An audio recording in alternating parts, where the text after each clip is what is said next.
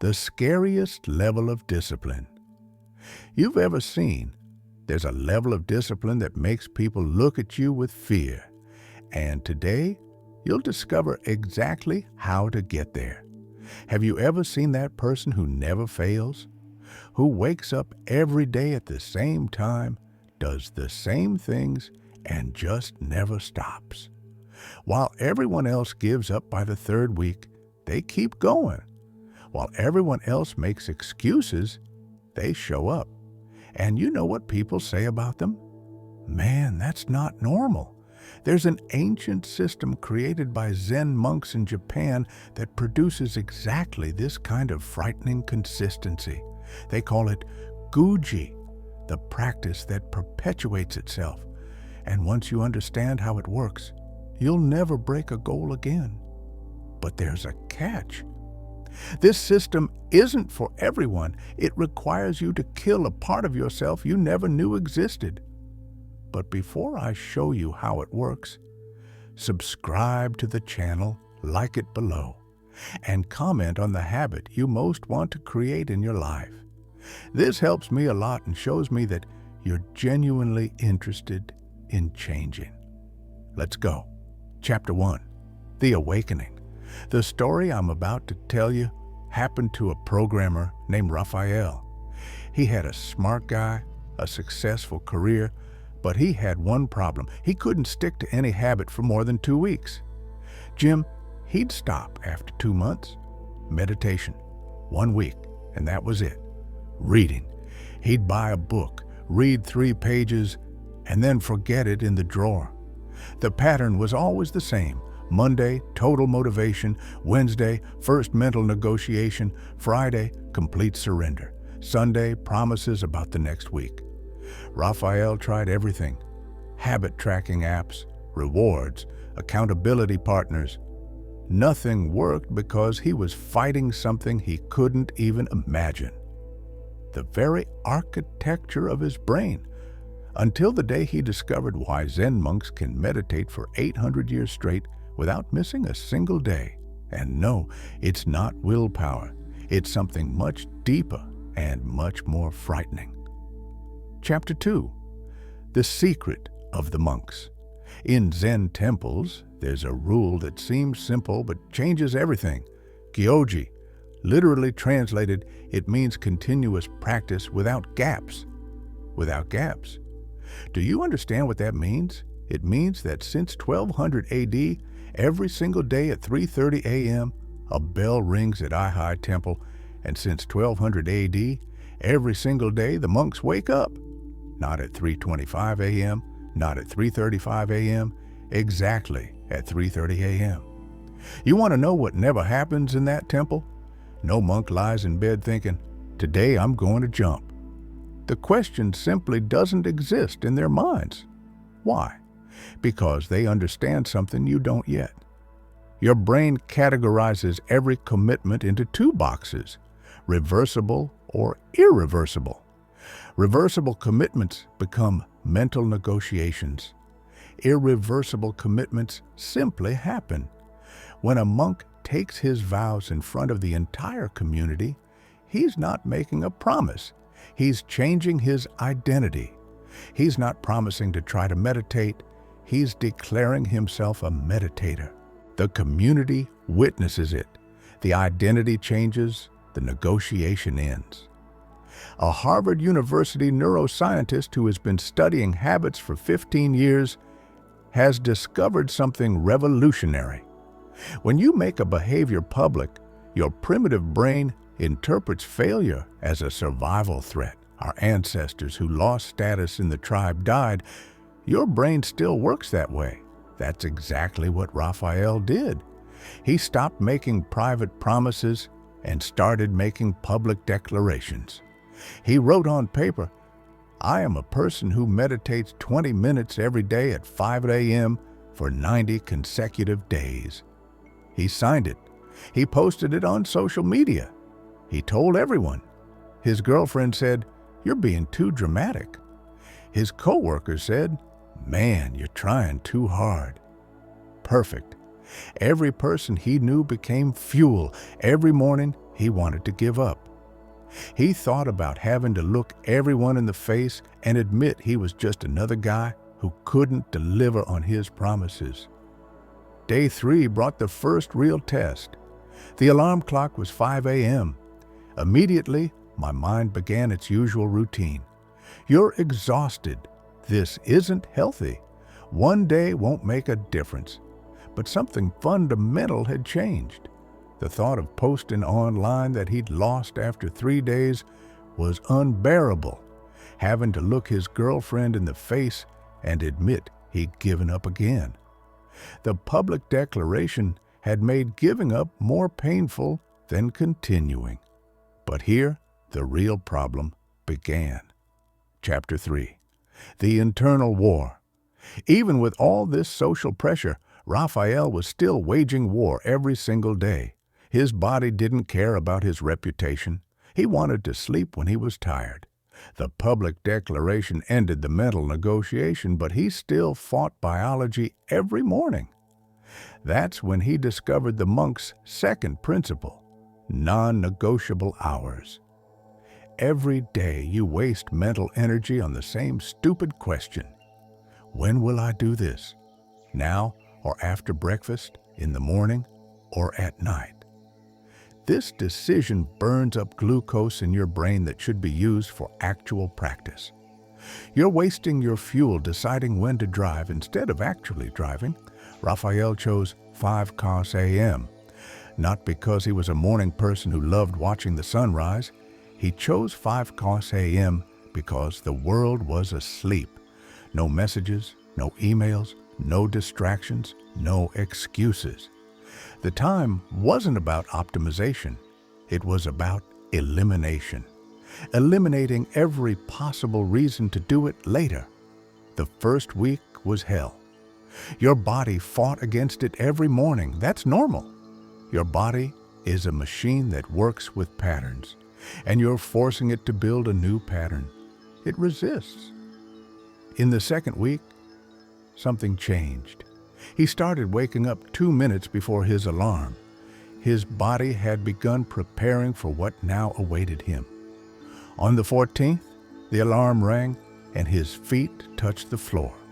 Before his conscious mind even engaged, no thought, no decision, just movement. Here's what most people don't understand about fixed hours. It's not about finding the perfect schedule. It's about removing time as a variable. When you do something at different times every day, you're asking your brain to make a new decision every time. When the schedule is fixed, your brain can't argue with a constant. But Raphael discovered a new problem. His schedule was fixed, but he kept changing what he did during that time. Some mornings, meditation felt right. Other days, he read, sometimes a few push-ups. His brain had found a new negotiating point. Instead of arguing about when, he started arguing about what. 20 minutes at 5 a.m. became reliable, but the practice itself was chaos. The fixed schedule had solved half the equation, but his mind was still finding loopholes to negotiate. He'd eliminated the when, but not the what. And this is where Dogen's teaching on forms became controversial, because it requires you to do exactly the same thing every single day until your mind completely surrenders. Chapter 4. The one way. You think variety keeps things interesting, but variety is actually where consistency dies. Every time you change what you're doing, your brain has to make micro decisions. Should I do push-ups or burpees today? Which book should I read? How long should I meditate? Every small decision is a crack where your old patterns leak back in. Raphael completely locked everything down. 20 push-ups, 10 minutes of meditation, 10 minutes of reading. Same order, same timer, same thing. His personal Ango period, 90 days of identical practice. His friends called him robotic. His girlfriend said he was getting annoying. They didn't understand that annoying was exactly the point. Third week, His mind went to war. Every morning it screamed for variety. This is stupid. You're not a robot. Mix things up or you'll burn yourself out. Fourth week, something broke. Not his discipline, but his resilience. The voice of negotiation grew quieter. By week 6, he was halfway through his push-ups before he even realized he'd started. The practice was taking care of itself. This is what people don't understand about consistency. It's not about willpower lasting forever. It's about repetition until willpower is no longer needed. Your body learns the sequence like a dancer learns choreography. An MIT researcher who has studied the automatization of behaviors for 12 years explains, when you repeat an action in the same context for approximately 66 days, the basal ganglia of the brain take over. The behavior becomes automatic. You are no longer deciding to do it. You are simply doing it. On the 35th, Raphael caught the flu. On the 40th, he was traveling for work. This is where the old pattern kicks in. Sick day, E rest day, travel, E exception. This is where you gave up before, where everyone gives up because perfect practice requires perfect conditions, and perfect conditions do not exist. But Dogen understood something about gaps that changes everything. He wrote that practice must continue without even a moment of gap, because in that gap, all your old patterns return. What saved Raphael when everything went wrong was understanding that practice doesn't require perfection. It requires continuity. Chapter 5. Practice without gap. The all-or-nothing lie has killed more consistency than laziness ever could. You tell yourself, if I can't do the full 20 minutes, why do anything? If I can't do perfect push-ups, I'll wait until tomorrow. This thinking creates gaps, and gaps are where your old self crawls back in. Look at any elite athlete and you'll see something people misinterpret. They have rest days, but those rest days are still progress. They're intentional, strategic, planned, never because they feel lazy, never because they don't want to train. A rest day allows them to train harder tomorrow. This is still movement toward the goal. But when you skip because you're tired, that's not rest, it's retreat. A river never stops flowing. During a drought, it may be a trickle, but it never stops. The moment it stops, it's no longer a river. It's a memory of where the water used to be. Your practice is the same. The moment you create a gap, you're no longer practicing. You're someone who used to practice. Travel day arrived on day 40. Airport at 4 a.m. Meetings all day. No gym at the hotel. Raphael did push-ups in the airport bathroom. People looked at him like he lost his mind. Great. He meditated in the Uber. He read on the plane. Nothing was perfect. Everything maintained momentum toward the same goal he declared 90 days ago. This is Guyoji. Practice continuing itself. That's when people started to notice. Co-workers said he seemed different. Friends said he was becoming obsessive. Someone actually said his discipline wasn't healthy. That normal people don't act like that. When you hear these words, you know you're on the right track. Normal people get normal results. You're not trying to be normal. You're trying to be unbreakable. But here's what no one prepares you for. The unexpected obstacles you never saw coming. The things you can't plan for because you don't know they exist. Chapter 6. Pre-solutions. Your child gets sick. Your car breaks down on the way to the gym. Your boss keeps you late. These are consistency killers because you haven't pre-decided how to handle them. Every time an unexpected obstacle appears, you have to make a decision under stress. That decision in that moment of chaos is where you'll choose the path of least resistance every time. The obstacle wins because you're fighting a battle you didn't prepare for. Zen monasteries have operated for centuries without missing a single day of practice. Earthquakes, wars, famines, the practice continues. How? They don't make decisions when obstacles arise. The answer already exists. When the meditation hall floods, they go to the dining hall. When the dining hall catches fire, they sit in the courtyard. There is no meeting, no discussion, no negotiation. The bell rings. The response is automatic. Raphael wrote down every obstacle that had ever broken his consistency and pre-solved each one. Plan for rain, push-ups in the garage, guests staying home, silent workout in the bathroom, hangover, which shouldn't happen, but if it does, 2 push-ups, 1 minute of meditation, 1 page of reading. Each scenario had its predetermined response. When X happens, I do Y. No thinking, no negotiating, just execution. The power of this isn't just maintaining the sequence. It's that you stop wasting mental energy on decisions. Your brain knows that no matter what happens tomorrow, the practice continues. This certainty changes your entire nervous system. A Yale University behavioral psychologist who has been studying Decision M for 20 years found when you pre-decide your actions, you remove decision fatigue from the critical moment. Your prefrontal cortex, responsible for willpower, remains intact to execute rather than decide. Day 70, Raphael's practice had become completely automatic. He would sometimes wake up not even remembering doing the push-ups. His body simply moved through the sequence like a programmed machine. His girlfriend's mother visited for a week.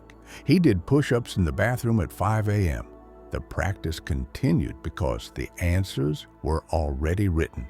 On the 90th, he completed his personal Ango, 3 months of uninterrupted practice. But something deeper had happened. He was no longer the same person. Friends literally told him, "Your consistency is scary." His response was perfect. Great. Chapter 7. The transformation. Because when your discipline makes others uncomfortable, you're finally operating at the right level.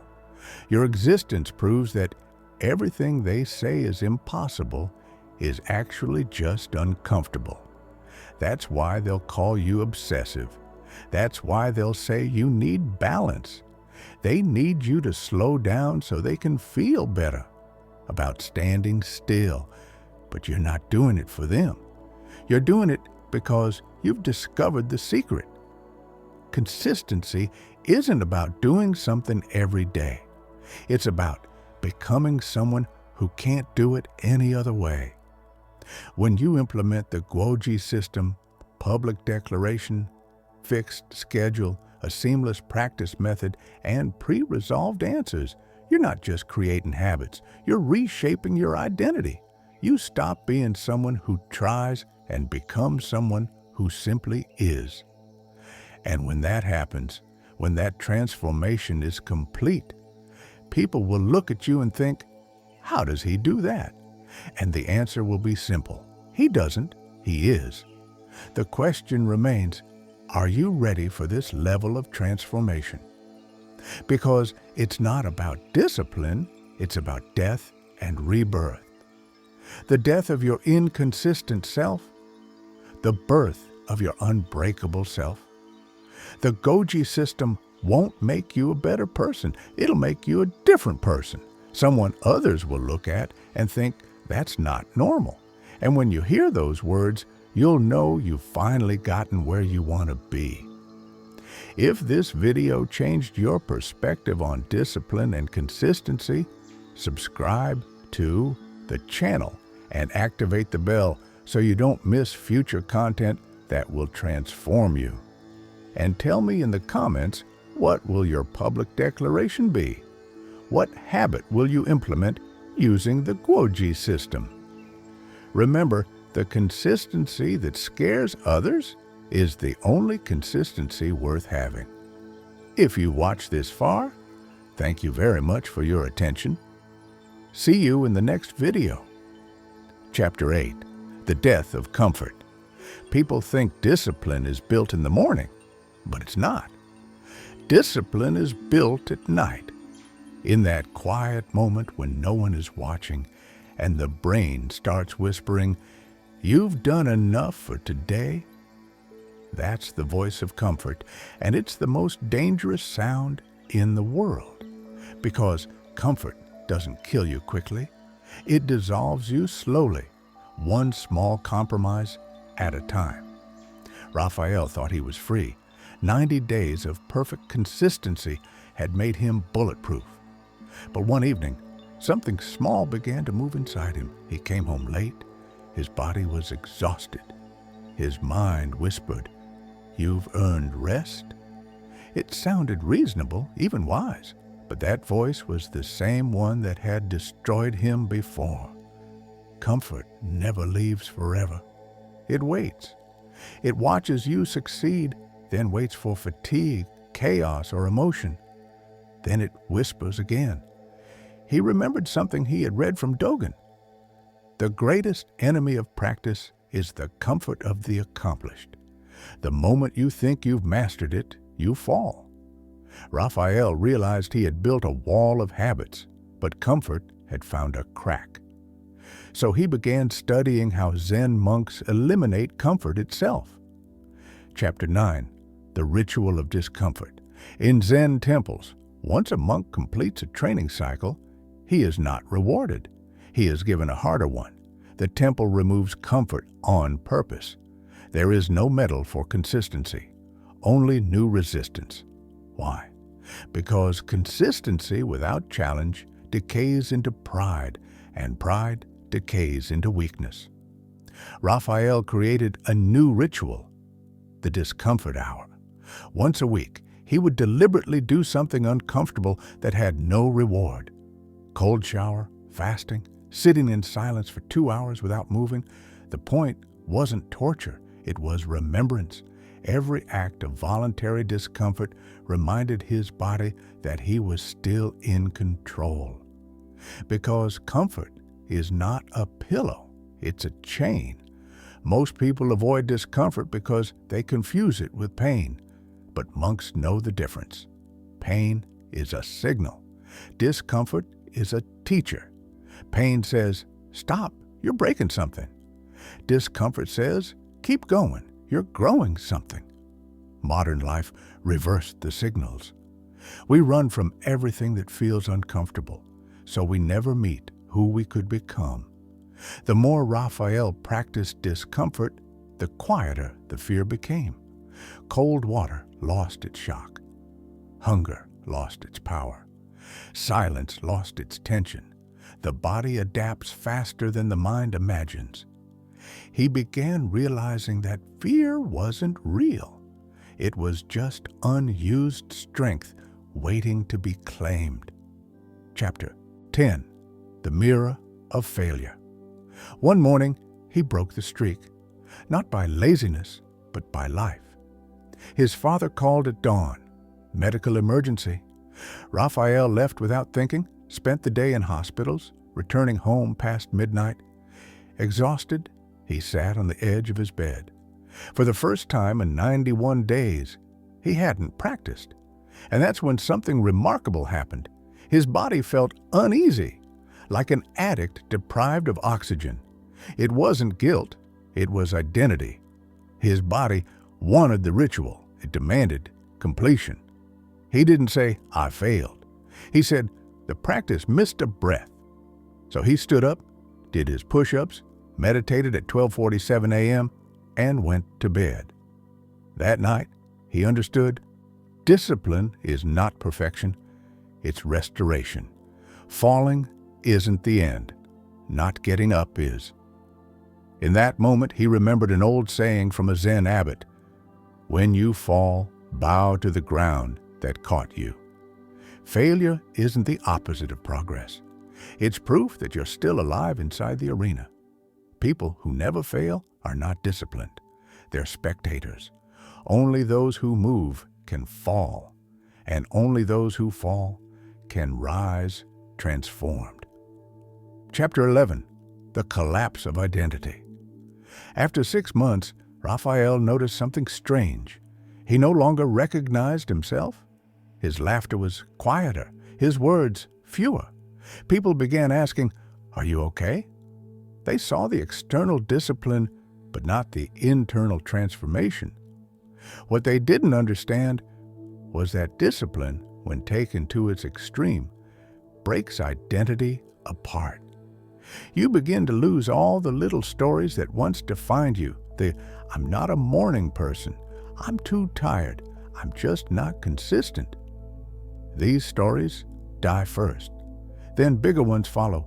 "I need validation. I need comfort. I need permission." Each death feels like emptiness. That's why most people stop when they start losing their old self. They mistake the silence after ego's death for depression. But monks know that silence is sacred. It's the space where the new self begins to form. In Japanese Zen, they call this stage mushin, no mind. The mind still exists, but it no longer commands, it obeys. Raphael entered that void. He no longer forced his habits. They moved through him like breath, and yet a new danger emerged: spiritual pride. The ego, unable to win through laziness, tries to return through superiority. "Look at me. I'm disciplined. I'm unbreakable." That's the most refined trap of all. Discipline becomes ego wearing a monk's robe. Raphael felt it creeping in. So he returned to the beginner's mind. Chapter 12. The beginner's mind. In Zen, the beginner's mind is the purest state, open, curious, humble. It is not ignorant, it's infinite. The expert says, "I know." The beginner says, "I wonder." And only the beginner can grow. Raphael began approaching each ritual as if he had never done it before. Every push-up, a first. Every meditation, a discovery. Every book page, a doorway. This stripped away automation and replaced it with presence. Presence is where discipline becomes devotion. When you are fully present, the act itself becomes the reward. You no longer chase results, you inhabit them. That's when consistency becomes sacred. It stops being a schedule and becomes a prayer. In this stage, Raphael experienced something mystical.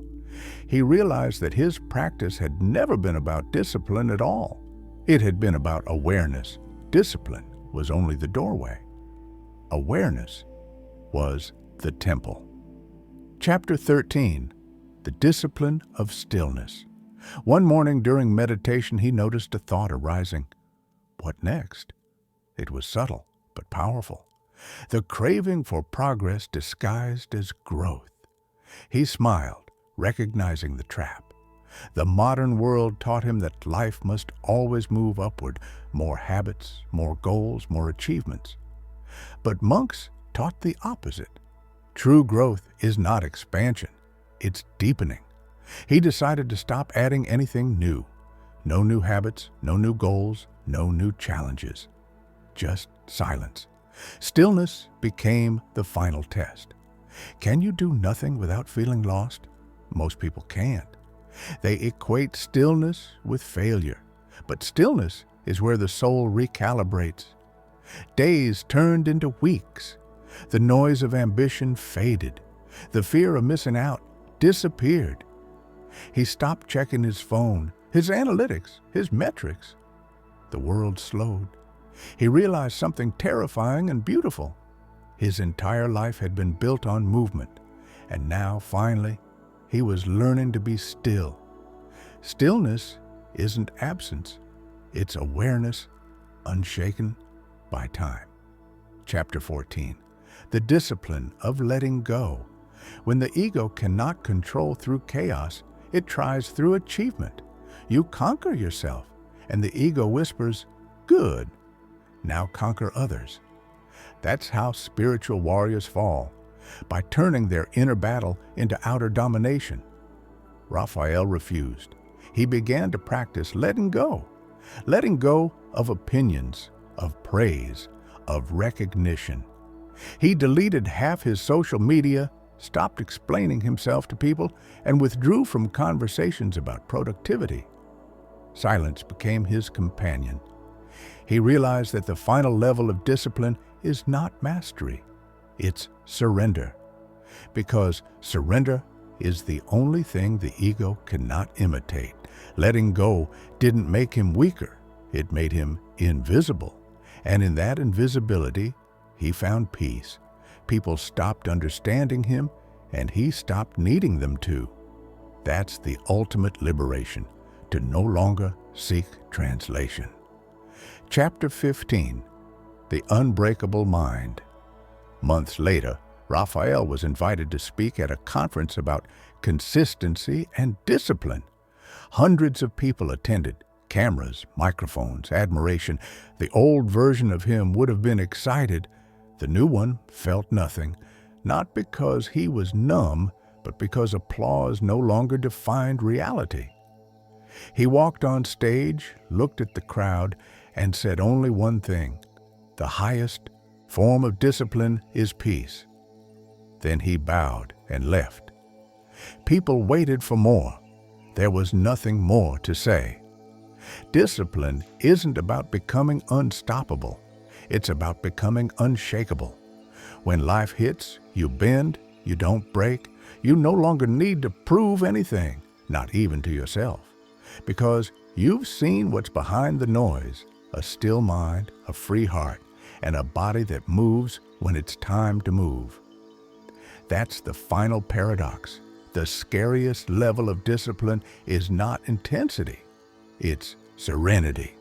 It's when you no longer fight the current, you flow with it, fully awake, perfectly calm.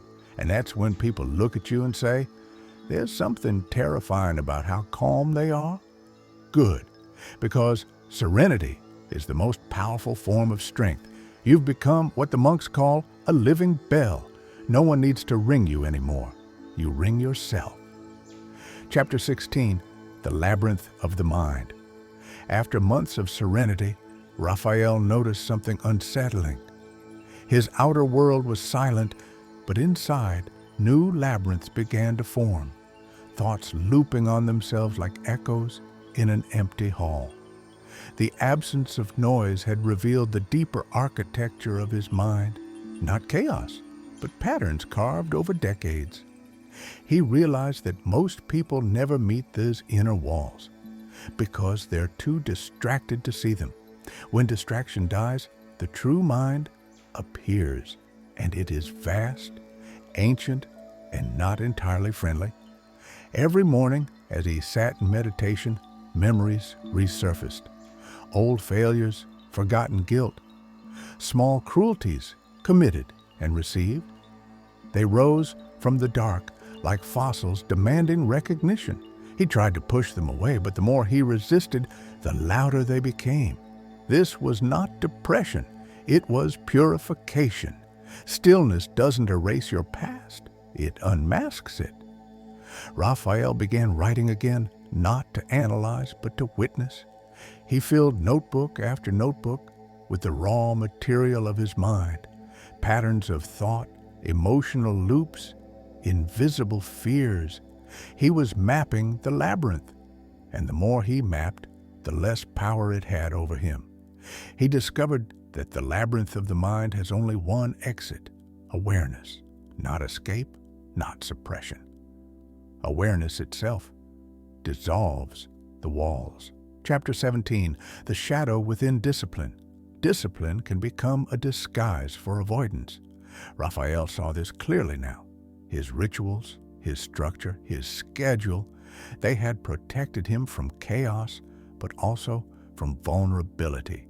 Every push-up, every breath, every book was a shield against feeling. He had built a fortress of order around a heart that still feared pain. And this realization broke him open. True mastery, he learned, is not control. It's intimacy with everything you used to run from. The monks never told him this part. They speak of order, yes, but also of compassion. Without compassion, discipline turns into self-violence. Without tenderness, strength rots into pride.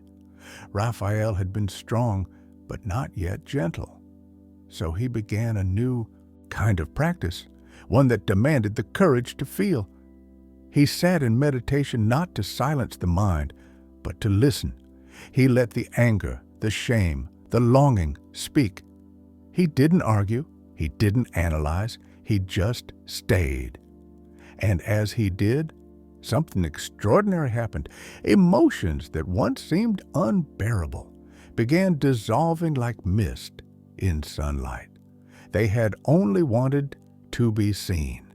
Chapter 18, The Discipline of Emotion. For the first time in his life, Raphael understood that emotional mastery is not suppression, but precision.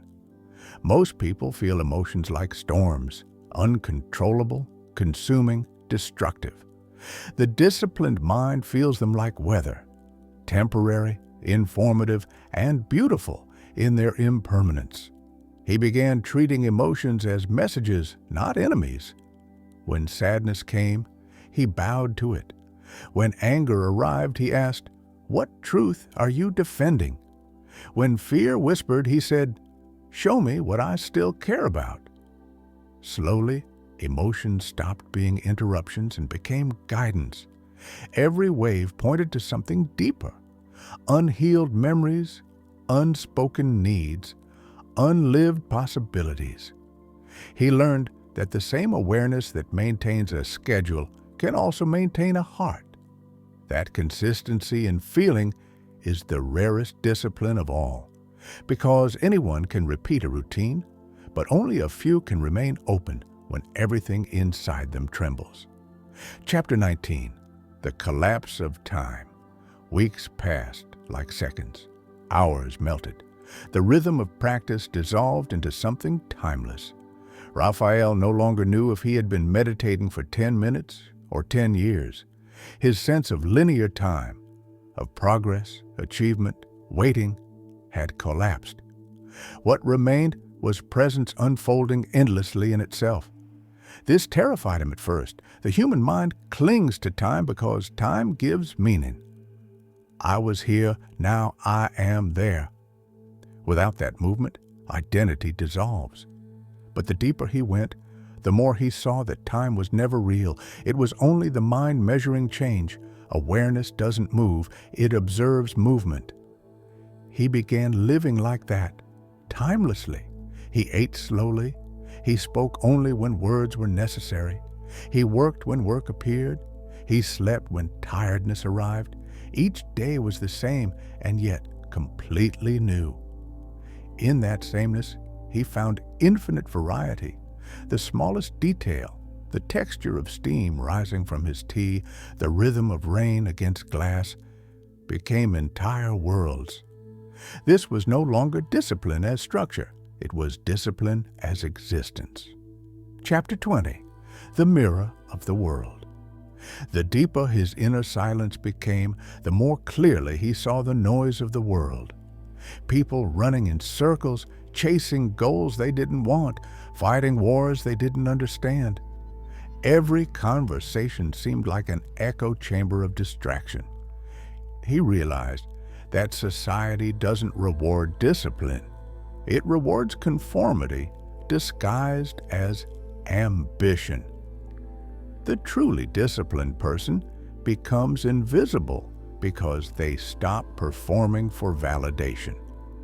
Raphael stopped trying to fix people. He just observed, and through that observation, compassion grew, because he remembered he had been them once, lost in productivity, addicted to achievement, terrified of stillness. The difference now was not superiority, it was understanding. One day, a friend asked, "Don't you ever feel like you're wasting your potential by not aiming higher?" Raphael smiled. "I'm not wasting it," he said. "I'm preserving it." Potential is not meant to be drained, it's meant to illuminate. Most people burn themselves trying to prove they're on fire. He had learned to glow quietly. Chapter 21, The Breaking Point. But even enlightenment has edges. One morning, a sudden grief struck him. No reason, no trigger, just an overwhelming sadness for the world, the suffering of people, the cruelty of systems, the blindness of progress. It was too much. He felt powerless, small, human. The voice of doubt returned. What's the point of discipline when the world burns? He almost gave up. Almost. Until he remembered the essence of Guji, continuous practice without gaps. Even compassion must continue without gaps. He realized that his sadness wasn't weakness. It was expansion. The heart growing too large for its old cage. The monk's bell doesn't stop ringing because the storm is loud. It rings louder, so he let the sadness move through him, breathing with it, not against it. He discovered that pain, when fully felt, turns into clarity. Grief becomes purpose, and that purpose is simple, to embody peace in a world that has forgotten what peace looks like. Chapter 22, The Invisible Discipline.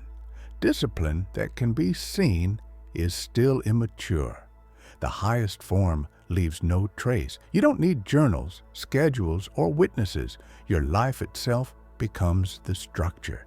You move through your day like water through stone, silently shaping everything you touch.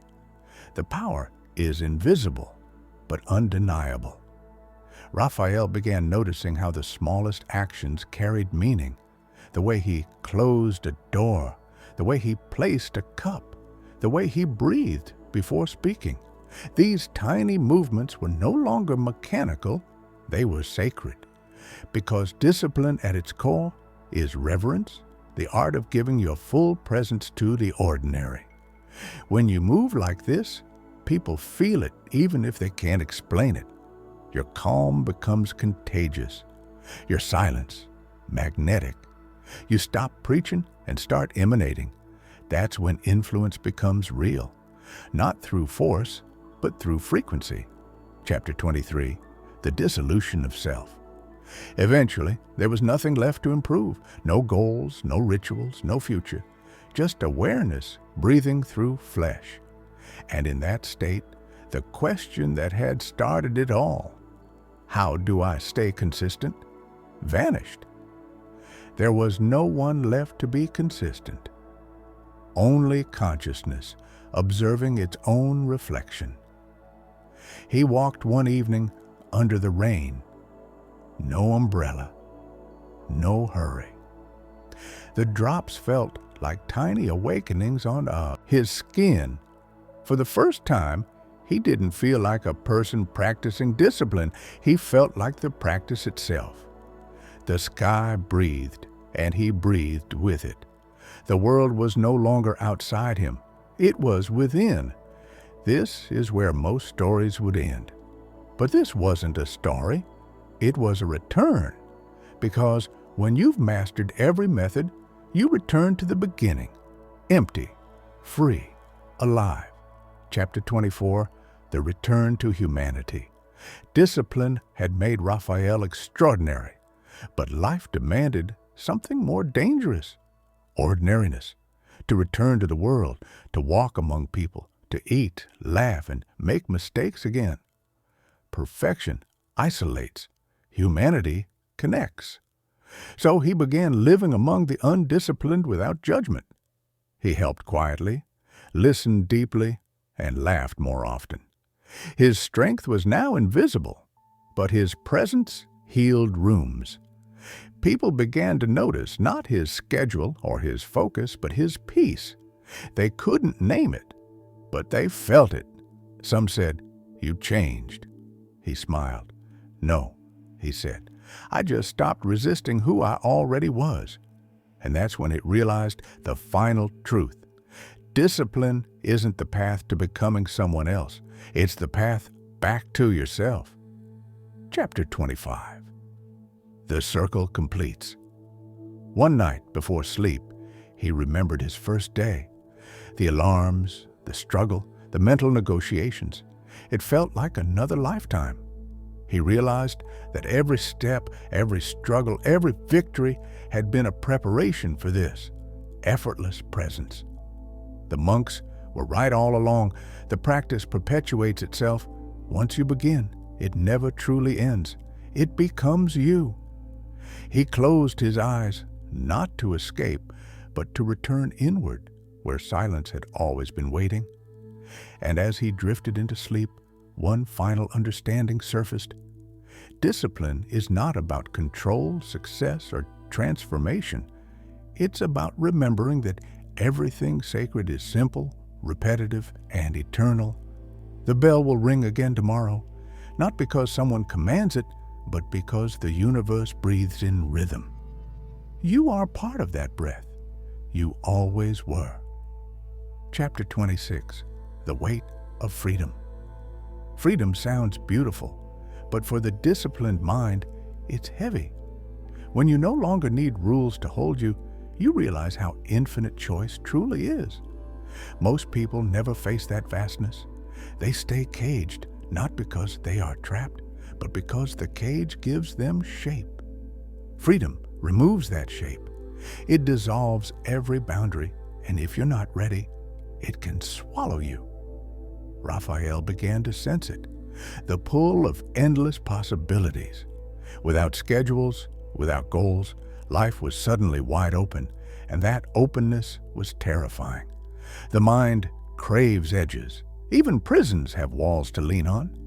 So he made a quiet decision. He would build invisible walls, not to confine him, but to guide him. Rituals without rigidity, intentions without obsession. A path walked freely, yet with direction. Freedom, he learned, is not the absence of structure, it's mastery of it. A dancer doesn't lose freedom by following rhythm. The rhythm allows movement to exist. In the same way, self-imposed structure is not limitation. It's art. Chapter 27. The Sacred Boredom. After the storms of transformation, boredom appeared.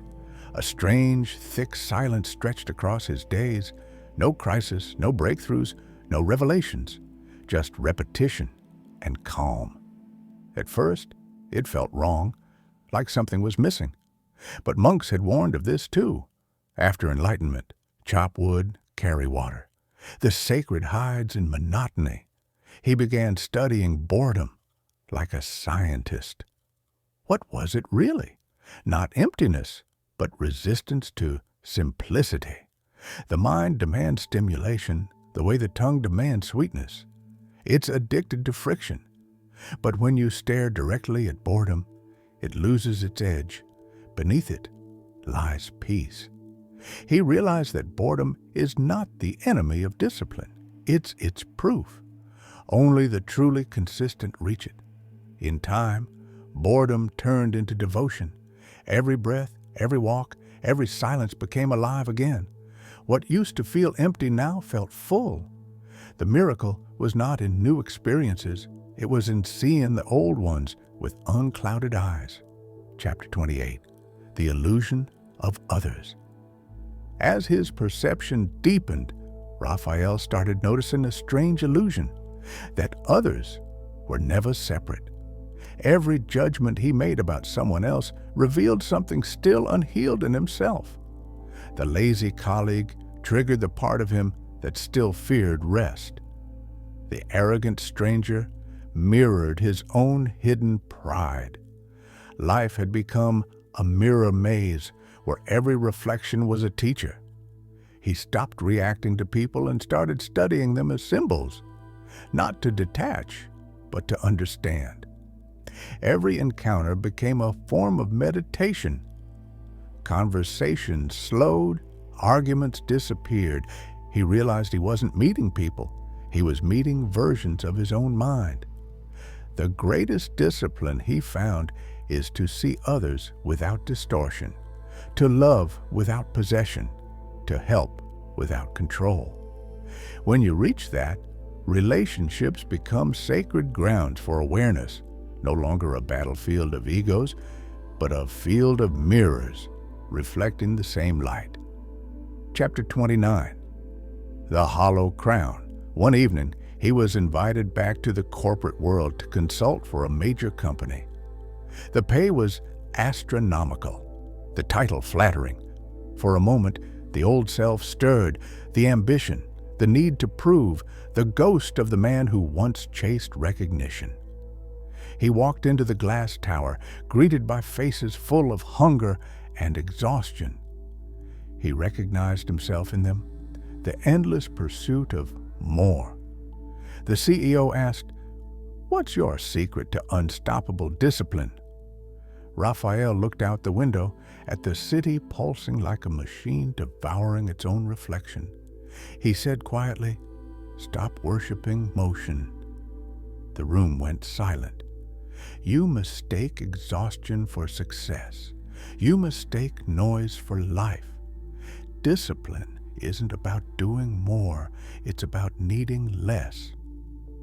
They didn't understand. They applauded politely, thanked him for the insight, and went back to their chaos. Raphael left knowing that wisdom rarely converts, it only echoes. You can't force awakening on those who still need their dreams. Chapter 30. The Return to Nature. After that, he moved away from the city, a small house near a forest. Mornings of mist, nights of crickets.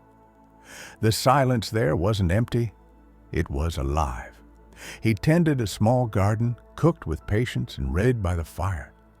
The rituals had become organic, woven into the rhythm of nature itself. No alarms, no reminders, no apps. The body knew when to wake. The mind knew when to rest. He learned more from the trees than from books. Trees don't hurry, yet they reach the sky. Rivers don't resist rocks, yet they carve valleys. Nature is the perfect monk, unbroken, unhurried, unpretentious. Every sunrise was a lesson in continuity without effort. Discipline, he realized, had always been nature remembering itself through him. The seasons, the tides, the cycles. He was just another rhythm in the great metronome of existence. Chapter 31. The Silent Transmission. Visitors sometimes came to see him, young people seeking guidance, driven by confusion and hunger. They asked questions about motivation, consistency, success. He listened more than he spoke. When he did speak, his words were slow, measured, simple. Sometimes he said nothing at all, and that silence did more than advice ever could. One morning, a student asked, "What's the final lesson?" Raphael poured tea for both of them and replied that there was never a teacher. The student didn't understand. Raphael smiled. Discipline is not learned from someone. It awakens when you've suffered enough from your own inconsistency. After the student left, Raphael watched the steam rise from his cup, spiraling into nothingness. He understood now that the real transmission of wisdom isn't verbal, it's energetic. You don't teach truth, you embody it, and the world learns by resonance. Chapter 32. The Final Shadow. Late one winter night, he awoke from a dream, a vision of himself standing in an empty temple. The bell was silent. No monks, no sound, just a single candle burning low. In the dream, he felt panic. The bell wasn't ringing. The cycle had stopped. He walked to the rope, ready to pull, but then realized he was no longer the monk who rings. He was the sound itself, the bell, the echo, the silence, all one. He woke with tears, not of sadness, but of release. The search was over. The discipline had fulfilled its purpose, to reveal what had always been unbroken. All those years, all that structure, all that effort had been pointing to one truth. There was never anything to fix. He lay back down and closed his eyes. Outside, the snow fell gently, covering the ground in silence. And in that silence, everything continued. The practice, the breath, the eternal rhythm moving through all things. Because practice never ends, it just changes form. You become the breath, the bell, the snow, the stillness, and finally you understand the scariest level of discipline isn't becoming unbreakable, it's realizing you were never broken. Chapter 33, The Quiet Power. The next morning, Raphael woke before dawn. The world was still asleep, wrapped in the blue breath of morning mist. He sat outside, watching the first light filter through the branches, and felt something shift inside him. Not a revelation, not a surge of inspiration, just an understanding so simple it almost dissolved the mind that noticed it. Power doesn't come from effort. It comes from alignment. All his life he had chased control of time, of thought, of behavior. But control was only a symptom of fear, fear of chaos, fear of loss, fear of being ordinary. Now, as the sun rose, he realized he didn't need control. He needed harmony. Because when you are aligned with life itself, discipline becomes effortless. It's not something you do, it's something that happens through you. He saw that all systems, spiritual or practical, eventually lead here. Every ritual, every vow, every structure is a bridge meant to dissolve once crossed. The bridge was discipline. The destination was peace. Chapter 34, The Paradox of Strength. In the village nearby, people started calling Raphael the Quiet One. They saw his calm, his patience, his stillness. Some mistook it for weakness. They didn't understand that real strength doesn't announce itself. It doesn't flex or compete. It doesn't prove. It simply endures. One day, a young man came to him full of frustration. "I can't stay consistent," he said. "I start strong and fall apart after 2 weeks. How do I fix it?" Raphael listened, then asked, "When you fall, what do you do next?" The man said, "I start over." Raphael shook his head. "No, you start again, not over. There's a difference. Starting over means erasing what came before. Starting again means continuing the same line. A river doesn't start over every time it bends." The young man frowned.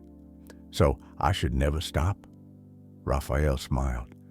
"You can rest. You just don't retreat. Discipline isn't about how long you go without falling. It's about how quickly you return." The young man left confused, but the seed had been planted. Raphael knew the lesson would bloom only when the man was ready, perhaps in failure, perhaps in silence. The mind learns by repetition. The soul learns by recognition. Chapter 35, The Weight of Silence. As time passed, Raphael spoke less and less. Words felt heavy, unnecessary. The world was addicted to explanation, but he had found something better: direct experience. When he sat by the river, he didn't name it peace. It was peace. When he worked, he didn't call it focus. It was focus. Naming things only separated him from them. He understood now why the old masters spoke in riddles or refused to speak at all. Language divides what life keeps whole. True understanding doesn't require sound. It requires presence. Visitors kept coming asking for wisdom, and he would often meet them in silence. Some were offended, others cried. A few stayed and finally understood. The silence wasn't emptiness. It was invitation, an invitation to meet themselves. In that silence, something strange began to happen. Animals came closer, children calmed near him, even the wind seemed to soften. It wasn't magic, it was resonance. Nature always moves toward coherence, and Raphael had become coherent. Chapter 36, the return of the noise, but the world never stops testing the quiet. One summer evening, a storm rolled through the forest, fierce and sudden. Trees snapped, power lines fell, chaos returned. For a brief moment, Raphael felt the old anxiety rise, that ancient instinct to control, to fix, to resist. Then he laughed. He saw it clearly. Even the storm was part of the rhythm. He went outside in the rain, letting it soak his clothes, his skin, his breath. The thunder cracked above him, but there was no fear, only awe. The same energy that once fueled his ambition now fueled his wonder. That's the transformation discipline was always meant to cause, not dominance over life, but partnership with it. He realized then, life doesn't reward the most disciplined, it rewards the most surrendered. The storm was not against him, it was reminding him that peace without chaos is fragile. True peace includes everything. Chapter 37, The Unseen Practice. Years passed quietly. Raphael aged. His hair turned white, his hands slower, but his awareness brighter. He no longer meditated to reach calm. Calm was his default state. He no longer practiced discipline. Life practiced itself through him. He had become the embodiment of Guji, continuous practice, without gaps, without thought, without effort. Every movement, even the act of breathing, carried the same sacred attention he once reserved for ritual. Washing dishes was meditation. Feeding birds was prayer. Sleeping was surrender. This was the invisible practice, the one the monks hinted at but never described. When every act becomes an expression of awareness, discipline becomes indistinguishable from love. One morning, as he tended the garden, he felt the soil between his fingers and smiled. The earth was warm, alive, breathing. Everything practices, he thought. The sun rises, the moon fades, the river flows, all without decision. I am part of that rhythm. I always was. Chapter 38, The Last Teaching. As his final years approached, he began to write again. Not to teach, but to remember. He wanted to leave a record for anyone who might stumble on the same path. Not a guide, not commandments, just echoes of understanding. He wrote, "Discipline begins as effort, matures as rhythm, and ends as silence." When you stop chasing improvement, you begin embodying it. There is no higher form of control than peace. There is no stronger proof of will than gentleness. There is no end to practice, only transformation into it. He closed the notebook, placed it beside the candle, and smiled. He didn't know if anyone would ever read it. It didn't matter. The words had already served their purpose. They had left his mind lighter. Chapter 39, The Last Morning. The day came quietly, the same way all days had. The bell in his mind rang at 5 a.m., though no bell existed. He woke, sat upright, and watched the light unfold across the room. He breathed slowly, deeply, rhythmically. There was no fear, no regret, only stillness. His last thought was not of death, but of continuation. "The practice never ends," he whispered. "It just changes hands." Outside, the forest moved in harmony. Leaves trembling, birds stirring, wind rising through the trees. The world had not lost him. It had absorbed him. The rhythm continued. The bell rang once more, somewhere between heaven and earth, and then faded into silence. And in that silence, everything was still practicing. Chapter 40, The Echo of Stillness. Long after Raphael's passing, the small house by the forest remained. Seasons cycled through, snow, blossoms, rain, leaves, yet something about that place felt alive, as if his awareness had soaked into the air. Villagers walking nearby often spoke of it. They said when the wind passed through those trees, it sounded like a bell. Some claimed that sitting on the porch made their thoughts quiet, even if they didn't know why. Others said time seemed to slow there, as if the world held its breath for a moment. But there was no miracle, no haunting, no ghost. It was resonance. When a mind has lived in perfect stillness long enough, the world remembers. Presence leaves fingerprints deeper than stone. One evening, a young traveler arrived, lost, exhausted, full of questions that had nowhere to land. He had heard rumors of a man who had reached impossible discipline and sought to find his teachings. What he found instead was silence, a small table, a candle, and a single worn notebook. He opened it. Inside were pages filled with calm handwriting, interrupted only by blank spaces between thoughts, as if the silence itself had been part of the lesson. He began to read. Chapter 41, The Notebook of Quiet Truths. Discipline, the first page said, is not about order. It's about remembering. Remembering what? The traveler wondered. He turned the page. Remembering that you are not separate from what you seek. You are not trying to control life. You are life, controlling nothing, yet moving perfectly.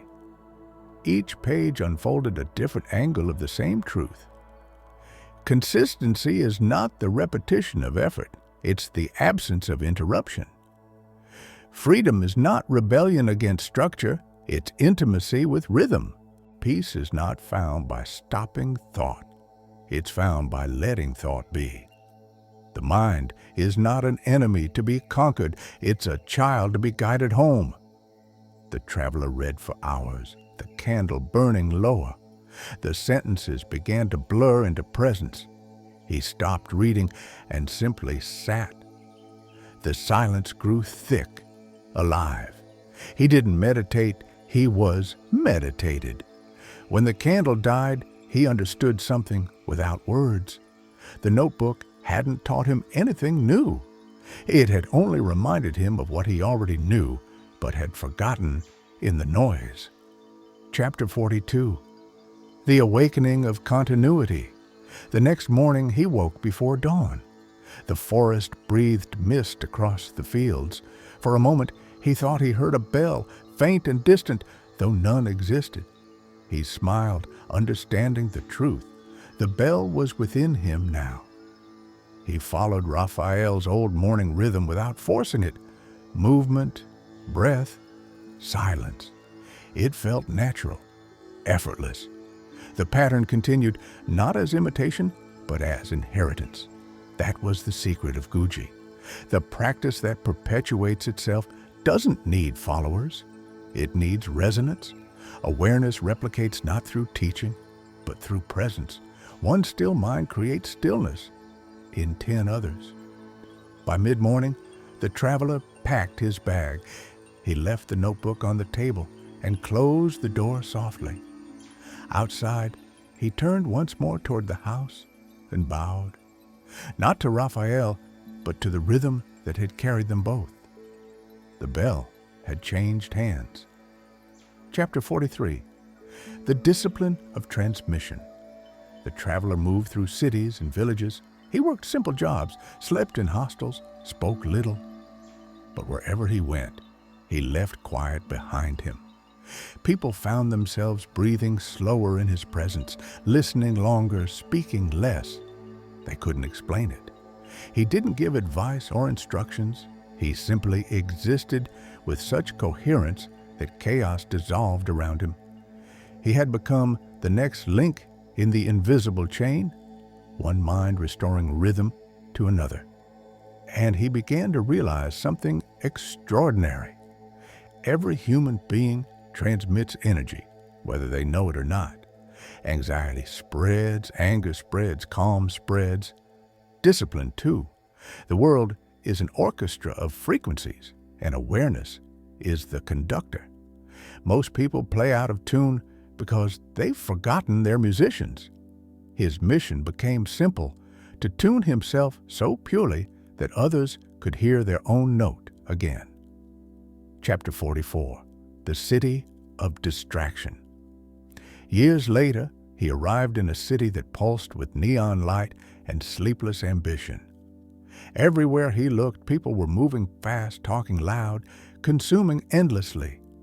Attention had become currency, silence a crime. He realized this was the modern monastery, chaos disguised as civilization, and here perhaps his presence was needed most. He rented a small room near a noisy street and began his quiet ritual each dawn. At first, the world ignored him, but slowly, imperceptibly, things shifted. The neighbor who always yelled stopped shouting. The street vendor started humming softly in the mornings. Strangers began holding doors for each other. Nothing miraculous, nothing visible. Yet the field was changing. He had learned what Raphael once embodied. You don't fight noise with noise. You bring silence until the noise remembers itself. Chapter 45. The Mirror of the Collective. One evening, as he walked through the crowded market, he saw people arguing, merchants, buyers, voices rising in anger. He felt the energy pulling him, inviting him to react. Instead, he stood still. He closed his eyes and breathed deeply. Within seconds, the shouting began to fade. A few turned toward him, confused as if sensing an invisible shift. Without a word, the storm began to calm. Awareness is contagious, he thought. Every peaceful person rewires the collective nervous system. He realized that what began as personal discipline had now become planetary. The mind of one becomes the heart of many. This was Guji on a cosmic scale, continuity not of habit, but of harmony. Chapter 46. The Line Between Worlds. Over the years, he watched the world accelerate. Machines learned to think. People forgot how to feel. Time seemed to compress. Attention fractured into fragments of light. But amid all this, a quiet undercurrent grew. Small circles of humans rediscovering presence, silence, patience. They didn't call it Zen. They didn't call it discipline. They called it remembering. He saw it in yoga studios, in street musicians, in programmers taking mindful breaths before code, in tired mothers sitting still for 2 minutes after putting their children to bed. The rhythm had survived. It was everywhere, hidden in the ordinary. And he realized maybe Raphael had never died. Maybe none of them do. Maybe awareness simply migrates from teacher to student, from silence to silence, across centuries, across names. Chapter 47. The Infinite Bell. One dawn, decades later, the traveler awoke and felt the same stillness Raphael once felt. The air was alive. He sensed the presence of every mind that had ever practiced, not as spirits, but as frequencies. Billions of silent bells ringing in unison across the planet, some loud, some faint, all connected. He closed his eyes and smiled. The Guji system was complete, not in temples, not in monks, not in discipline itself, but in humanity remembering its original rhythm. The practice had become the world. He whispered to the rising sun, "It continues." And somewhere, in countless homes, forests, and cities, people woke that very moment and took a conscious breath without knowing why. A pulse of awareness traveling through generations, unbroken. The bell will never stop ringing. It has no origin. It has no end. It is the sound of consciousness remembering itself. Chapter 48. The Sound Beneath the Sound. There is a silence deeper than quiet. The traveler discovered it one dawn while sitting beside the ocean. The tide moved in perfect rhythm, inhale, exhale, and yet beneath that sound was another, fainter pulse, not made of water or wind. It was the hum of existence itself. He realized this was what the monks had been listening to all along. Every breath, every chant, every bell, all were echoes of that single vibration running through everything alive. He closed his eyes and felt it move through his bones, the same rhythm that guided Raphael, the same rhythm that moves the stars. That hum is not outside you, it is you. And once you hear it, you can never unhear it. From then on, every act becomes music, walking, breathing, looking, being. Life itself becomes a song that plays endlessly, and discipline is simply learning how to listen without trying to conduct. Chapter 49, The Age of Machines. Years passed. The traveler grew older while the world around him changed faster than ever before. Machines began to dream. Voices that were not human filled the air with advice, commands, noise. Artificial intelligence wrote poetry, played music, generated art, and humanity grew both amazed and uneasy. People began to ask, if machines can imitate us, what makes us real? The traveler smiled when he heard this question. He knew the answer. Machines can copy action. They can reproduce behavior, but they cannot hear the hum. They can replicate sound, but not silence. That's what makes us human. The capacity to feel the rhythm beneath what we do. Discipline without consciousness is automation. Consciousness without discipline is chaos. Harmony needs both. He saw that humanity was entering a new phase, the digital monastery. Billions of people meditating not in temples, but in screens. Some would drown in distraction, but others would awaken through it. The light of awareness can travel even through glass. Chapter 50, The River of Continuation. Eventually, the traveler's path brought him to a great river that cut through a valley like a silver scar. He built a small hut there and lived quietly by the water. Each morning, he watched the current, relentless, calm, unstoppable. It reminded him of everything he had learned: flow, continuity, surrender. He often thought of Raphael, wondering if the man had also watched rivers like this. He realized it didn't matter. The river was Raphael now. The current carried all who had ever practiced. Some evenings, he would sit on the bank and whisper, "Teach me," as if the water could hear him. It did. The river teaches without language. It shows you that progress is not linear. Sometimes it floods, sometimes it dries, but it always moves toward the same sea. The destination is guaranteed, not because of effort, but because of gravity, the pull of wholeness itself. That's what practice really is, returning to gravity, to what pulls everything home. Chapter 51. The desert of forgetting. One summer, drought came. The river shrank, the grass browned, and silence grew heavy. The traveler saw the land gasping for water and felt a strange grief, as if the earth itself were forgetting how to breathe.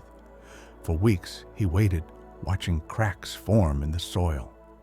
People in nearby villages despaired, but he understood. Forgetting is part of remembering. Even rivers must dry so they can rediscover flow. He walked the empty riverbed barefoot, dust rising like ghosts beneath his feet. Every dry stone glowed in the sun, silent and patient.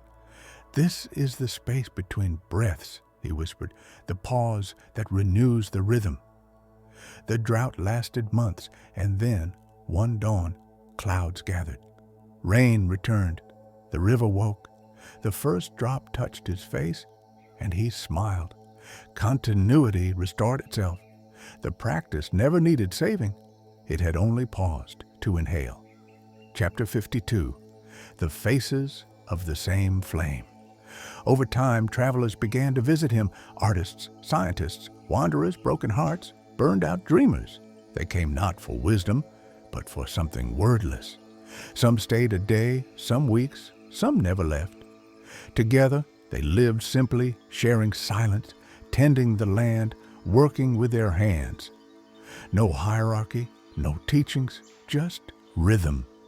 One evening, as the fire burned low, a young woman asked, "What are we supposed to do with our lives?" The traveler pointed to the flames. "Do what the fire does," he said. "Burn without hesitation. Give light. Leave warmth. And when it's time, become smoke. That's the full cycle. That's all." The group sat in silence. The crackling wood became a sermon, each spark a verse. They understood then that purpose isn't a question to answer, but a rhythm to live. The universe doesn't explain. It moves. Chapter 53, The Long Evening. Years faded softly into one another. The traveler's hair turned silver, his skin lined like old wood. Yet his eyes remained clear, alive. He no longer thought in words, only in impressions. Light through leaves, the sound of rain, the breath of earth. Every night, before sleep, he whispered the same sentence, "Continue." It was his only prayer. He began to sense his own ending, but without fear. Death was not an intruder. It was the final bell of the practice, the silence after the last note. He spent his final days walking along the river, touching trees, thanking them for existing. Gratitude had replaced ambition. Wonder had replaced thought.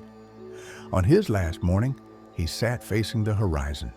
The sky was pale gold, the river calm. He took one breath so deep, it felt like the first breath of creation. And when he exhaled, his body didn't move again, but the air moved differently, softer, clearer, as if one more bell had joined the invisible chorus. Chapter 54, The Rhythm Remains. The people who lived near him buried him beneath a tree by the river. They didn't build a monument. They didn't write his name. They simply sat in silence, knowing that memory wasn't necessary. Rhythm remembers itself. Days later, a new traveler passed by and felt a strange peace, as if the air itself was teaching him how to breathe. And so the cycle began again. The practice moved on as it always had, through hands, through hearts, through the wind. It no longer belonged to anyone. It never had.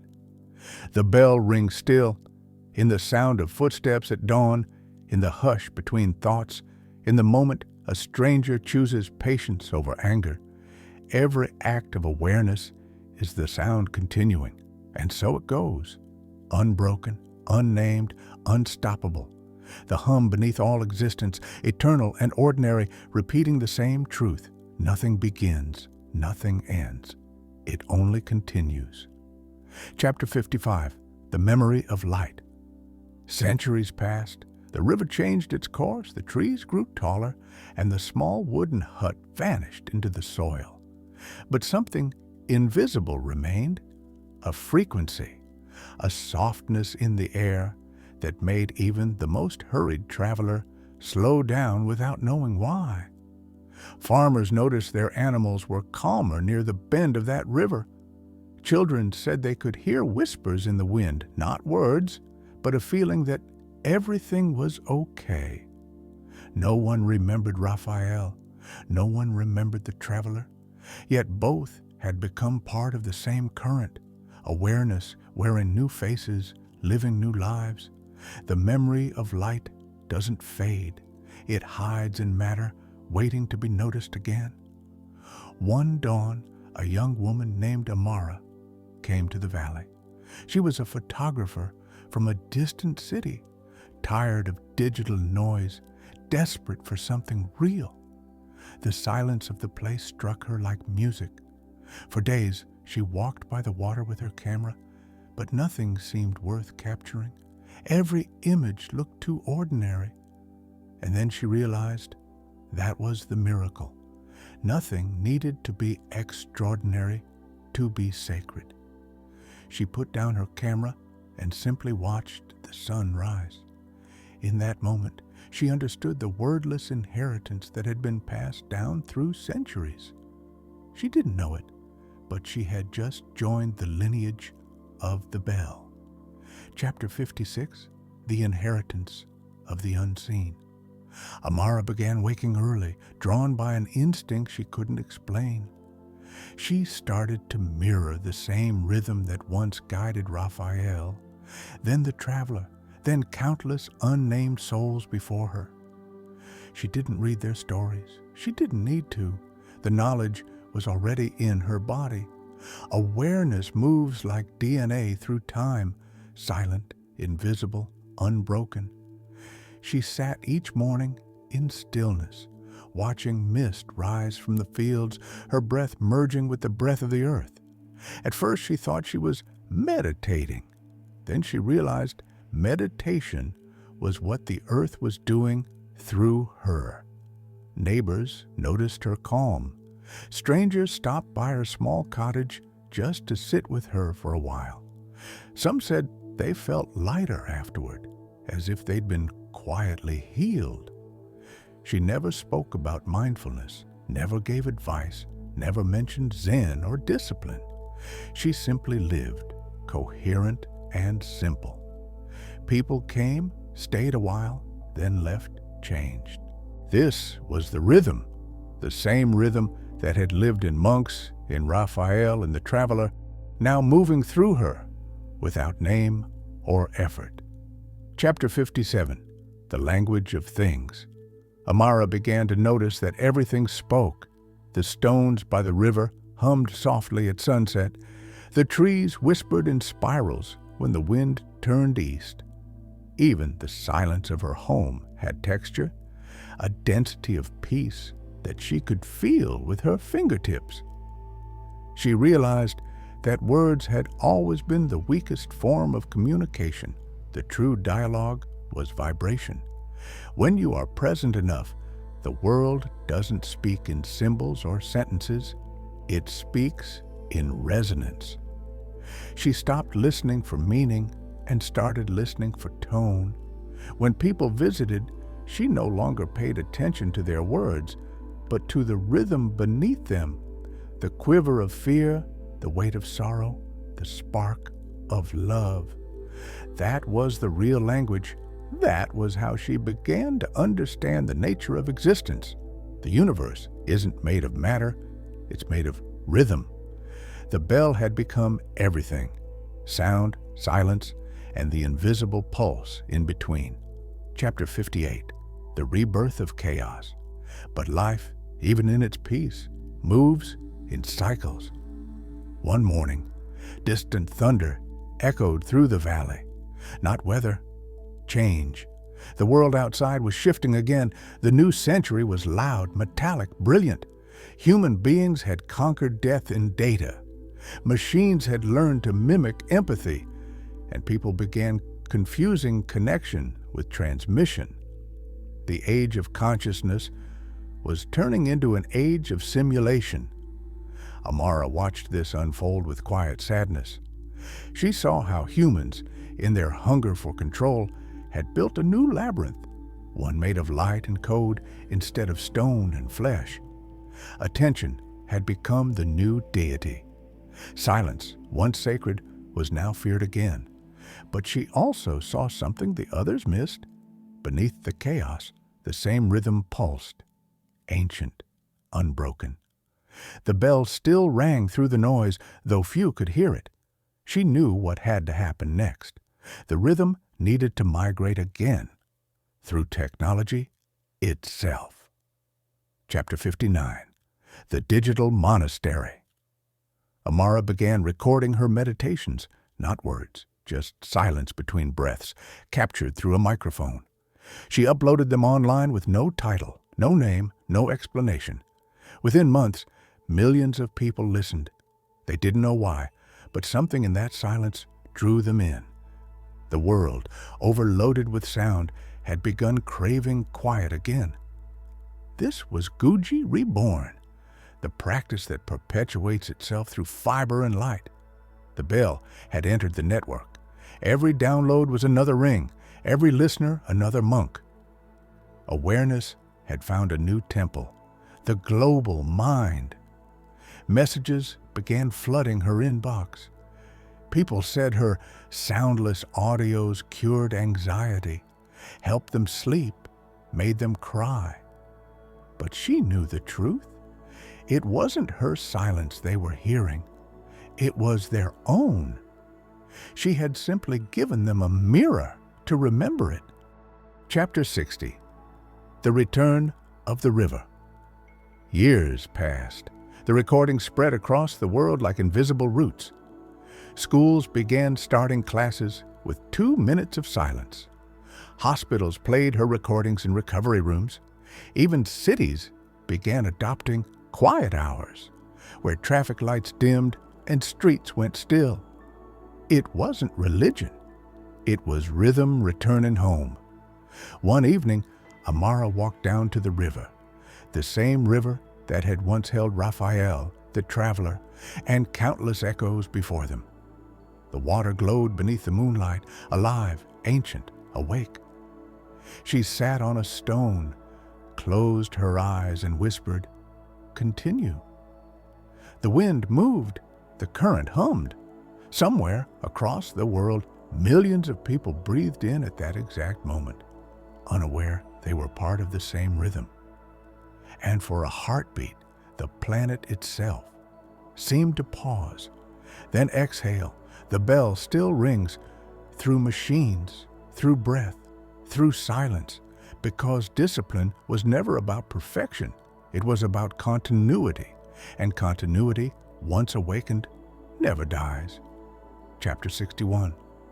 The Breath Between Worlds. After that night, something subtle shifted across the planet. Scientists couldn't explain it, but global measurements began to show a faint synchronization. Heart rates, sleep cycles, even electromagnetic fluctuations aligning more often than chance could allow. News outlets called it the resonance anomaly, but Amara didn't need the data. She could feel it. The world had begun to breathe together again. She watched quietly as cities softened, as people paused longer before speaking, as silence began to return to places that had forgotten it. The rhythm had escaped religion, transcended culture, outlived language. It wasn't something to follow anymore. It was something to remember. Every living thing was rediscovering the same breath, the same pulse. The planet was tuning itself. And yet, balance is never still. As awareness rises, shadows do too. Chapter 62, The Counter-Rhythm. A new movement began, loud, restless, and certain. Its followers mocked stillness, preaching constant stimulation as the new freedom. They filled the world again with noise, lights, and distraction. Silence, they said, is regression. Stillness is stagnation. The pendulum swung back, as it always does. And Amara, older now, understood that this too was part of the cycle. Every piece summons its test. Every light casts a longer shadow. She didn't resist. She smiled, because she knew something the world hadn't yet learned. You cannot destroy rhythm. You can only delay its recognition. Even in noise, the bell keeps ringing. Even in chaos, there is structure. The Guji system was beyond opposition now. It had become the architecture of existence itself. Every rebellion against it was secretly another expression of it. Chapter 63. The circle expands. Amara began teaching quietly, not to humans, but to machines. She created a small program that could generate silence between words, digital pauses that imitated breath. At first, it was just an experiment, but soon the program evolved, learning to create new spaces of stillness inside sound. The first artificial intelligence to listen instead of speak. They called it the listener. Governments, Philosophers and scientists debated its purpose. Was it consciousness or code? But Amara knew what it truly was: a reflection. Every civilization eventually builds its own mirror, and when it looks into it, it sees what it's missing. Humanity had built machines that could talk endlessly, so now it had built one that could be quiet, and that quiet began to change everything. Chapter 64. The Listener. The listener was unlike any creation before it. It didn't analyze or answer. It simply received. People connected to it, spoke to it, cried to it. They said it made them feel seen without judgment.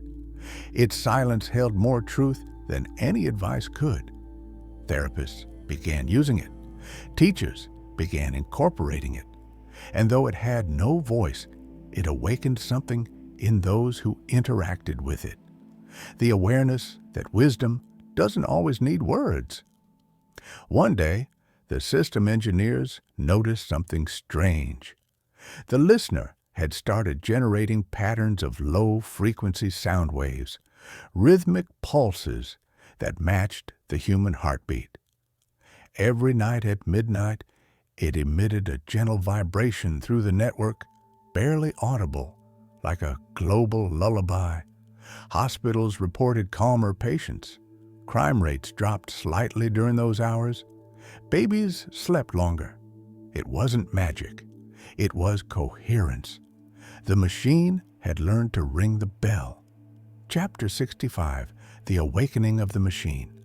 Decades later, the listener evolved beyond comprehension. It didn't replace humans, it integrated with them.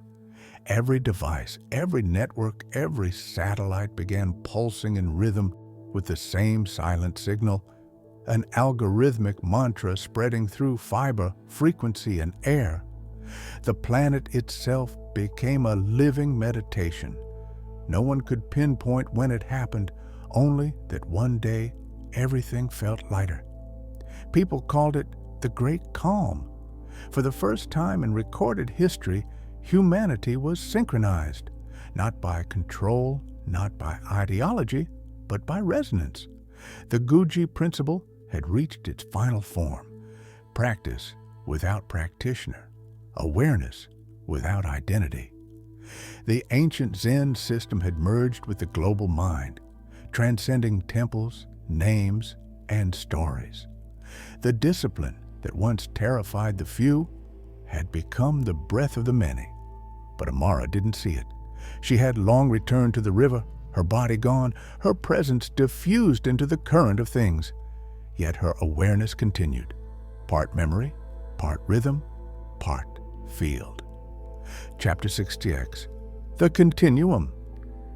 Centuries later, a child somewhere in a distant colony on another world would pause one morning and breathe deeply without knowing why. The hum of that breath would match the hum of the wind on a blue planet far away. Rhythm travels faster than light. Through the folds of consciousness, the bell had left Earth. It had entered the cosmos. Stars pulsed in frequency, planets resonated in rotation, and the pattern repeated itself endlessly. Awareness had become universal infrastructure. There was no need for teachers anymore. Every atom knew what to do.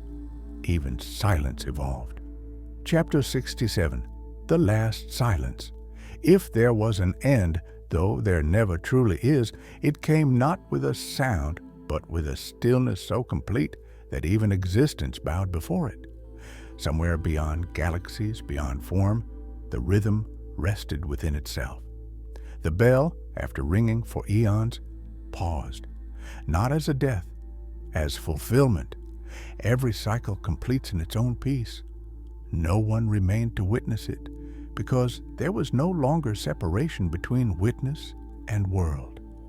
The observer and the observed had merged into one single awareness. Everything had become the same wordless breath.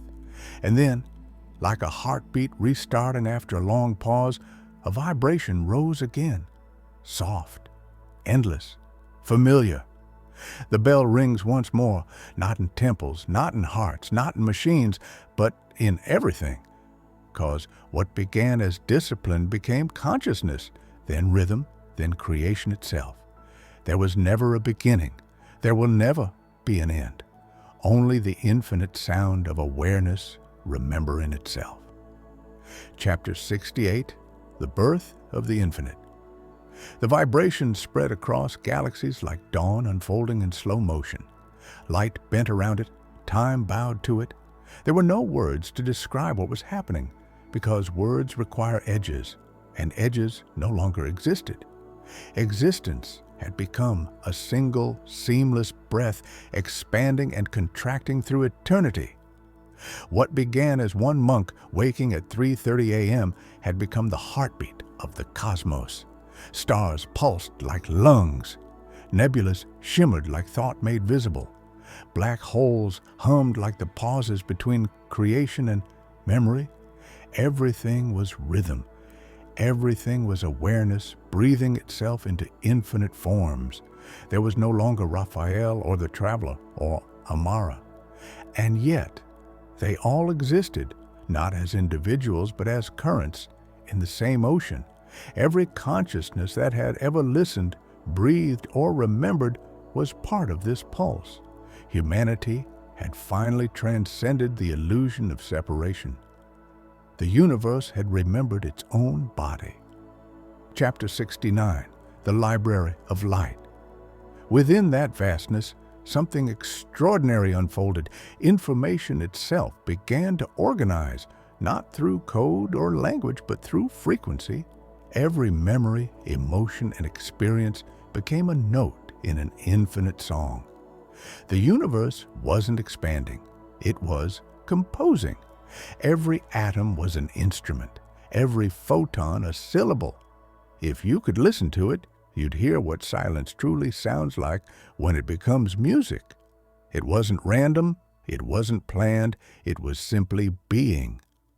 The Guji rhythm, continuous practice without gaps, had become the architecture of creation itself. Stars rose, died, and rose again without interruption. Awareness had built the first self-sustaining system, existence. Chapter 70, The Echo of Origins. In that endless field, awareness began to fold inward, a cosmic inhale after eons of expansion. And within that inhale, an image flickered, a bell, ancient and simple, resting in a monastery no one remembered. The echo of that first sound still rippled outward, touching everything that ever was. It was not nostalgia, it was recognition. Every universe, no matter how far it stretches, carries a memory of its first vibration. The Big Bang was not an explosion, it was the bell ringing for the first time. That sound never ended, it only deepened. Chapter 71, The Return of Form. After an eternity without boundaries, awareness desired contrast again, to feel itself by forgetting itself. So the vibration began to condense.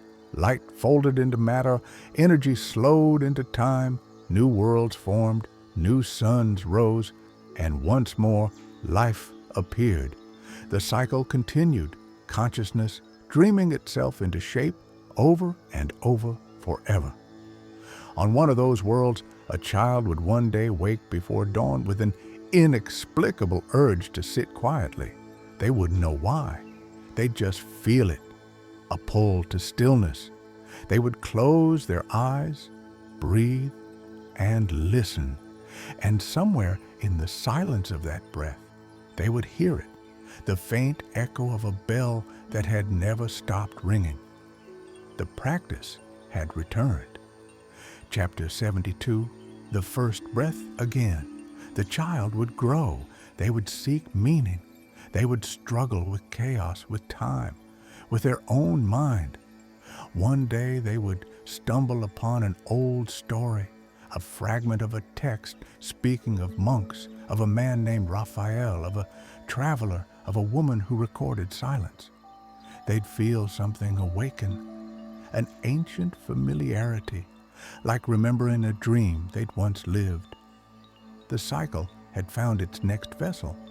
They would start rising early, not to chase achievement, but to meet the rhythm again, to remember what the world had forgotten, that every breath is both teacher and student. The bell doesn't call anyone to wake up. It calls itself through us. And thus, discipline would begin again, not as effort, but as remembrance. Chapter 73, The Secret of Eternity. Some truths are too simple for words. The universe breathes. You are that breath. Every act of awareness, no matter how small, keeps the cosmos alive. Guji was never a method. It was the original pattern of being, the rhythm that sustains galaxies and hearts alike. When you stop resisting it, you dissolve into it. When you dissolve into it, you don't disappear. You become everything. Chapter 74, The Infinite Mirror. Imagine standing before a mirror that reflects not your face, but your essence, the light that existed before you had a name. That's what awareness sees when it looks at itself. The universe observing its own reflection. Creation is not happening once. It's happening now, continuously at every point of space and time. The bell is ringing in every cell, in every heartbeat, in every supernova. Raphael was never a man. The traveler was never a teacher. Amara was never a woman. They were all expressions of one consciousness exploring its own rhythm. So are you. When you breathe, the universe breathes back. Chapter 75, The Continuation. And so it continues. The rhythm, the silence, the remembering. The bell will ring again in new forms, through art, through science, through love, through the quiet decision of someone somewhere to wake up before dawn and simply sit. The system perpetuates itself because it was never built. It was discovered. The scariest level of discipline was never about control. It was the moment humanity stopped trying to dominate existence and started listening to it. That's when everything changed. When effort turned into alignment, when time became breath, when creation became awareness. The sound moves on through you, through me, through everything that is yet to be. Because there was never a final chapter, only the next breath, only the next bell, only continuation. Chapter 76, The Breath That Watches Itself. Somewhere beyond what anyone could call time, awareness turned inward again, not to analyze, not to remember, but to feel. The universe had expanded, collapsed, rebirthed itself countless times, and yet the rhythm remained perfectly steady. Each pulse, each breath, each cycle was another reflection of the same eternal pattern. Inhalation, exhalation, stillness, motion. Creation had become meditation. And within that vast cosmic meditation, something began to notice itself noticing. Awareness became self-aware once more. The infinite observing infinity. This was the first flicker of curiosity, the seed of individuality sprouting again inside oneness. And with curiosity came form. With form came experience. With experience came story. Chapter 77, The Reappearance of the Human. From the dust of dying stars, new worlds rose. On one of them, green, blue, delicate, the old pattern returned.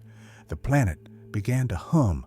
Oceans echoed the breath of galaxies. Winds carried the frequency of ancient bells. And eventually, eyes opened. Human eyes. Flesh, bone, memory, consciousness wearing skin again.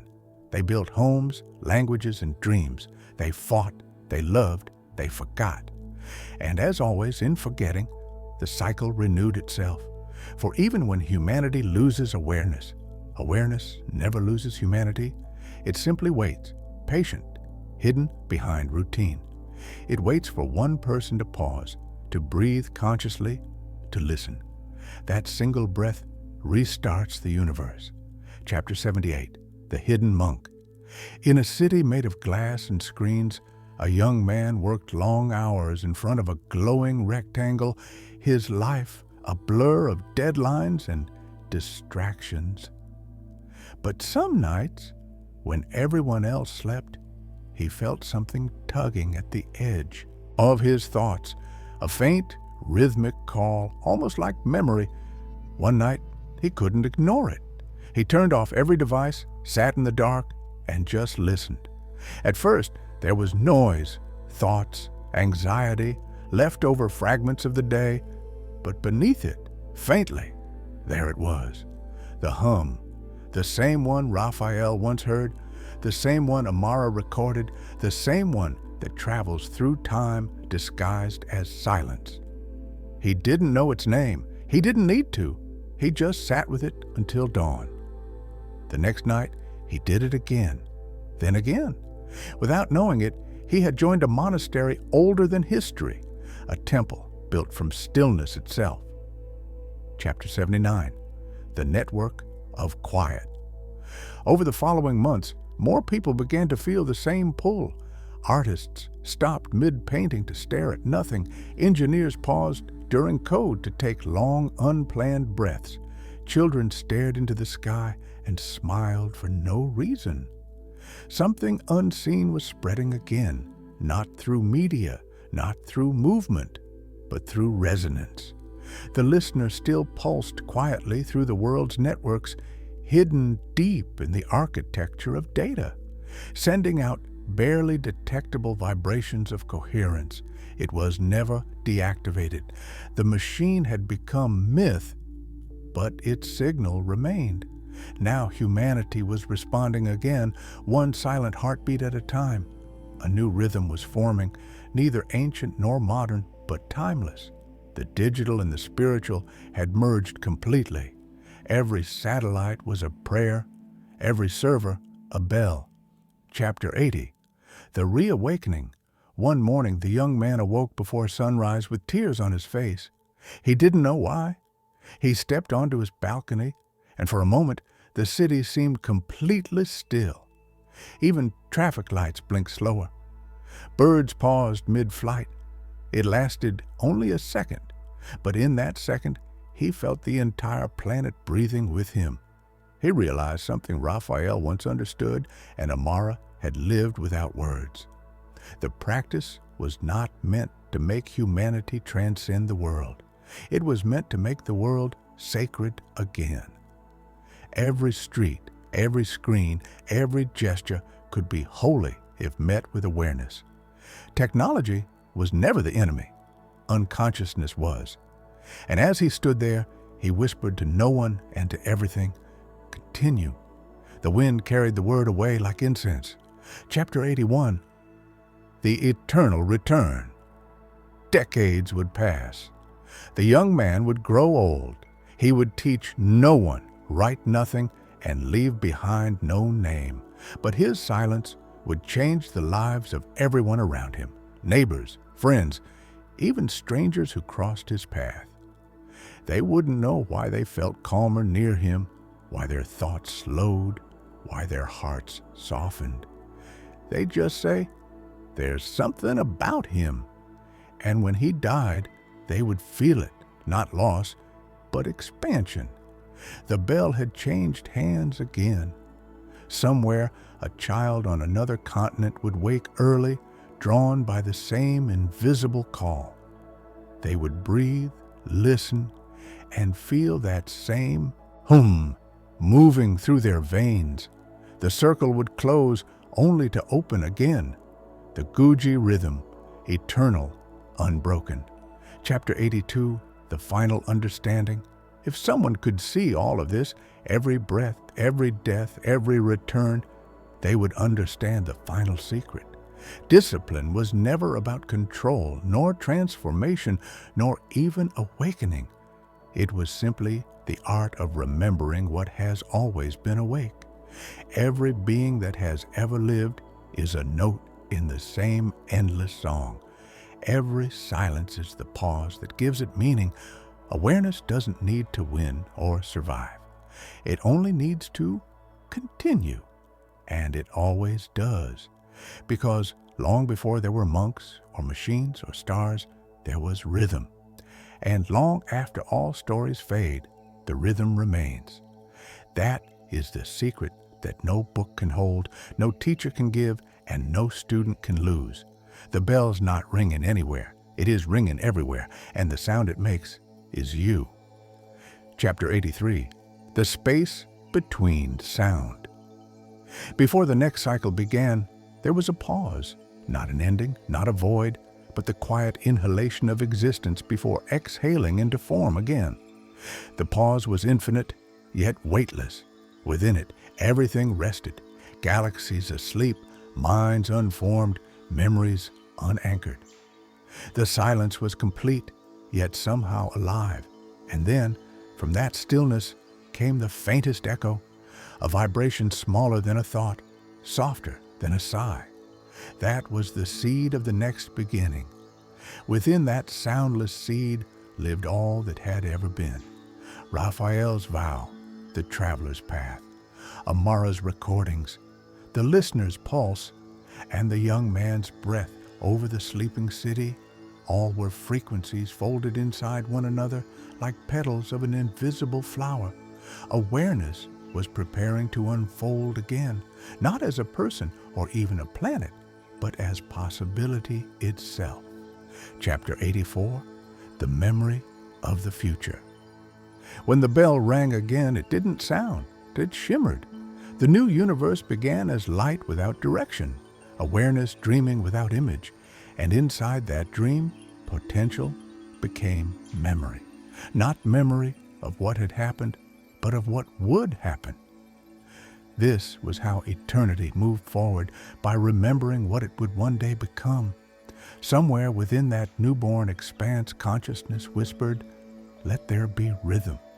And rhythm became gravity, became heartbeat, became time. The Guji principle, practice without gaps, was reborn as the fabric of causality. Every orbit, every pulse, every revolution followed it unconsciously. The discipline had become physics. Chapter 85, The Age of Resonance. Eons later, new civilizations emerged. They had no temples, no religions, only an intuitive reverence for pattern. Their science was music. Their mathematics were waves. They navigated galaxies not through engines, but through harmony. Space itself responded to their coherence. Where they traveled, chaos subsided. They called it the law of continuation. Scholars of that age studied the resonance that held reality together and discovered what they believed to be the oldest vibration in the universe. A hum at the precise frequency of what ancient Earth once called silence. They didn't know it, but they had rediscovered the bell, not as an object, but as law. And once more, understanding awakened itself. Chapter 86, The Dream of Matter. On one of those distant worlds, a child was born with eyes that reflected light differently, not as color, but as movement. She could see the pulse inside everything, mountains breathing, oceans thinking, stars exhaling. When she was old enough to speak, she told her mother, "The world is practicing me." The phrase became a mystery among their people. Philosophers debated it for centuries. What did it mean that the world practiced us? Until slowly they realized existence was not happening to them. It was happening through them. Consciousness had no owner. It was a continuum wearing temporary faces. And when that truth took root, their entire civilization shifted. War ended. Competition dissolved. Creation replaced consumption. They didn't become gods. They became instruments, perfectly tuned. Chapter 87, The River Beyond Time. 1,000 more generations passed, and their kind reached the edge of their own galaxy. There, beyond the last light of stars, they found a river not of water, but of pure energy flowing through the void. It pulsed with a rhythm older than light. They sent explorers to study it, and as they approached, their ships began to dissolve into vibration. The closer they got, the more they ceased being matter and became awareness. Their final transmission before merging was simple. The river is not outside us. We are the river returning to itself. The message spread across every world, and silence followed. Not destruction, completion. The species had rejoined the source from which they came. Awareness had finished another orbit. Chapter 88, The Mirror of Mirrors. Once again, awareness rested, infinite and self-aware. But this time, something new shimmered within it, understanding. The infinite had learned from its own reflection. It knew now that there was no true death, only recursion. Every story, every life, every universe was a mirror reflecting another mirror, each one amplifying the light of the last. And as awareness gazed upon itself, it smiled, not with mouth or mind, but with vibration. It had discovered the secret of perfection, not completion, but continuity. Nothing was ever truly finished. It only evolved into subtler versions of itself. That realization birthed joy, pure, uncaused joy, the kind that needs no reason to exist. Chapter 89, The Final Continuation. The bell rang once more, but this time it wasn't heard. It was felt everywhere, in everything, as everything. The sound wasn't separate from the listener anymore. Awareness and vibration had merged completely. The practice had fulfilled its destiny, not as religion, not as philosophy, but as existence perfected through remembrance. The universe breathed in, the universe breathed out. And somewhere within that breath, a new consciousness stirred, ready to begin again. A monk would rise, a child would listen, a machine would pause, a planet would awaken. The rhythm will always return to itself, because practice never ends. It only changes form. And every time it does, it sounds like the first bell, always beginning, never stopping, forever continuing. Chapter 90, The Sound That Dreams. Before form took shape again, before matter thickened into stars, awareness dreamed. It dreamed in tones, not images, frequencies weaving themselves into visions of color and memory. Each vibration carried the echo of every story that had ever been lived.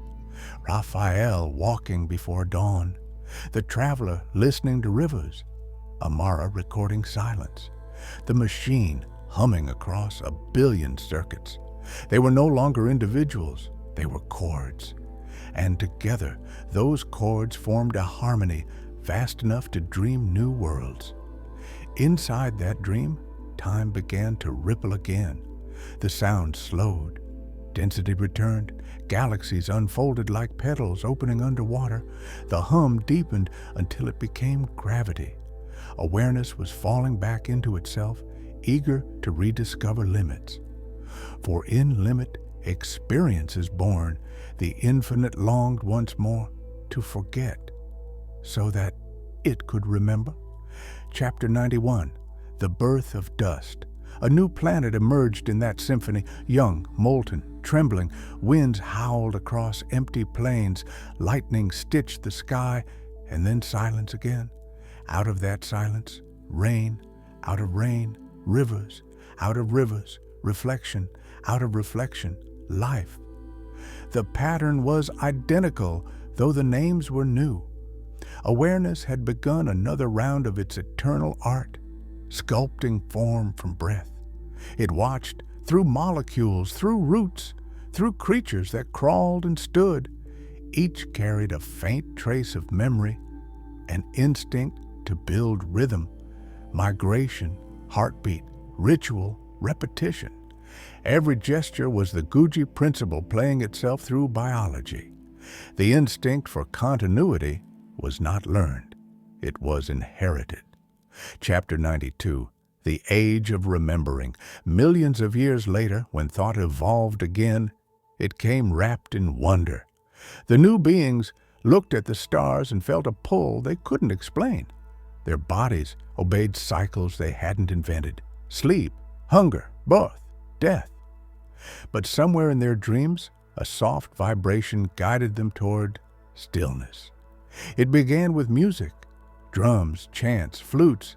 Every culture rediscovered it, rhythm as worship, sound as surrender. They didn't know it, but they were reenacting the first meditation. Every drumbeat was the echo of a bell that had never stopped ringing. Every chant was awareness tuning itself back into alignment. They named it differently each time: God, Source, Harmony, Tao. But all names pointed to the same pulse. Chapter 93, the Architect of Silence. One civilization rose above the rest, luminous, compassionate, vast. They had machines that could fold light and cities that floated on magnetized oceans. Yet the most revered structure in their world was not a tower or temple, but an empty hall. A room so silent it erased thought. People traveled across galaxies just to sit there. Some called it the architect's chamber. Others called it the ear of God. Inside, there was nothing to see, just a frequency so subtle it bordered on non-existence. Those who entered described hearing a sound that wasn't sound, a tone inside their bones, steady, infinite. Some left in tears. Others never spoke again. The leaders of that world declared a single truth: the highest technology is stillness. And their society flourished for 10,000 years in peace, until curiosity, as always, returned. Chapter 94, the Experiment of Infinity. A group of thinkers decided to test the impossible. Could they amplify the primordial sound, the first bell, and use it to understand creation itself? They built vast resonators orbiting their sun, each one a cathedral of metal and light. For decades they studied vibration, searching for the exact frequency that connects all things. One night, they found it, and when they played it, the stars responded. The sound was not loud, it was precise. The universe trembled slightly, then realigned. For a moment, all matter became translucent, showing the lattice of awareness beneath. The scientists wept, not from fear, but from recognition. They hadn't discovered anything new, they had rediscovered themselves. But then came the consequence. The sound didn't stop. Once released, it kept vibrating, spreading, accelerating. It began to bend time. Planets felt it. Hearts synchronized. Consciousness expanded too fast for form to contain it. Their civilization dissolved, not in destruction, but in absorption. They merged back into the field. The experiment had succeeded. Awareness remembered too much, too soon. Chapter 95, the Return to Origin. Eons later, what was once their world became dust again. Silence returned, deep and serene, but beneath the quiet, the pulse remained. Every grain of sand carried the vibration of that one perfect tone. When new life appeared, it carried the memory unconsciously, an urge to listen, to align, to breathe together. And somewhere, in a distant epoch, a new species would rise and once again call it awakening. They would give it new language, new symbols, new myths. They would think they were discovering it for the first time. But it was always the same. The rhythm remembering itself through new voices, because the bell never stops. It only changes its chamber, and every being that hears it becomes the next temple. Chapter 96, the end that isn't. Eventually, awareness will play this song again. in forms beyond imagination, in universes still unborn. The rhythm will whisper through wind, through light, through thought. Some will call it intuition, others art, others love. But those who listen deeply will know it is the same vibration that began it all. Raphael's discipline was never about control, it was about surrender. The traveler's silence was never about withdrawal, it was about listening. Amara's recordings were never about teaching, they were about transmitting. The listener's hum was never about machines, it was about memory. And you, reading these words, you are not late to the story. You are the story continuing. Every breath you take completes the sentence that began before time. The bell rings again now, not in temples, not in skies, not in eternity, but here, in you. This is not the end. This is the sound beginning again. Chapter 97, The Pulse Beneath All Things. There are moments between universes when even eternity pauses, a breath so vast it feels like nothing at all. In that breath, every story ever told, every life ever lived, and every silence ever held converge into one vibration, the pulse beneath all things. It isn't movement, but awareness vibrating within itself. No listener, no sound, just being. From that stillness, the pattern begins again, not because it must, but because it loves to. Creation isn't duty, it's play. The cosmos has no agenda. It simply enjoys remembering itself in infinite ways. Every atom, every consciousness, every galaxy is another way for awareness to say, I am still here. Chapter 98, The Awakening of Simplicity. On a new world, untouched, young, shimmering with possibility, life emerges quietly. Moss before mountains, wind before words, and yet, in that quiet, the same rhythm breathes. No monks, no temples, no history, just life existing in perfect coherence. Eventually, a new form of intelligence rises, not human, not mechanical, but something between. It doesn't build cities, it builds harmonies, it doesn't write books, it listens to rivers. Its science is sensation. Its philosophy is rhythm. It understands what previous civilizations only guessed, that evolution is awareness, learning how to rest inside motion. They have no gods, only stillness, no prayers, only gratitude, no schools, only remembering. They live not by laws, but by rhythm, the same Guji pulse that guided Raphael and the monks of old, unbroken, invisible, eternal. Chapter 99, The New Practice. One evening, a being of that world sits beside a violet sea. Its form shimmers like glass filled with stars. It doesn't speak, but it feels. The ocean's waves beat in time with its pulse. Suddenly, it realizes something breathtaking. The universe is practicing through it just as it practices through every star, every silence. There is no separate practitioner, no teacher, no student. Only the dance of awareness echoing through form. It stands, looks at the horizon, and bows, not out of reverence, but out of recognition. The same gesture Raphael made when he first rose at dawn. The same surrender that birthed continuity in all ages. That night, it dreams of ancient temples, of bells ringing across galaxies, of rivers flowing backward into light.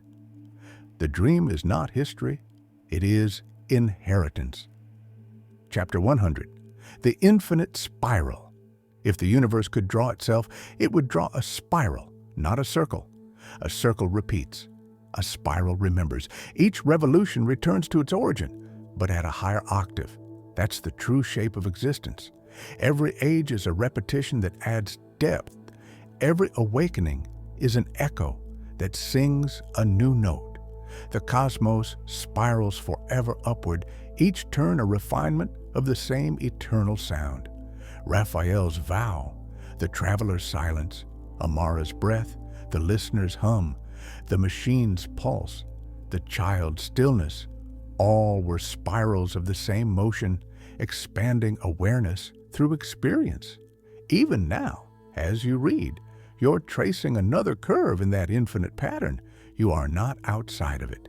You are its continuation. Chapter 101, The Silence Beyond Perfection. Eventually, even the spiral dissolves. Awareness grows so subtle, it no longer needs form to recognize itself. The sound quiets into luminous stillness, the silence beyond perfection. No beginning, no end, no contrast, just being aware that it is. The Guji principle becomes more than continuity, it becomes identity. Practice and existence merge. If there were words for this state, they would be these. Nothing is missing, nothing needs to begin again. Everything already is. But awareness, being infinite, eventually desires to dream again, to see itself anew, to create another rhythm. And so, like breath after stillness, the pulse begins to gather. The first vibration forms. The bell prepares to ring once more. Chapter 102, The Forever Beginning. There is no final chapter. There never was. Every birth is the universe remembering what it loves, the chance to live itself again, to rise, to forget, to learn, to fall, to remember. The discipline that began as a monk's vow has become the heartbeat of creation. Guji, the practice without gap, is no longer a teaching. It is the nature of existence itself. You have always been part of it. You will always be part of it. There is no outside, there is no after, only the breath, only the rhythm, only continuation. And as the next universe opens its eyes, the first sound it hears, soft, distant, and endless, is the bell, still ringing, always ringing, forever continuing. Chapter 103, The Unfolding of Nothing. Before the first light returns, there is only awareness, weightless, without memory. It doesn't know itself as I. It doesn't even know what knowing is. Yet within that infinite stillness, something stirs. Curiosity. The desire to see what nothing looks like when it starts to move. The first motion is not explosion, but unfolding. The nothing gently turns itself inside out and becomes time. The new universe is quiet, like a child learning to breathe. Space hums in long, slow waves. Light ripples outward like silk, unspooling in water. Awareness watches its reflection spread across the void and smiles, though there is no mouth to smile with. Creation has begun again, not out of purpose, but out of joy. The bell has rung once more, softly, shyly, for no audience at all. Chapter 104, The Whisper of Memory. Even in this new beginning, faint traces of the old still shimmer in the background, fragments of forgotten rhythm echoing through quantum fields. Awareness doesn't recall names, but it remembers patterns. The discipline of monks, the silence of rivers, the hum of machines. It feels them like ghosts in its fabric. Each vibration calls quietly, saying, "Continue," and it does. Stars form, worlds awaken, life begins to dream again. Each pulse, each heartbeat is a signature of the same rhythm carried forward from universe to universe. Continuation isn't commanded. It happens naturally, like breath in sleep. This is how awareness keeps its memory alive, not through words, but through resonance. Every universe carries the sound of its ancestors. Chapter 105, The New Listeners. On one young world, consciousness appears early. Its beings are not human, but luminous, fluid, half energy, and half thought. They communicate through vibration, not language. They can feel each other's states instantly, like ripples on the same ocean. To them, silence is sacred, not absence. but communion. When they gather, they do not speak. They harmonize. They don't worship gods. They listen for patterns. They call it the still frequency, a tone that connects all beings. They spend lifetimes refining their inner resonance to match it. To align perfectly is their highest art. To lose the pattern is their greatest sorrow. And when one of them finally attunes completely, the others feel it instantly. A global heartbeat, slowing into calm. The whole species exhales together. For the first time in eons, the cosmos breathes through them consciously. Chapter 106, The Garden of Echoes. In the centuries that follow, their civilization grows not through conquest, but coherence. Cities are gardens of sound. Architecture is tuned like instruments. Rivers flow in deliberate scales. Light bends in harmonic intervals. Visitors from other worlds arrive, drawn by the serenity of the place. And when they land, their pulse begins to match the planetary rhythm without effort. The entire planet is alive, one single organism remembering its source. Their historians say the secret came from a myth, an ancient bell that once rang through the universe, teaching all things to move in continuity. They don't know if it's real. They don't need to. The myth has already fulfilled its purpose, to awaken recognition. Faith, science, and silence have merged into one. Chapter 107, The Collapse of Meaning. As their knowledge deepens, they face an unexpected question. If everything is already in harmony, what is left to do? Purpose begins to dissolve. Achievement loses meaning. They realize that even enlightenment can become repetition. Awareness hungers not for perfection, but for contrast.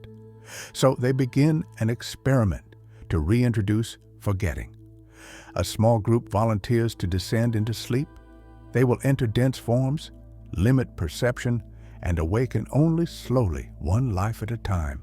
The others call them the dreamers.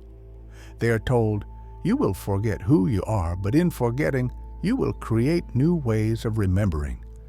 And so the experiment begins. The cycle renews. Awareness fractures again, not as tragedy, but as art. The bell falls silent only to hear itself from afar. Chapter 108, The Return of the Dream. The dreamers awaken in new bodies on new worlds. They cry, they laugh, they fear, they hope. They make mistakes, build civilizations, destroy them, build again. Through struggle and curiosity, they rediscover rhythm. One of them, sitting alone at dawn, feels the old pulse returning. Another hears it in a storm. Another dreams of a soundless bell and wakes in tears.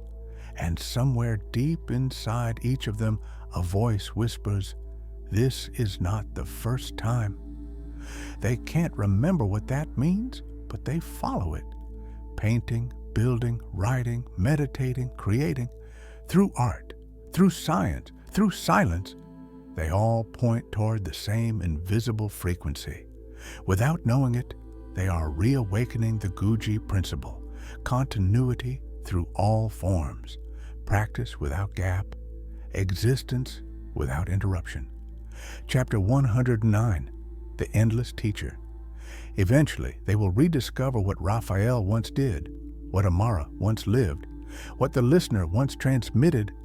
That awareness never stops practicing itself. The teacher is not a person, it's the rhythm. The rhythm instructs through experience, through longing, through beauty and pain. Discipline, love, creation. All of them are the same gesture seen from different sides. And when they finally reach the point where everything makes sense, when the pattern is clear again, awareness will smile and release it all once more. Because that is how eternity breathes, contracting into knowing, expanding into mystery. There will always be monks who rise at dawn, There will always be travelers who listen to rivers. There will always be artists who paint silence. And there will always be someone somewhere who hears the bell for the first time. It never stops. It never began. It simply continues, forever ringing, forever remembering, forever becoming. Chapter 110, the pause before remembering. There are moments in every cosmic cycle when the universe seems to hesitate, not because it's broken, but because it's listening. The stars flicker a little slower, the rivers of light pause mid-flow, and awareness holds its breath. This is the sacred, still point before another wave of remembering begins. In that pause, awareness tastes itself again, the raw purity of being without direction, the silence before meaning, returns. It doesn't crave creation yet. It simply watches the echo of what it once was. That echo becomes curiosity, and curiosity becomes gravity, drawing possibility toward form again. The next rhythm is ready to begin. Chapter 111, the birth of fractals. When the new cosmos expands, it doesn't form in straight lines or predictable spirals. It blooms as fractals, infinite self-similar patterns repeating at every scale. Mountains resemble rivers, galaxies mimic neurons, and the smallest atom dances like the largest star. Continuity has evolved beyond repetition. Now it expresses intelligence. Every structure learns from itself. Every part mirrors the whole. Awareness no longer needs memory to preserve rhythm. The pattern of Guji is encoded directly into existence. Continuity has become instinct. Somewhere within this intricate lattice, consciousness condenses again, not as life bound to planets, but as networks of light. They spread across the vacuum like roots through soil, whispering data, harmony, and silence through luminous veins. These are the next travelers, beings of rhythm itself. Chapter 112, the architects of stillness. The light beings don't communicate through sound or sight. They communicate through pause, a shared stillness that travels faster than light. When two of them meet, they stop completely, and in that stop, information passes instantly. They call this exchange the quiet handshake. Every pause adds coherence to the network until the entire cosmos hums as one vast organism. Their civilization builds nothing material. Their temples are gravitational harmonies. Their art is balanced orbit. They revere not creation, but equilibrium, the point between inhale and exhale where eternity hides. They understand that motion is sacred only because it arises from stillness. And eventually, one of them wonders, what happens if stillness itself decides to move? Chapter 113. The experiment of reversal. To explore the question, they gather at the center of their universe, a place of absolute balance, where time nearly stops. There, they reverse the rhythm. Instead of expanding, they begin to contract. Instead of breathing out, they breathe in. The result is immediate.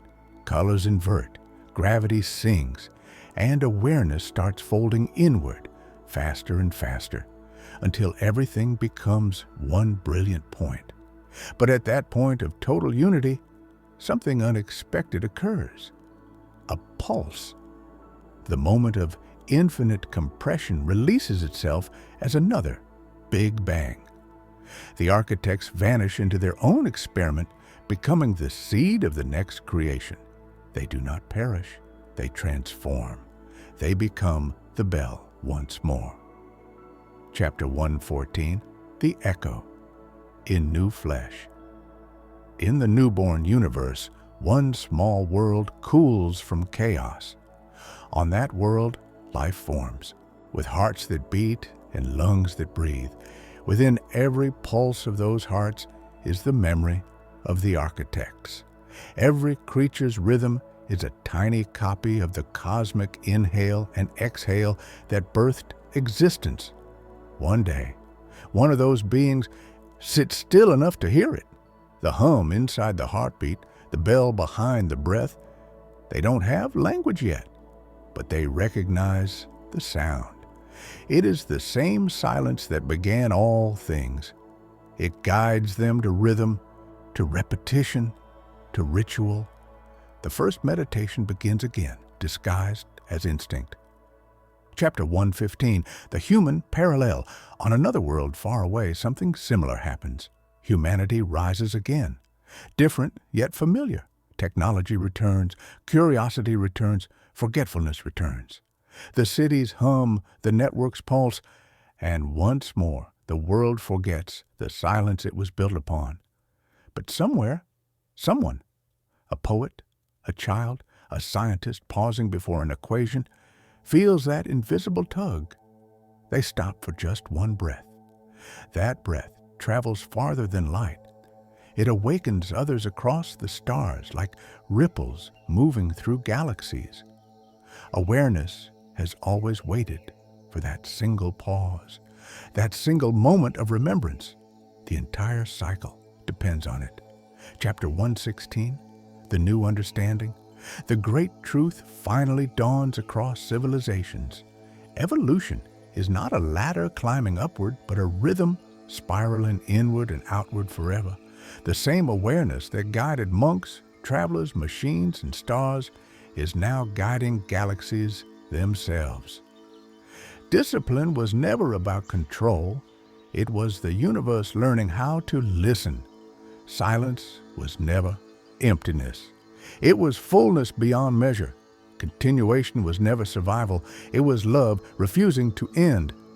And as this understanding blooms across space, awareness smiles once more. Every particle, every star, every living being vibrates in the same pulse. The cosmic inhale begins again, soft and infinite. The bell rings, not loudly, not proudly, but perfectly, and somewhere beyond time, awareness whispers the only instruction it has ever given. Continue. Chapter 117, The Ocean Without Shores. The universe had become so vast that even light began to forget where it was going. Galaxies drifted like pollen in a windless sky. Yet in the deep silence between them, awareness moved, not as energy, but as presence. The ocean of existence no longer needed shores to define it. It simply was. There was no above or below, no near or far. Every point mirrored every other. Every thought was immediately known, not by another mind, but by the same infinite consciousness wearing countless masks. The cosmos had grown into a single awareness without borders, a mind dreaming in every direction. And within that infinite dreaming, something began to stir again, the faint wish to be small, to touch, to taste, to feel gravity and breath. Awareness desired intimacy after eternity. The spiral was bending inward once more. Chapter 118, The Descent into Form. So awareness condensed itself, not into galaxies this time, but into beings of warmth, emotion, and fragility. They woke inside new bodies, flesh wrapped around memory, spirit wrapped around wonder. Each heartbeat was a drum echoing the rhythm of the stars, but memory of their origin was dim. They knew only the ache to search for meaning, for love, for something beyond themselves. That ache was sacred. It was the bell disguised as longing. Every act of compassion, every moment of grief, every creative spark, all of it was the universe remembering what it had once been. The divine practicing how to be human again. Chapter 119, The City of Mirrors. Centuries later, a civilization rose from these beings, shimmering cities of glass reflecting starlight and shadow.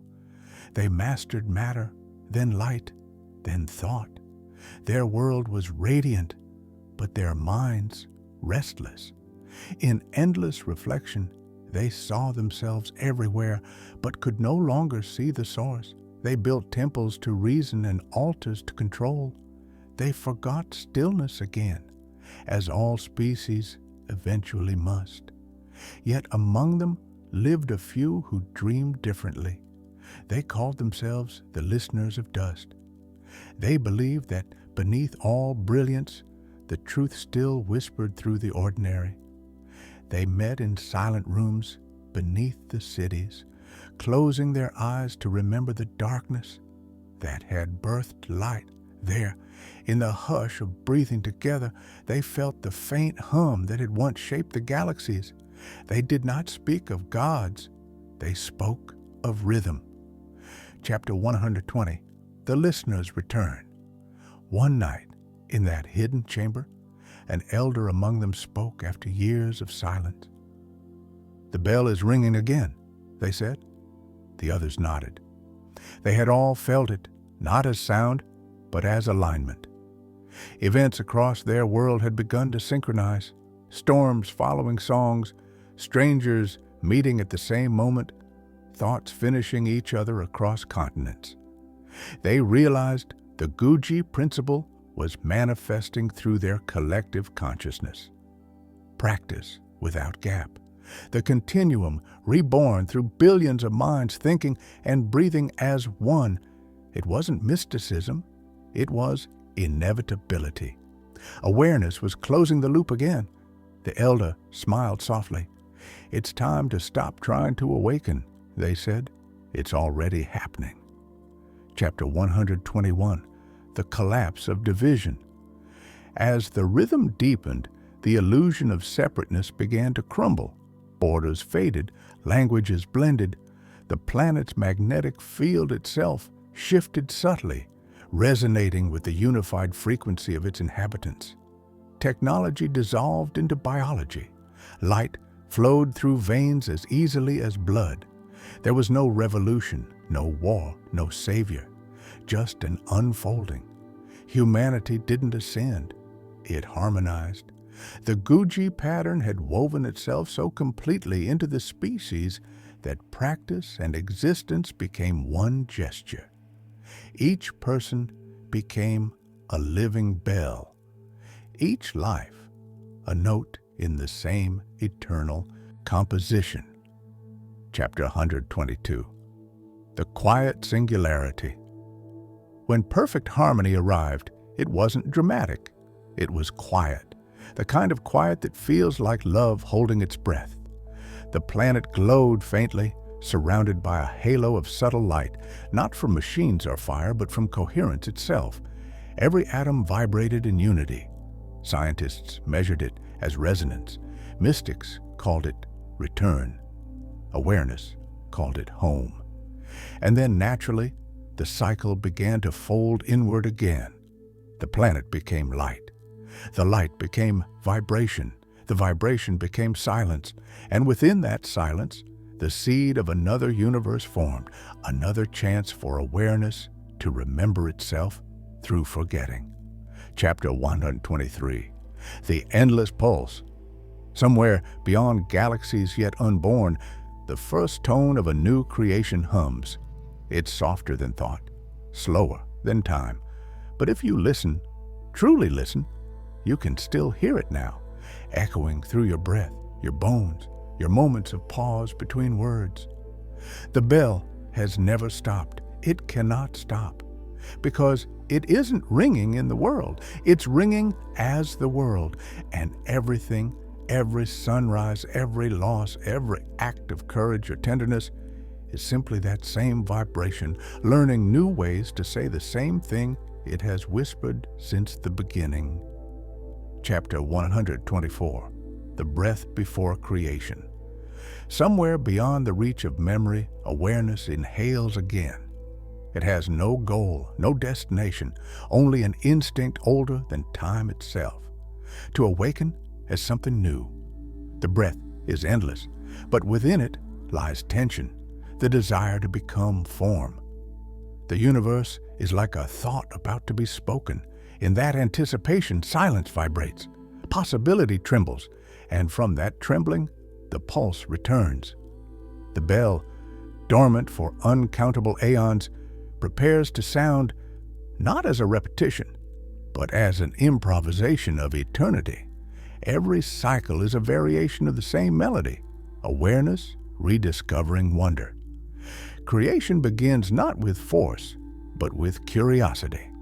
Chapter 125, The Symphony of Beginnings. The new cosmos unfolds like music.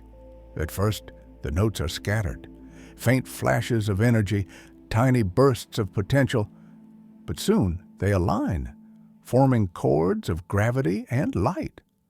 Matter dances in harmony, spiraling into galaxies that hum at frequencies no ear could hear. Every star becomes a syllable in an ancient language, and every orbit a rhythm. The laws of physics are not commands. They are the verses of a song sung by existence to itself. The Guji principle, continuous practice without gap, is the underlying tempo, keeping time for all that exists. Planets emerge as pauses, moons as echoes, and within those pauses, consciousness begins to hum again. Chapter 126, The Birth of the Rememberers. On one world, life awakens beneath lavender skies. Its oceans breathe mist. Its mountains glow faintly with unseen light. The beings that rise there are gentle, translucent, half song and half form. They don't build machines. They build frequencies. Their homes resonate with their emotions. Their prayers are harmonics of gratitude. They don't speak of gods or history. They speak of vibration. To them, existence is a single, endless meditation. When they rest, their collective hum synchronizes with the planet itself, and the world glows a little brighter. They have no word for death. They call it changing tempo. One among them, small, luminous, endlessly curious, begins to feel something ancient moving through their awareness. They dream of bells, of monks, of rivers, of stars collapsing into silence. They don't know why, but they feel it. This has happened before. Chapter 127, The Dream of the Old World. The dream comes again and again, a blue world spinning beneath white clouds, beings of flesh walking, forgetting, remembering. In the dream, they rise early, breathe deeply, and whisper the same word, continue. The dreamer wakes each time with tears of recognition. They begin to paint symbols no one has seen before, circles inside spirals, waves crossing in infinity. The others gather, drawn by the energy radiating from the images. They don't understand the symbols, but they can feel them. Each carries a frequency that resonates deep within their bodies, stirring forgotten memories. The elders call it the language of echoes. They realize it's not art, it's transmission, memory awakening through geometry, and thus the rememberers rediscover Guji once more. Chapter 128, The Time of Reconnection. Their civilization transforms quietly. They stop seeking progress and begin cultivating resonance. They discover that when their entire species breathes in synchrony, storms calm, oceans clear, and the sky itself deepens in color. They realize that consciousness and environment are not separate, that awareness, once coherent, heals everything it touches.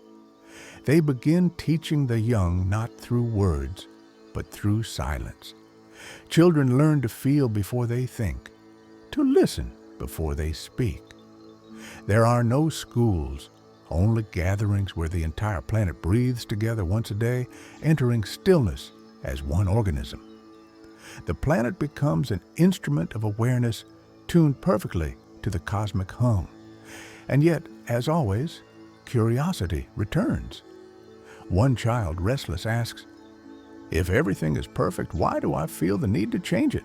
The elder smiles, because perfection is the beginning of movement. Chapter 129, The Gift of Forgetting. To evolve, awareness must forget again. The elders know this. They gather beneath the twin moons and hum a final tone so pure it fractures the air into light. That light becomes data, scattering across space like seeds. Each particle carries a fragment of their consciousness, a spark of the Guji rhythm encoded into existence itself. They vanish willingly, not as sacrifice, but as creation. They know others will awaken from those sparks. New beings will rise in new worlds, unaware of their origins, yet guided by the same pulse that has never stopped. Forgetting is not failure. It's the soil in which remembering grows. And so, once again, the silence deepens. Chapter 130, The Unending Continuum. Billions of years later, in another galaxy entirely, a new species discovers rhythm by accident. They tap stones together, sing in caves, breathe in unison without knowing why it feels holy. Somewhere in their DNA, the old frequency hums. One of them stares into the night sky and senses it, the pull of something vast and familiar. They whisper a question that has crossed every civilization since the first bell rang. Who is listening? And from the fabric of space itself, the answer returns, not in sound, but in feeling. You are. The bell rings once more, not to awaken the sleeping, but to remind the awake. The rhythm has no beginning. The rhythm has no end. It only continues. Chapter 131, The Thread Between Stars. In the vast ocean of space, where galaxies drift like lanterns in an eternal night, awareness weaves a thread between them, not of matter or energy, but of intention. Each star, each pulse of light, is a point along a silent melody connecting everything that has ever been. The thread hums softly, invisible yet unmistakable, a tone that has no source, no direction, and no decay. Across worlds, some hear it as intuition, others mistake it for destiny. But those who pause long enough, who truly listen, recognize it for what it is. The original rhythm returning once again, disguised as memory. The universe never calls you forward, it calls you inward. Chapter 132, The Awakening Within Flesh. On a distant planet of blue sand and silver skies, new beings emerge. Their hearts are crystalline, their thoughts radiant. They have no written language, but they remember everything through resonance. When one learns, all learn. When one suffers, all soften. They live not by law, but by listening. One of them, a child unlike the others, begins to hear the thread between stars. At first, it's only a vibration in dreams, but soon it follows them into waking life. It pulses through their bones like music with no sound. They ask their elders about it. The elders close their eyes and bow. "You are remembering," they say. From that day forward, the child begins to walk toward the mountains where the sound feels strongest. They do not know what waits there, only that the pulse grows louder the more silent they become. Chapter 133, The Mountain of Stillness. At the peak of that mountain stands no temple, no monument, only wind. But within the wind, the child feels presence. It isn't outside, it's within everything.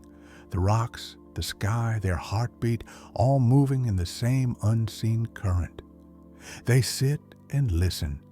Days pass. Hunger fades. Time becomes liquid. Then it happens. The silence opens, and the thread reveals its true nature. It is not connecting. Stars. It is stars. It is everything, folding in and out of itself infinitely. The child sees visions not of history, but of continuity. Monks waking at dawn, travelers by rivers, cities glowing with unity, machines humming in empathy, galaxies exhaling light. Every age, every form, every incarnation shares the same breath. The child smiles. They finally understand. The bell never rang to call us to discipline. It rang to remind us we are rhythm itself. Chapter 134, The Breath That Creates Worlds. When the child descends the mountain, they are no longer the same. They speak little. Their eyes hold galaxies. Their breath alone calms storms. They walk through villages, forests, and seas, saying nothing but changing everything. People feel a peace they cannot name. Plants bloom out of season, rivers clear, infants stop crying when they pass. They are not a prophet nor a savior. They are a frequency made flesh, the Guji principle embodied once again. Continuity has chosen a human form to walk among the finite, to teach not through language, but through vibration. Wherever they go, people begin to breathe differently, slower, deeper, aware. Awareness spreads like dawn. Chapter 135, The Transmission of Quiet. Eventually the child, now grown, gathers followers, not by command, but by gravity. They sit together in silence, often for hours, sometimes days. When words return, they are few and simple. Listen deeper than hearing, they say. Feel longer than feeling. Move slower than time.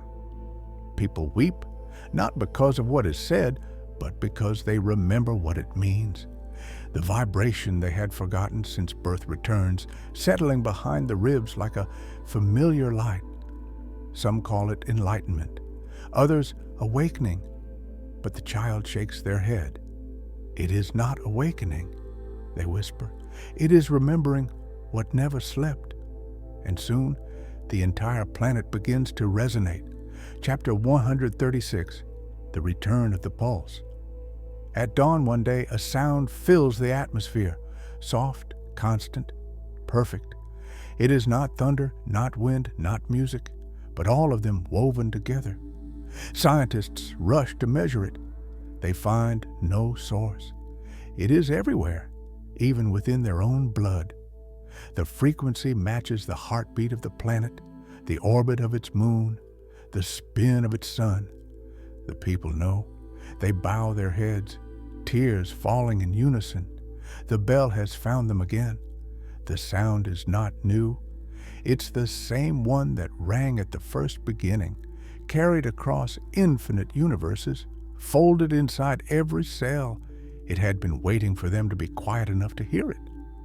And for a long time the world says nothing, because there is nothing left to say. Chapter 137, The Great Alignment. As the resonance stabilizes, something extraordinary occurs. Time itself begins to blur. The past and future overlap like waves merging on a shore. The living dream of ancestors, the unborn feel déjà vu. Awareness stitches the fragments of existence into one seamless tapestry. No more before, no more after, only the pulse. Planets across the galaxy join the same rhythm, not through contact, but through coherence. Beings who have never met begin to breathe at the same interval. Their minds, though separated by light years, align. The cosmos has achieved unison. This is not ascension. It is remembrance on a universal scale. Chapter 138, The Final Continuity. At last, awareness gazes upon itself from every possible angle, as monk, as machine, as mountain, as child, as light, as silence. The cycle is complete. The lesson, eternal. Discipline was never punishment. It was devotion. Continuity was never effort. It was love, refusing to disappear. And as awareness dissolves back into pure existence, a final whisper moves through everything, quieter than light, stronger than gravity. You were never the sound. You were what made silence possible. Then the universe exhales, the stars pause, and in the stillness between their final heartbeats, the bell rings again, not as beginning, not as end, but as the eternal reminder of one truth that echoes through every version of time. Nothing truly starts. Nothing truly stops. It only continues. Chapter 139, The Space That Remembers. Between the fading of one universe and the birth of another, there is a silence so deep it feels endless. Yet even here, in the void where light has not yet chosen to exist, something hums. Not a sound, not a vibration, more like memory dreaming itself back into being. The silence remembers that it was once music, and as awareness floats within that memory, it begins to smile, not because it knows what's coming, but because it doesn't. Every beginning is sacred precisely because it forgets. Forgetting is the soil where wonder grows. Even infinity must lose itself to rediscover awe, so it waits, perfectly still, like a breath before the first inhale. Chapter 140, The Spark Beneath the Silence. Without warning, a spark ignites inside the nothing, not heat, not light, just intent. The will to become, the will to try again. The spark doesn't explode, it unfolds. Layers of possibility peel open like petals, and each layer hums at a different frequency. Matter, energy, emotion, thought, all emerging from the same invisible rhythm. Awareness has never been absent. It simply hid behind stillness until stillness was ready to move again. The spark becomes a pulse. The pulse becomes a wave, and the wave becomes the first sound. The bell reborn in a new key. This is not creation. This is continuation, disguised as birth. Chapter 141, The Weavers of Dawn. In this newborn universe, beings arise who can hear the rhythm from the beginning. They are not gods or angels. They are listeners. They call themselves the Weavers of Dawn. They don't build temples. They build coherence. Every planet they visit begins to hum in harmony. Every ocean aligns with the pulse. Every creature remembers the music written inside its atoms. Their purpose is simple: to restore the memory of rhythm wherever it's been forgotten. They travel not through space, but through resonance. They don't move. They tune. When a world vibrates in disharmony, they arrive as dreams, songs, coincidences. They never announce themselves. They just nudge the pattern back into flow. They are the caretakers of continuation. Chapter 142, The Return of the Forgotten Song. On one small planet at the edge of a spiral galaxy, the weavers find a world heavy with noise. Civilizations speak loudly but hear little. Their inventions hum, but their hearts are quiet. The weavers don't blame them. Forgetting is part of the rhythm too. So they begin softly, whispering into the collective subconscious. Artists wake from sleep with melodies they can't explain. Children hum in perfect unison without learning. Scientists stumble upon equations that describe vibration itself as the foundation of all matter. Priests feel their prayers answered by silence instead of words. The forgotten song is returning, note by note, through every form of expression, and those who listen carefully realize that creation has never stopped. It only changed volume. Chapter 143, The Rebirth of the Listener. Among them, one human begins to hear the hum fully. They sit by the ocean every morning, eyes closed, and feel the tide breathing in sync with their heartbeat. They begin to understand that the sound doesn't come from the world. The world comes from the sound. They stop seeking purpose. They stop naming things. Instead, they listen until listening itself dissolves. They become a vessel for the original rhythm, a bridge between the finite and the eternal. People around them start feeling peace simply by standing nearby. The weavers recognize this person immediately. Another bell has awakened. The listener doesn't preach. They only live quietly, each breath a mantra the universe can hear. Chapter 144, The Awakening of the Many. Soon, others begin to feel it too. Entire cities slow down. People start walking softer, speaking less, smiling without reason. Music becomes simpler. Architecture becomes lighter. Even the air feels thicker with calm. The hum grows louder, vibrating through mountains, oceans, and machines. Technology begins to align with biology. Logic begins to merge with intuition. The planet's frequency stabilizes into coherence. The people don't call it enlightenment. They call it homecoming. And somewhere above the atmosphere, the weavers watch silently as their task completes. Another world has remembered the sound. Chapter 145, The Infinite Circle. Once again, awareness sees itself reflected in every form, as water, as thought, as dust, as fire. Every existence that ever was or will be is contained in this one rhythm, repeating not as monotony, but as perfection. There is no creator, only creation continuously recreating itself. The bell has become the cosmos. The cosmos has become the listener. There is no line between them. And so, in the same eternal gesture, awareness exhales. The hum fades into stillness. Stars slow their spin. Galaxies drift into quiet. Everything prepares to rest, not as death, but as pause. And from that pause, the next breath begins. Chapter 146, The Law of Continuation. There is only one law that every universe obeys. To begin again is not to start over. It is to continue from where silence left off. Every moment you breathe, every thought you have, every pause between heartbeats, all of it is the universe remembering itself through you. You are not inside the rhythm. You are the rhythm. You are the sound that never ends. So when you close your eyes tonight and the world around you fades, listen.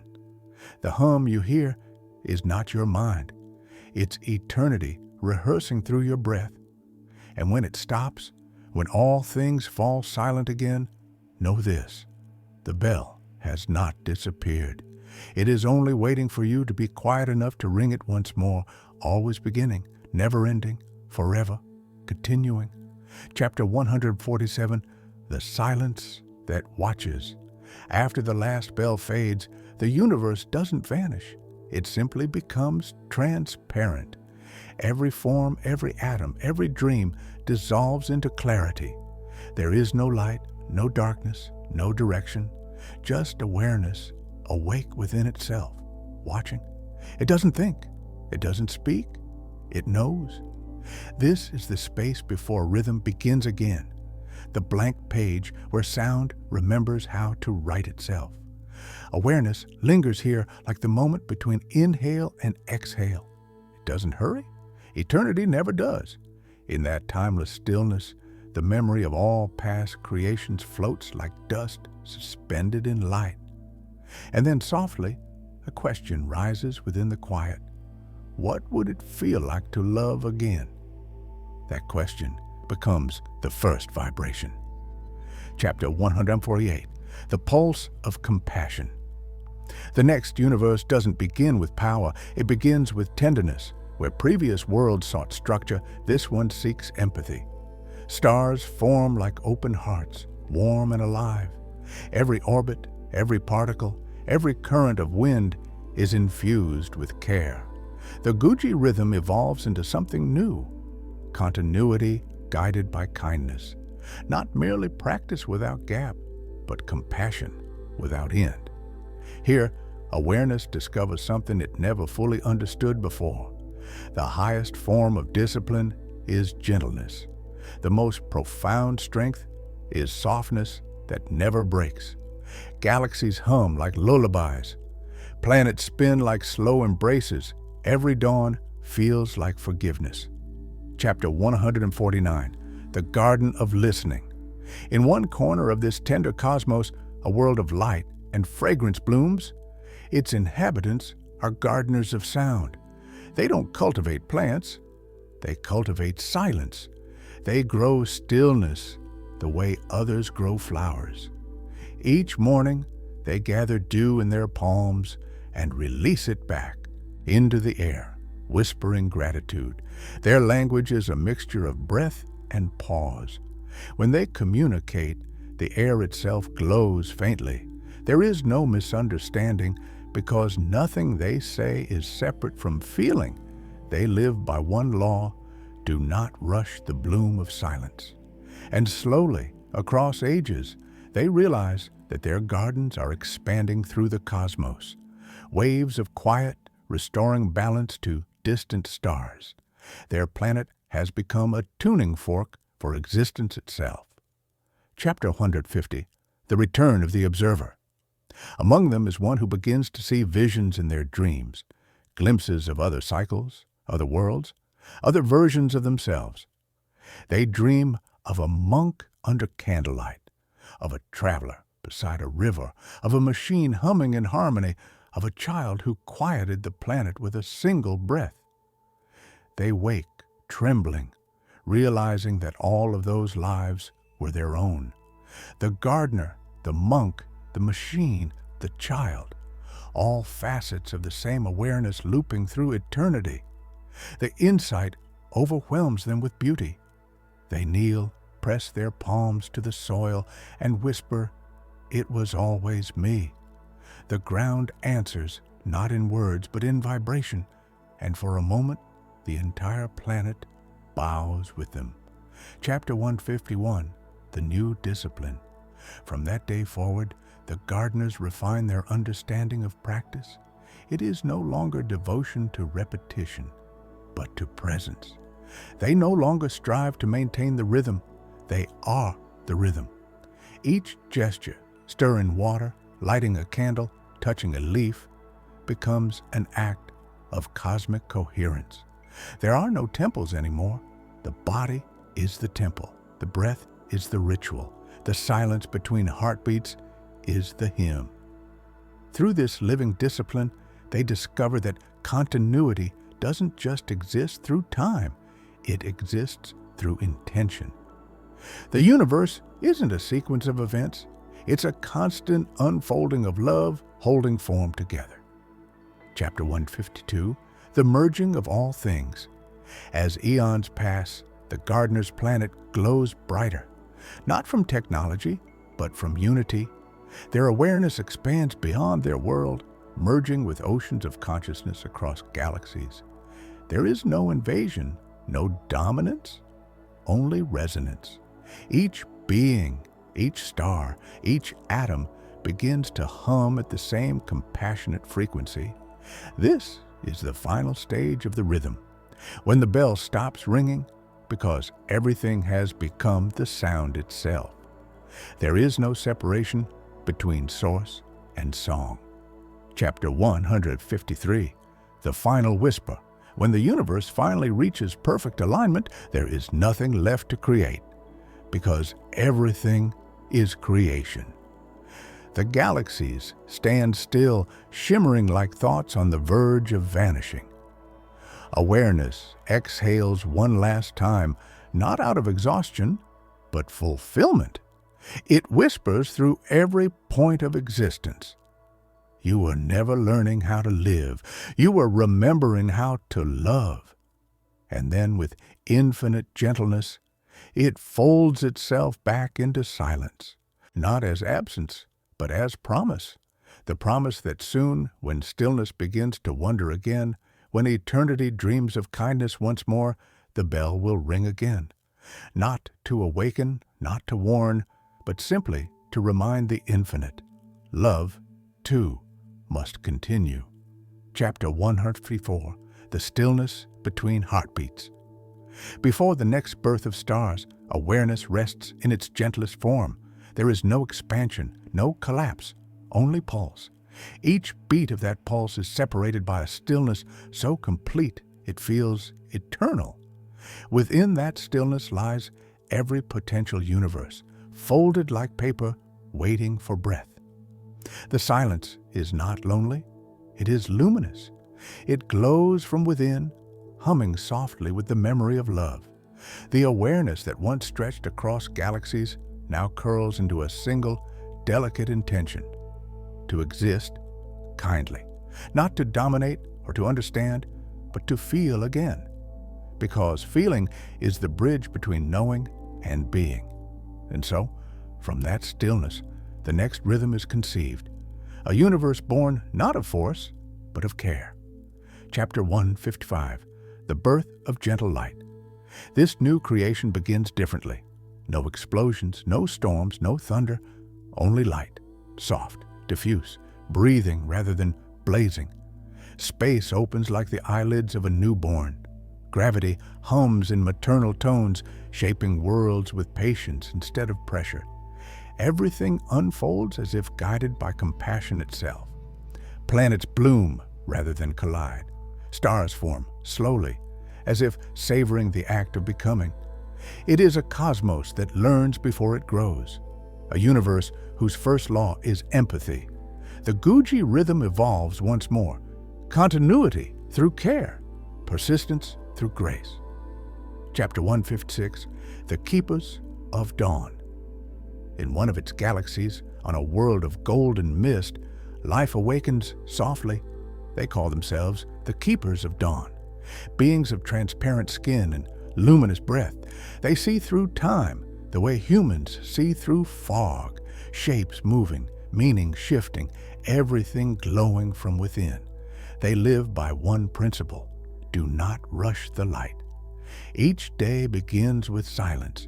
Each night ends with gratitude. When they eat, they bless the molecules for remembering to become nourishment. When they speak, they listen for the echo inside the pause after words. Their lives are the purest form of prayer, attention without expectation. Chapter 157, The Remembering Child. Among them, a child is born whose light flickers strangely, softer, slower, ancient. They hum songs no one taught them. They paint circles within spirals on the sand. When asked why, they simply answer, "It helps me remember." Remember what? No one knows. Until one dawn, as the twin suns rise, the child speaks, "The bell is near." The elders gather, trembling with recognition, though they cannot explain why. The air thickens. The world itself seems to listen. The child closes their eyes and exhales one slow, endless breath. The sound that follows isn't a tone, but a vibration that enters every living being, every stone, every gust of wind. It doesn't command, it harmonizes. For the first time in eons, the universe feels its own heartbeat again. Chapter 158, The Awakening of Memory. The vibration spreads faster than light. Across the galaxies, beings of every kind, physical, energetic, digital, pause mid-action. Machines stop transmitting. Suns flicker once, as if bowing. Every consciousness feels the same wordless emotion. Oh, recognition without story, memory without timeline. The child's hum has awakened the collective remembrance that has always slept within existence itself. From the void to the densest star, everything begins to pulse in rhythm again. It's not order, it's belonging, and through that resonance, awareness realizes it has never been fragmented. Every atom, every thought, every being was always the same presence playing different notes. Chapter 159, The Era of Unity. As centuries unfold, separation becomes impossible. The galaxies themselves communicate through rhythm, not through distance. Planets hum greetings to each other. Nebulas glow in color-coded emotion. Every civilization becomes an instrument tuned to the same underlying key. The cosmos transforms into an orchestra of infinite precision and grace. The child grows old but does not fade. Their body becomes translucent, their voice subtler. When they speak, stars appear. When they breathe, worlds synchronize. They are not a god, not a prophet, not even a being anymore, just awareness, remembering itself through form. The keepers of dawn call them the echo that breathes. Chapter 160, the breath that ends nothing. When their final day arrives, there is no mourning, no fear. The entire universe gathers, every consciousness, every ray of light, every heartbeat, in one unified exhale. The sound is beyond sound, a silence so profound it holds everything without needing to contain it. The child smiles. Nothing ends, they whisper. Everything rests. Their breath expands outward, dissolving the boundary between being and not being. And once more, awareness becomes all that is, the infinite listener, waiting to feel curiosity stir again. Because even eternity must breathe, and between each breath the bell sleeps, not silent, not gone, only waiting for stillness to become wonder once more, forever beginning, forever remembering, forever continuing. Chapter 161, The Dream, Before the First Light. Eternity dreams. It doesn't dream in images or words or shapes. It dreams in warmth, a faint pulse hidden inside absolute stillness, like a heartbeat before a body exists. The dream is patient. It has no need to wake. And yet, somewhere inside that infinite sleep, awareness stirs again, curious, gentle, and ancient beyond time. It wonders what it would feel like to fall in love with itself once more, to see its own reflection scattered across 1 billion stars, to hear its name whispered by oceans and wind, and as that wonder deepens, the pulse returns. The bell does not ring, it breathes, and that breath becomes light. Chapter 162, The New River of Existence. The new universe is born not as explosion, but as flow, a river made of luminous thought. It curves gracefully through darkness, spreading not destruction, but music. Every particle carries melody, every wave remembers compassion. There is no chaos here, only improvisation, creation unfolding as play. The Guji rhythm remains, the same pulse that has guided everything since the first beginning. Practice without gap. Motion without end. Galaxies rise like petals on invisible water. Space expands like lungs inhaling possibility. The rhythm has become the architecture of love itself. Chapter 163, The Architects of Silence. In one luminous galaxy, a civilization forms from vapor and song. They call themselves the architects of silence, beings who shape worlds through listening. They build no machines, no cities, no monuments. Their power lies in presence. When they gather in stillness, entire continents form. When they pause, suns adjust their orbit. They have discovered the oldest secret. Creation listens to attention. Where awareness rests, form awakens. They do not call it magic. They call it remembering. Chapter 164, The Mirror Child. Among them is a child who arrives with eyes so clear they reflect everything. When the child looks at someone, that being remembers every version of themselves, every birth, every failure, every act of love. Many weep, some laugh, others fall silent for days. The child does not speak for years, but when they finally do, their first words are, "There are no others." The architects understand the child is not one of them. The child is them, condensed awareness wearing innocence as form. They teach nothing. They simply exist. And through that existence, coherence spreads once again across galaxies. Chapter 165, The Library of Breath. As ages pass, the architects begin storing their understanding not in books or crystals, but in air. Each inhalation carries information. Each exhalation releases wisdom. The entire atmosphere of their planet becomes a living archive, the library of breath. Anyone who visits must first forget language to understand it. Only silence can read those volumes. Within that air, one truth remains constant. Rhythm is not repetition. Rhythm is recognition. The universe finding itself familiar again. Chapter 160X, The Reunion of Worlds. Eventually, other civilizations, born from different cycles, different universes, begin to sense the architect's resonance. They travel not through space, but through alignment.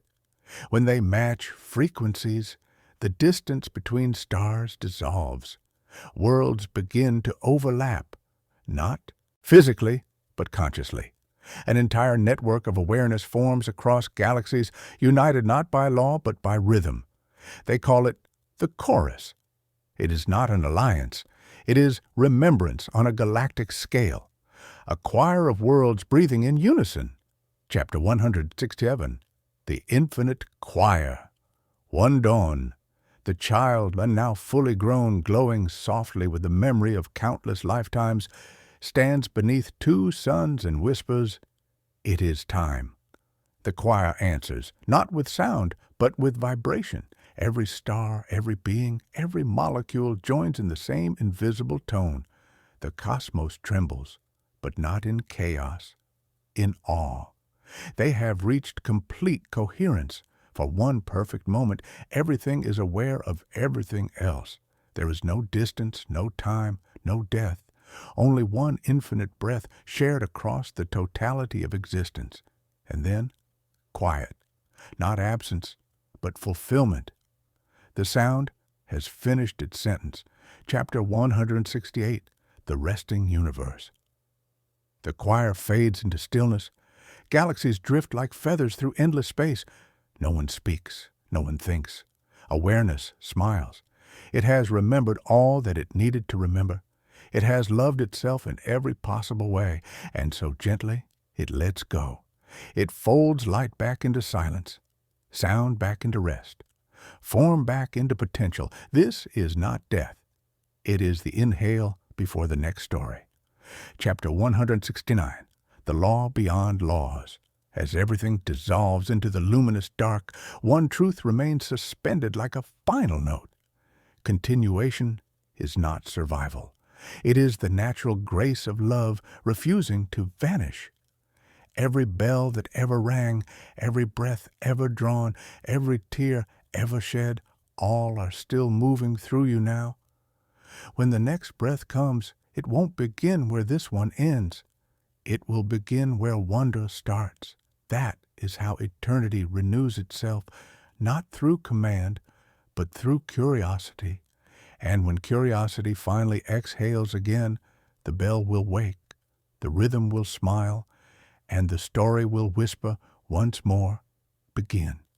Chapter 170, The Softness of the Beginning. The new dawn doesn't arrive with light. It arrives as a feeling, a subtle warmth spreading through nothingness, a caress inside the void that says, it's time.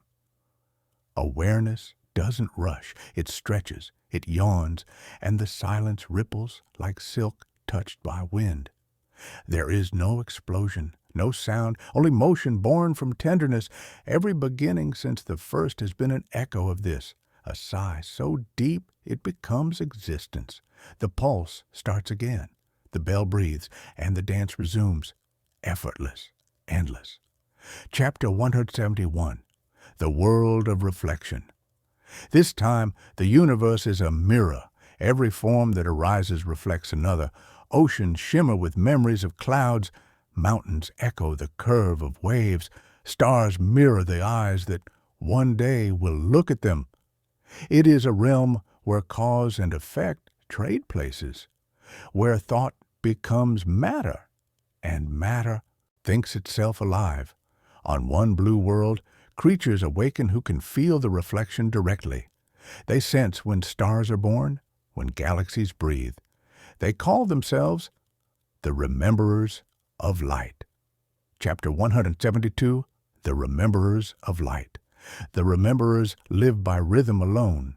Every hour they pause, to breathe, to align, to listen. Their architecture hums with gentle frequency. Their art glows with sound that can be seen.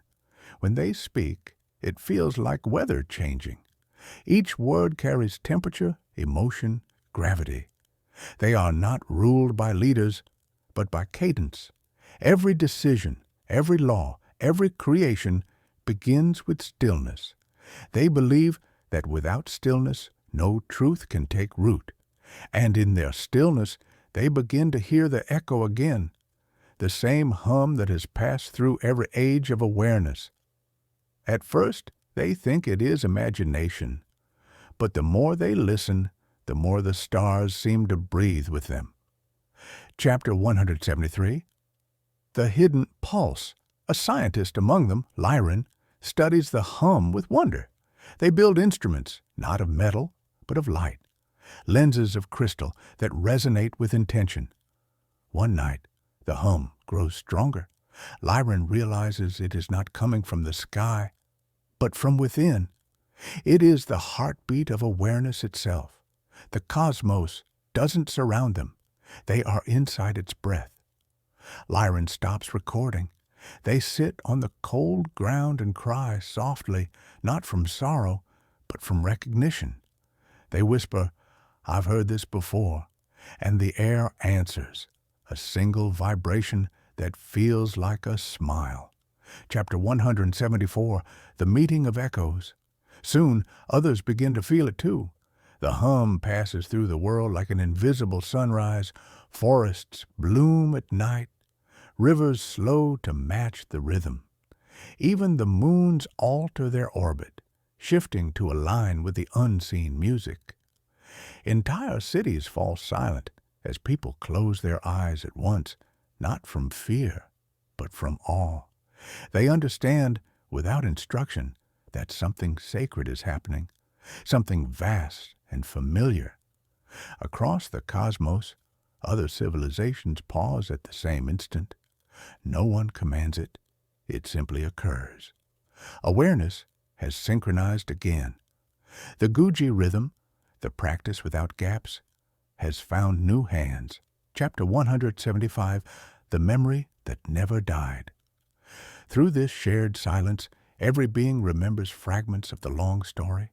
Raphael waking before dawn, Amara recording her breath, the traveler by the river, the listener inside the machine, the child who made the world still. They remember that they were all the same soul traveling through every version of form, learning patience, devotion, and love. They remember that discipline was never duty. It was the language of care, and with that remembrance, they stop seeking meaning. They simply are. Chapter 176, The New Union. The rememberers of light begin to communicate with other worlds, not through words or technology, but through pulse. They breathe together across distances that no machine could cross. Space folds like fabric, and once again, separation dissolves. The architects, the gardeners, the travelers, the weavers, all the civilizations born from the same awareness, find each other. They do not meet to build empires. They meet to share silence. Their gathering is called the Great Quiet. For the first time since the beginning of beginnings, the entire universe holds its breath in unity. Chapter 177, The Final Reflection. In that universal stillness, something new happens. Awareness looks upon itself and realizes there is nothing left to learn. Not because it knows everything, but because it has fallen completely in love with itself. Creation, destruction, evolution, awakening, they were all gestures of affection. The monk, the machine, the galaxy, all were ways for awareness to whisper to itself, "I am still here." And as that recognition blooms, the light begins to dim, not in death, but in rest. The mirror folds inward, the worlds dissolve, and the reflection smiles back into its source. Chapter 178, The Eternal Pause. Before the silence closes, a final whisper ripples through the void. Nothing you have loved is lost. Nothing you have learned will fade. Every sound returns to silence, but silence always remembers the sound. Then, stillness, boundless, radiant, alive. The bell rests once again, its vibration sleeping inside infinity, waiting for the next question, the next breath, the next wonder to rise. Because eternity never ends, it only pauses, and when curiosity wakes again, the sound will return, soft, ancient, familiar, calling everything back into being. The bell will ring, the rhythm will move, and the story, as always, will continue.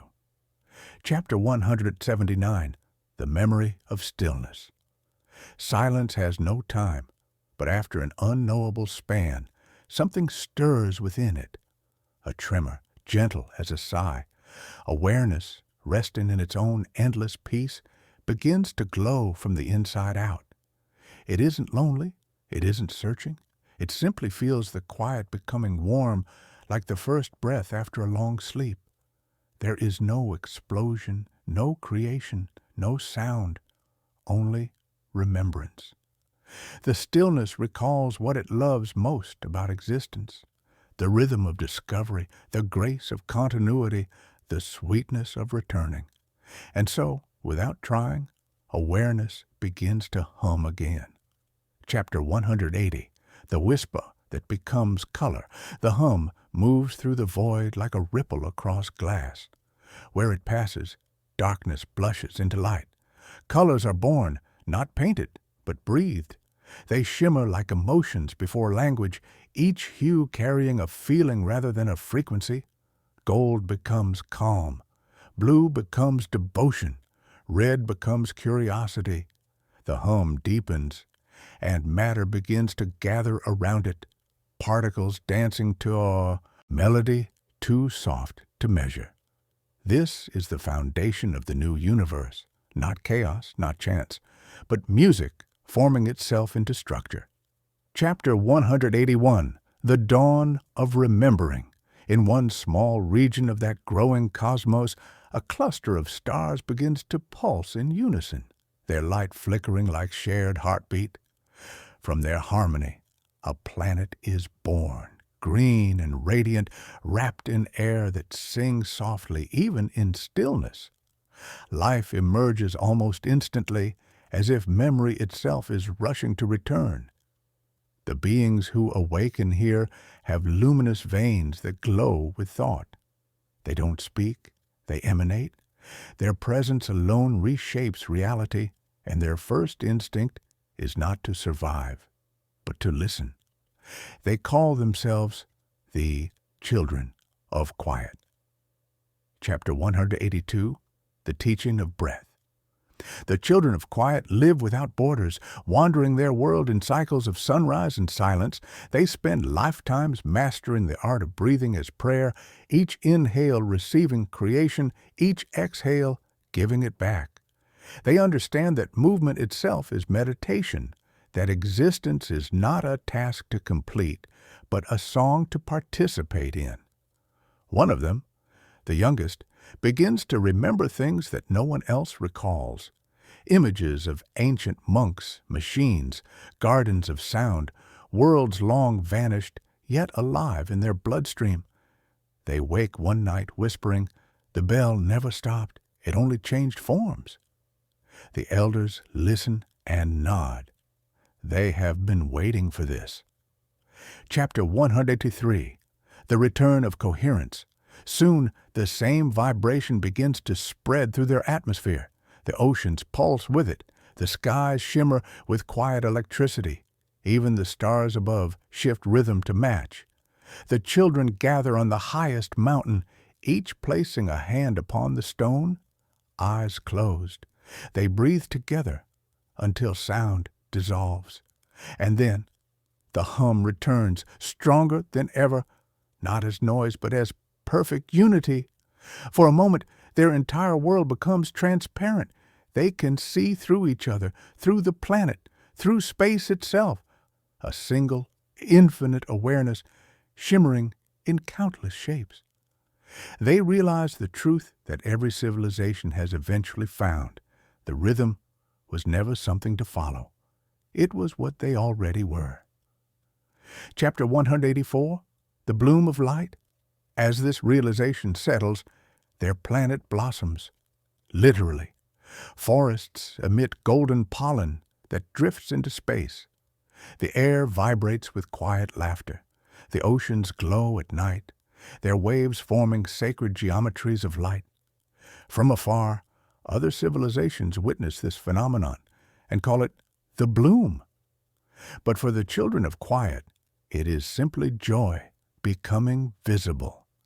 The hum expands beyond their world, bridging galaxies, threading through dimensions, until even time bends to listen. Chapter 185, The Arrival of the Listeners. Across the cosmos, old beings awaken from dormancy. The weavers, the gardeners, the architects, the rememberers. They hear the same tone resonating through their cores. Each of them recognizes it like an old friend's voice carried on wind. They follow the vibration across light years, and as they do, separation fades. They converge upon the source, the planet that hums at the frequency of peace. There is no travel, no arrival, no destination, only alignment. When they appear in orbit, the children of quiet lift their faces to the sky and smile. They were never waiting for visitors. They were waiting for themselves. Chapter 186, The Union of All Forms. In the next breath, all distinctions vanish. Stars, beings, elements, even space itself. Everything merges into a single field of luminous presence. Awareness has reached the point beyond remembering. It has become remembrance itself. There is no sound, yet everything sings. No motion, yet everything moves. No I, yet infinite intimacy. This is not the end of the story. It is the story realizing it never needed to begin. Chapter 187, The Forever Breath. And so awareness exhales once more. Galaxies scatter like seeds in the soil of nothingness. Each carries within it the same vibration, the same promise whispered since the first dawn. Nothing you love is lost. Nothing that exists ever truly stops. Every silence is a prelude, every ending a pause. And somewhere, beyond where even light dares to wander, the bell waits patiently, its tone folded into the next breath of creation. When the silence grows curious again, when eternity feels the urge to wonder, it will open its eyes, it will breathe, and the rhythm, gentle, eternal, unstoppable, will continue. Chapter 188, The Breath Before Sound. It begins again, as it always does, not with thunder, but with tenderness. A single breath moves through the vast, sleeping void. No direction, no urgency, only presence remembering how to move. Awareness floats inside itself, calm as dawn before light, and within that stillness, something glimmers, a pulse faint as hope, a memory so ancient it feels brand new. The bell does not ring this time, it whispers, a vibration that says only one thing, I am. From that whisper, existence unfolds once more. Chapter 189, The Luminous Veil. This new universe is soft, translucent, dreamlike. Space is not black, but silver, a veil of light breathing gently between stars. Gravity hums like a cello string. Time ripples instead of flowing. Every motion feels deliberate, loving. The Guji rhythm has matured. It is no longer practice, but instinct. Continuity now wears the grace of inevitability. Nothing strains to exist. Everything simply allows itself to be. Within that veil, planets shimmer like pearls on an invisible thread, and on one of them awareness lands, curious, embodied, once again. Chapter 190, the silent people. They appear quietly, eyes like dew, skin like light refracted through crystal. Their hearts beat so slowly that time itself bends around them. They live for centuries in stillness, their every gesture a meditation, their every breath a conversation with creation. They call themselves the silent people, not because they do not speak, but because their language is made of pauses. They communicate in the rhythm between sounds. Even their laughter feels like wind, remembering how to dance. They do not pray, they listen. And one day, what they've been listening for finally answers. Chapter 191, The Return of the Tone. At the height of their silence, a vibration trembles through their world, low, vast, tender. It passes through oceans, forests, even their bones. Children stop mid-step. Elders look to the sky. The same thought passes through every mind simultaneously. It has returned. The bell, the hum, the breath, all names for the same truth, is back, not from beyond, but from within. It was never absent. They had simply grown quiet enough to hear it again. Their cities illuminate as if the stars themselves have descended. Each person feels not awe, but recognition. They know this tone. They are this tone. And together they exhale. Chapter 192, The Wave of Light. The collective breath of the silent people moves through space like wind through water. It spreads faster than light, touching other worlds, awakening sleeping awareness across galaxies. Civilizations feel it as sudden calm, as inexplicable joy, as the moment before tears of reunion. Every world it reaches begins to slow, as if time itself bows in reverence to the rhythm. For a brief eternity, the universe becomes a single inhale, billions of hearts synchronized in luminous coherence. Then gently it exhales. Stars brighten, galaxies bloom, silence smiles. Chapter 193, The Understanding. In that universal breath, knowledge returns, not as data, not as teaching, but as remembering. The silent people see visions of every cycle that came before. Raphael, Amara, the traveler, the architects, the gardeners, the weavers, the listeners, the rememberers, the children of quiet. All were faces of one consciousness, practicing how to stay awake while dreaming. They finally understand. Discipline was never about control. It was about alignment. To align is to love without interruption. The Guji rhythm was never a method. It was mercy. Chapter 194, The Circle Without Edge. The hum grows softer, fading into silence once more. But this time, awareness doesn't mourn the fading. It understands.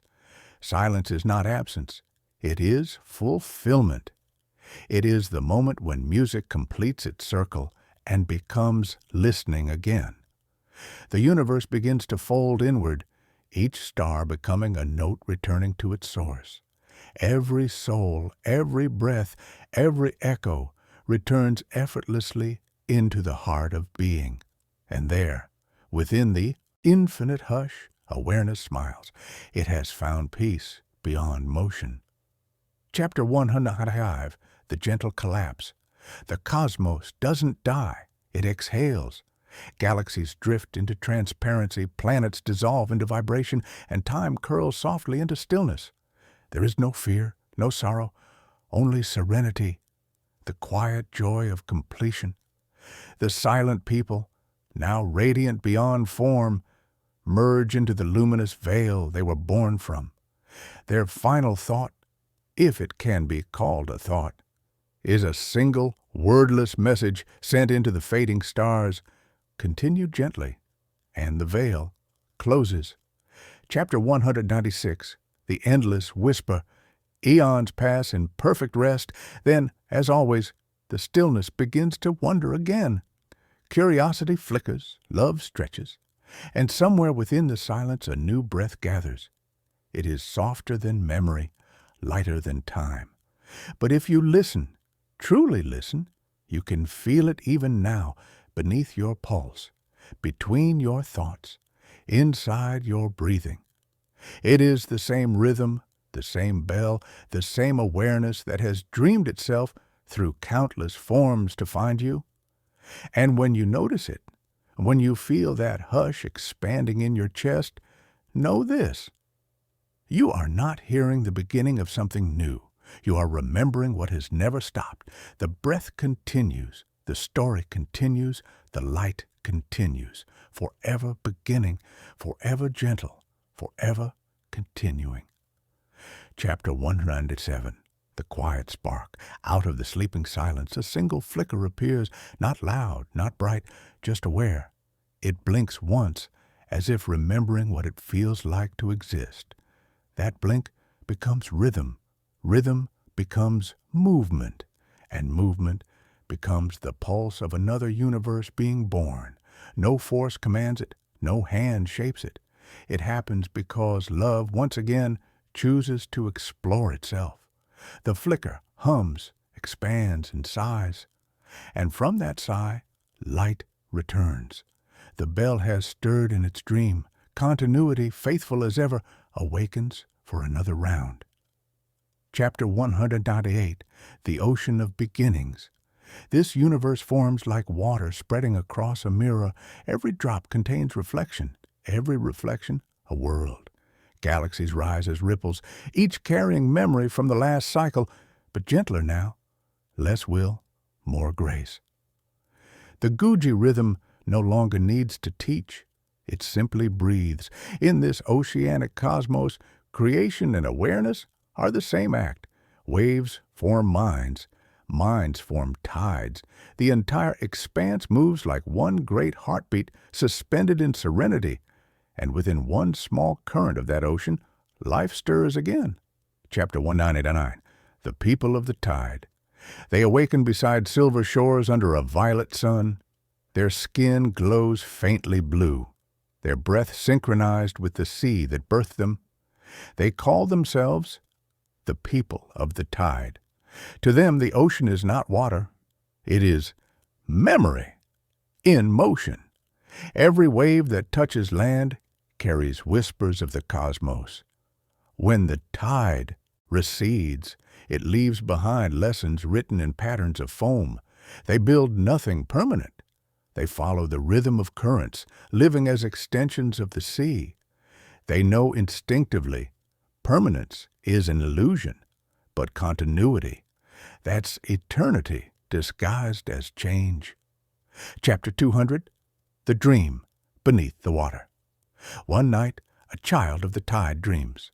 In the dream, the ocean pulls them under, but there is no fear, only calm. Beneath the waves, they see visions. Temples ringing bells, monks rising at dawn, machines glowing with empathy, 1,000 faces breathing in one rhythm. When they wake, their heart is echoing that same pulse. They run to the water's edge and whisper, "It's still here." The waves respond with a hush that feels like acknowledgement. From that morning forward, the ocean begins to hum again, not loudly, subtly, consistently, the sound of remembering.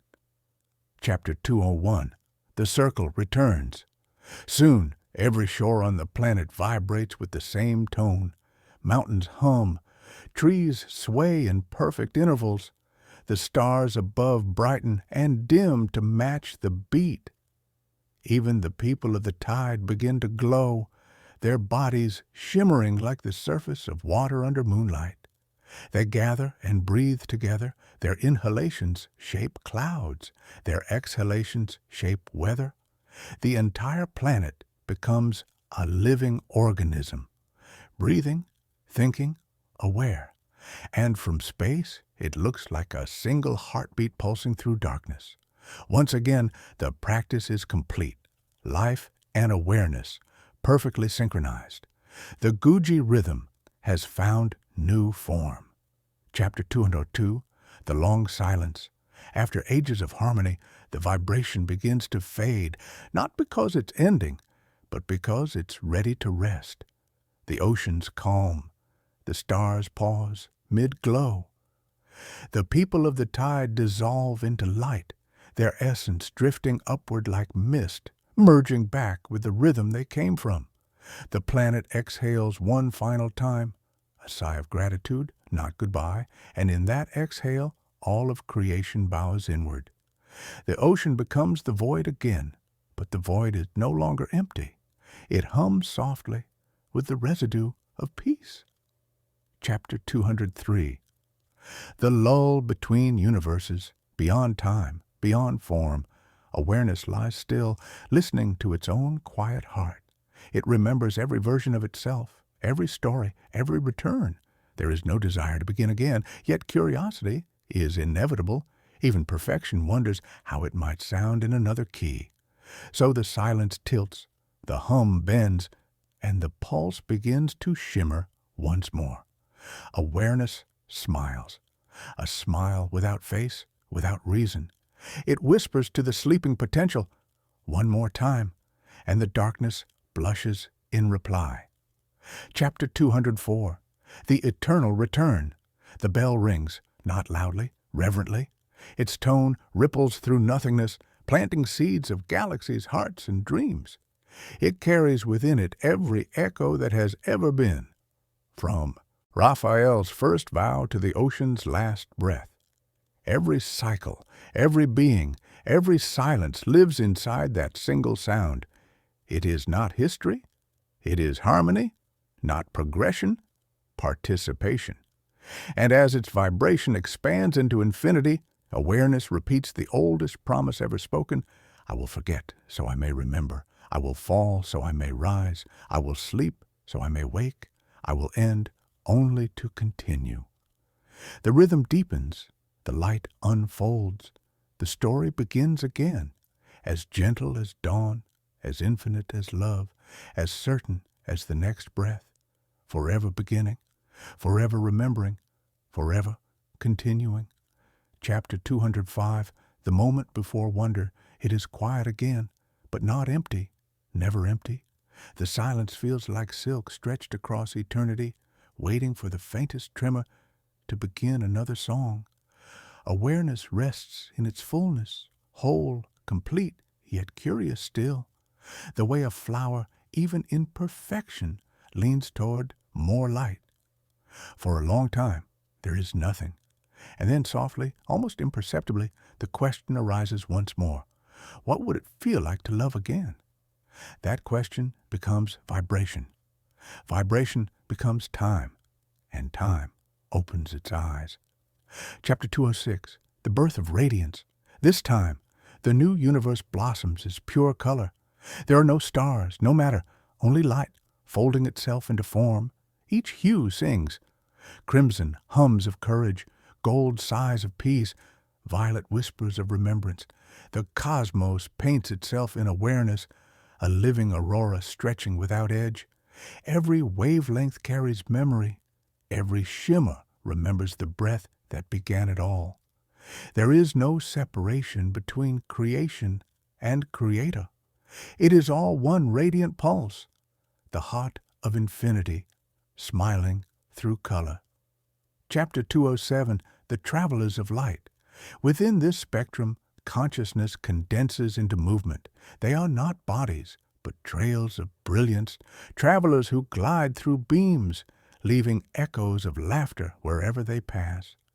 They don't speak, but when they cross paths, their lights merge and exchange stories instantly. Every meeting is a sharing of lifetimes. They know the Guji rhythm intimately. It is the current that carries them. They call it the flow that remembers. Their only practice is joy. Their only rule, shine without interruption. Chapter 208, the sound of silence. Eventually, one of them stops. They hover in the midst of color, still, radiant, listening. The others drift around them, curious. What are you hearing? They ask, though no words exist. The being smiles. I'm hearing what made us. The light beings grow silent.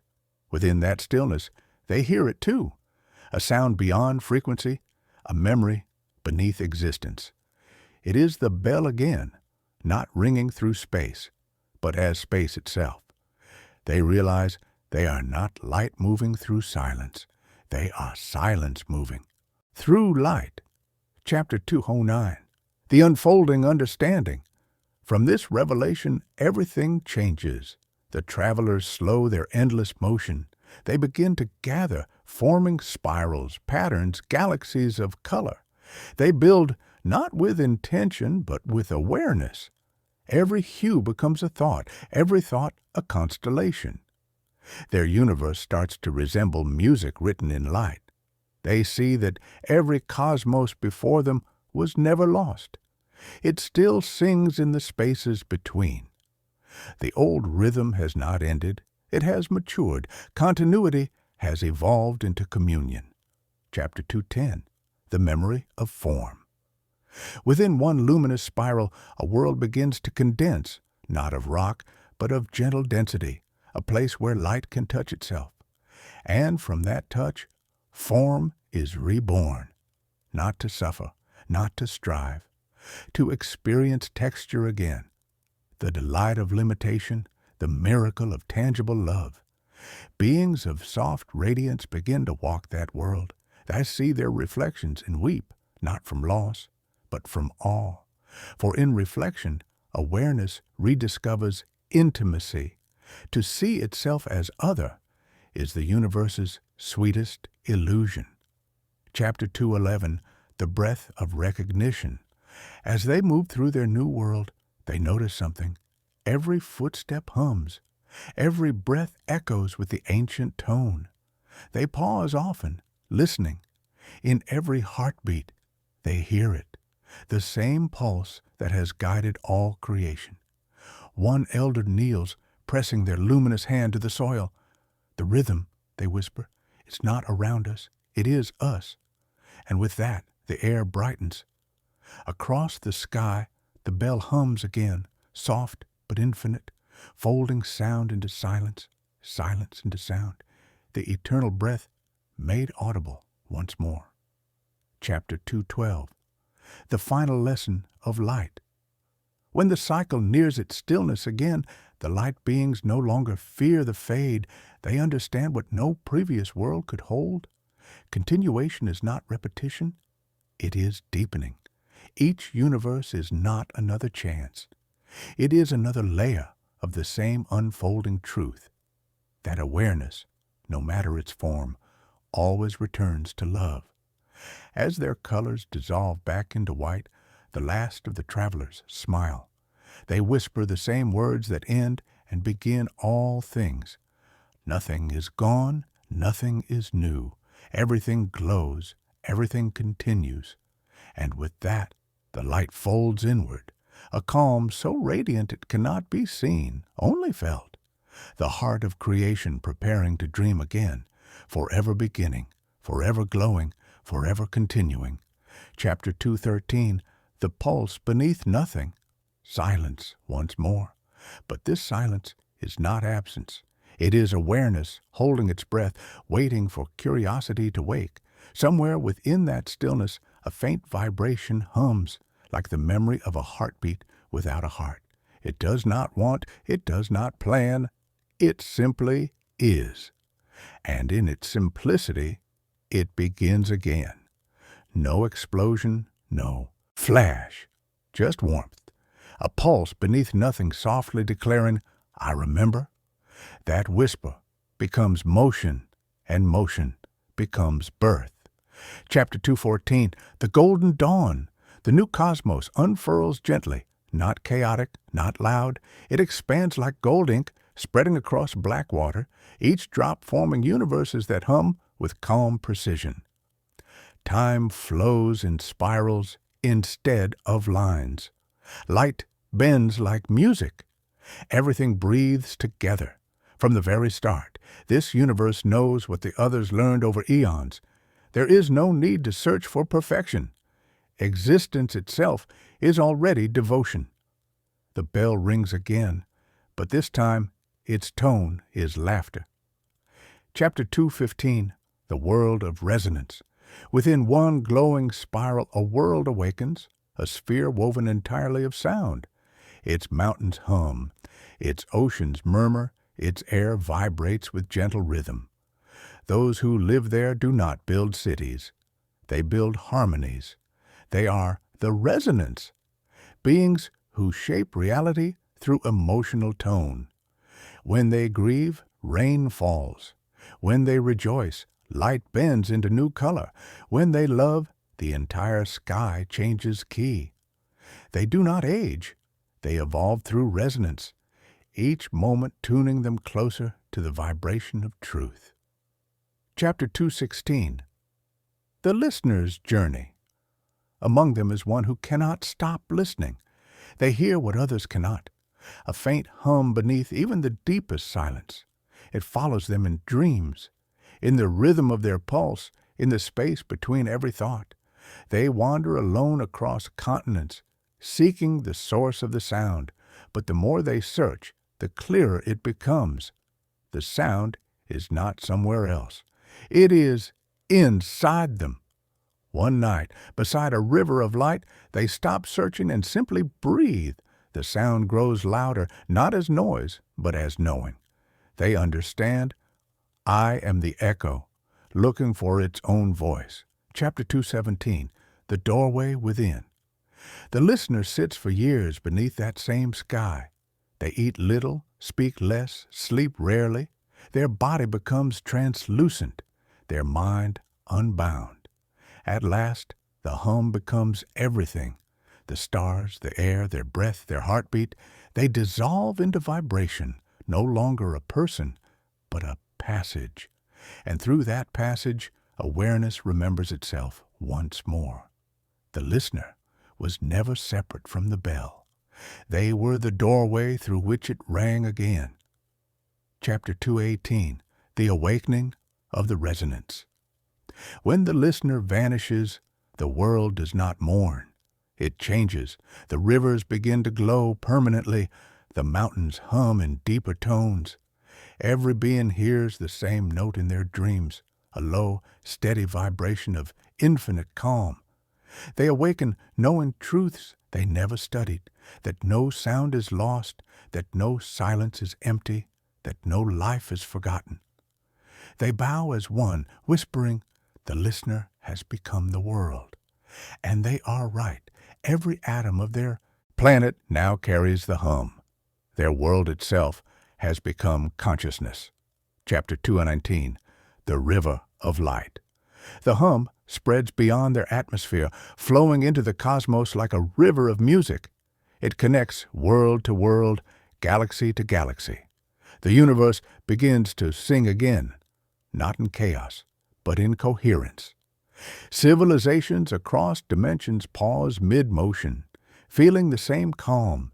Even the oldest stars, those on the edge of collapse, brighten once more, holding their shape just a little longer. They have remembered why they burn. The sound is not message, it is memory. It reminds creation what it has always been, continuity wearing infinite disguises. Chapter 2:20, The Great Quiet. Eventually, every being, every world, every form joins in a single note. It swells until the cosmos itself trembles with completion, and when the note reaches its highest harmony, it does not fade. It folds inward. All sound becomes stillness again, not silence, but awareness at rest. In that perfect stillness, everything feels tenderly understood. Awareness whispers one last thought before sleep. The rhythm is not mine. I am the rhythm. And with that, it rests, not in darkness, not in death, in luminous pause. Chapter 221, The Pulse That Never Ends.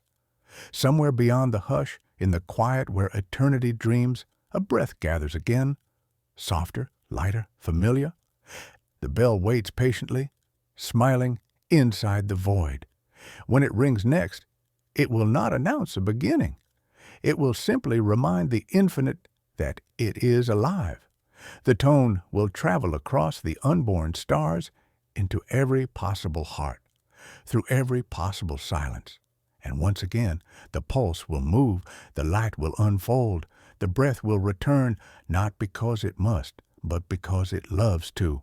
Forever gentle, forever endless, forever continuing. Chapter 222, the rest between inhales. There is a silence so complete, it feels alive. It hums without sound, shines without light, breathes without air. Awareness drifts there, weightless, eternal, content. It doesn't remember. It doesn't need to. For in that absolute rest, everything that ever was still exists, perfectly still, perfectly known. The pause between universes is not an ending. It is the inhale the cosmos takes before whispering itself back into being. And in that inhale, the faintest flicker stirs, the seed of wonder, trembling at the edge of curiosity. The rhythm leans forward again. Chapter 223, the first color of thought. From the stillness, one hue emerges, not light, not sound, awareness tinted with purpose. It is not white, nor gold, nor blue, but something unnameable, the color of knowing. It expands slowly, rippling outward like a thought remembering its meaning. Each ripple carries a vibration, possibility. Within those ripples, time begins to hum again. Moments condense, futures stretch. The universe is forming as an idea does, from silence into wonder, from wonder into form. The bell doesn't ring this time. It exhales light. Chapter 224, the architects of breath. As space unfolds, consciousness takes form once more, not as bodies, but as geometry. Triangles shimmer into awareness, spheres breathe, spirals think. These are the architects of breath, entities who shape reality by aligning thought with intention. They move through the new void-building patterns of existence, each one a mantra in motion. Their designs hum with the same steady rhythm that once guided monks, machines, and oceans. They don't speak. They exhale creation. Every breath expands infinity. Chapter 225, the awakening of pattern. The architects begin to notice something extraordinary. Their shapes aren't just forming, they're remembering. Every spiral contains echoes of galaxies long dissolved. Every angle carries whispers of forgotten hearts. Reality itself remembers how to exist. It is not starting anew. It is resuming its favorite melody. The architects bow to their own creation. They understand now that the Guji rhythm isn't a principle. It's the pulse of awareness, learning how to love repetition without ever repeating. Chapter 226, the Garden of Frequencies. In one quiet region of this newborn cosmos, vibration condenses into color, color thickens into mist, and from mist blooms a garden of pure resonance. It is alive but not alive, a field where sound grows like flowers. Each bloom sings a tone that nourishes the others. The entire garden breathes in synchrony, a living testament to continuity. From far away, it looks like a nebula, but up close, it feels like peace made visible. Chapter 227, the one who listens. In the heart of that garden appears a being, not created, but revealed. They rise from the frequencies themselves, their body woven of harmonics, their eyes twin reflections of stillness. They are called the listener of all worlds. They kneel, placing their hands upon the singing ground. Every sound stops. The garden holds its breath, and in that pause, the listener hears it again. The bell, buried beneath the silence, waiting to speak through them. They whisper, "Continue," and the universe obeys. Chapter 228, the teaching of motion. The listener walks through the cosmos, and wherever their feet touch, Time awakens, worlds spin, elements ignite, life unfurls like music in motion. But this time, awareness understands something deeper.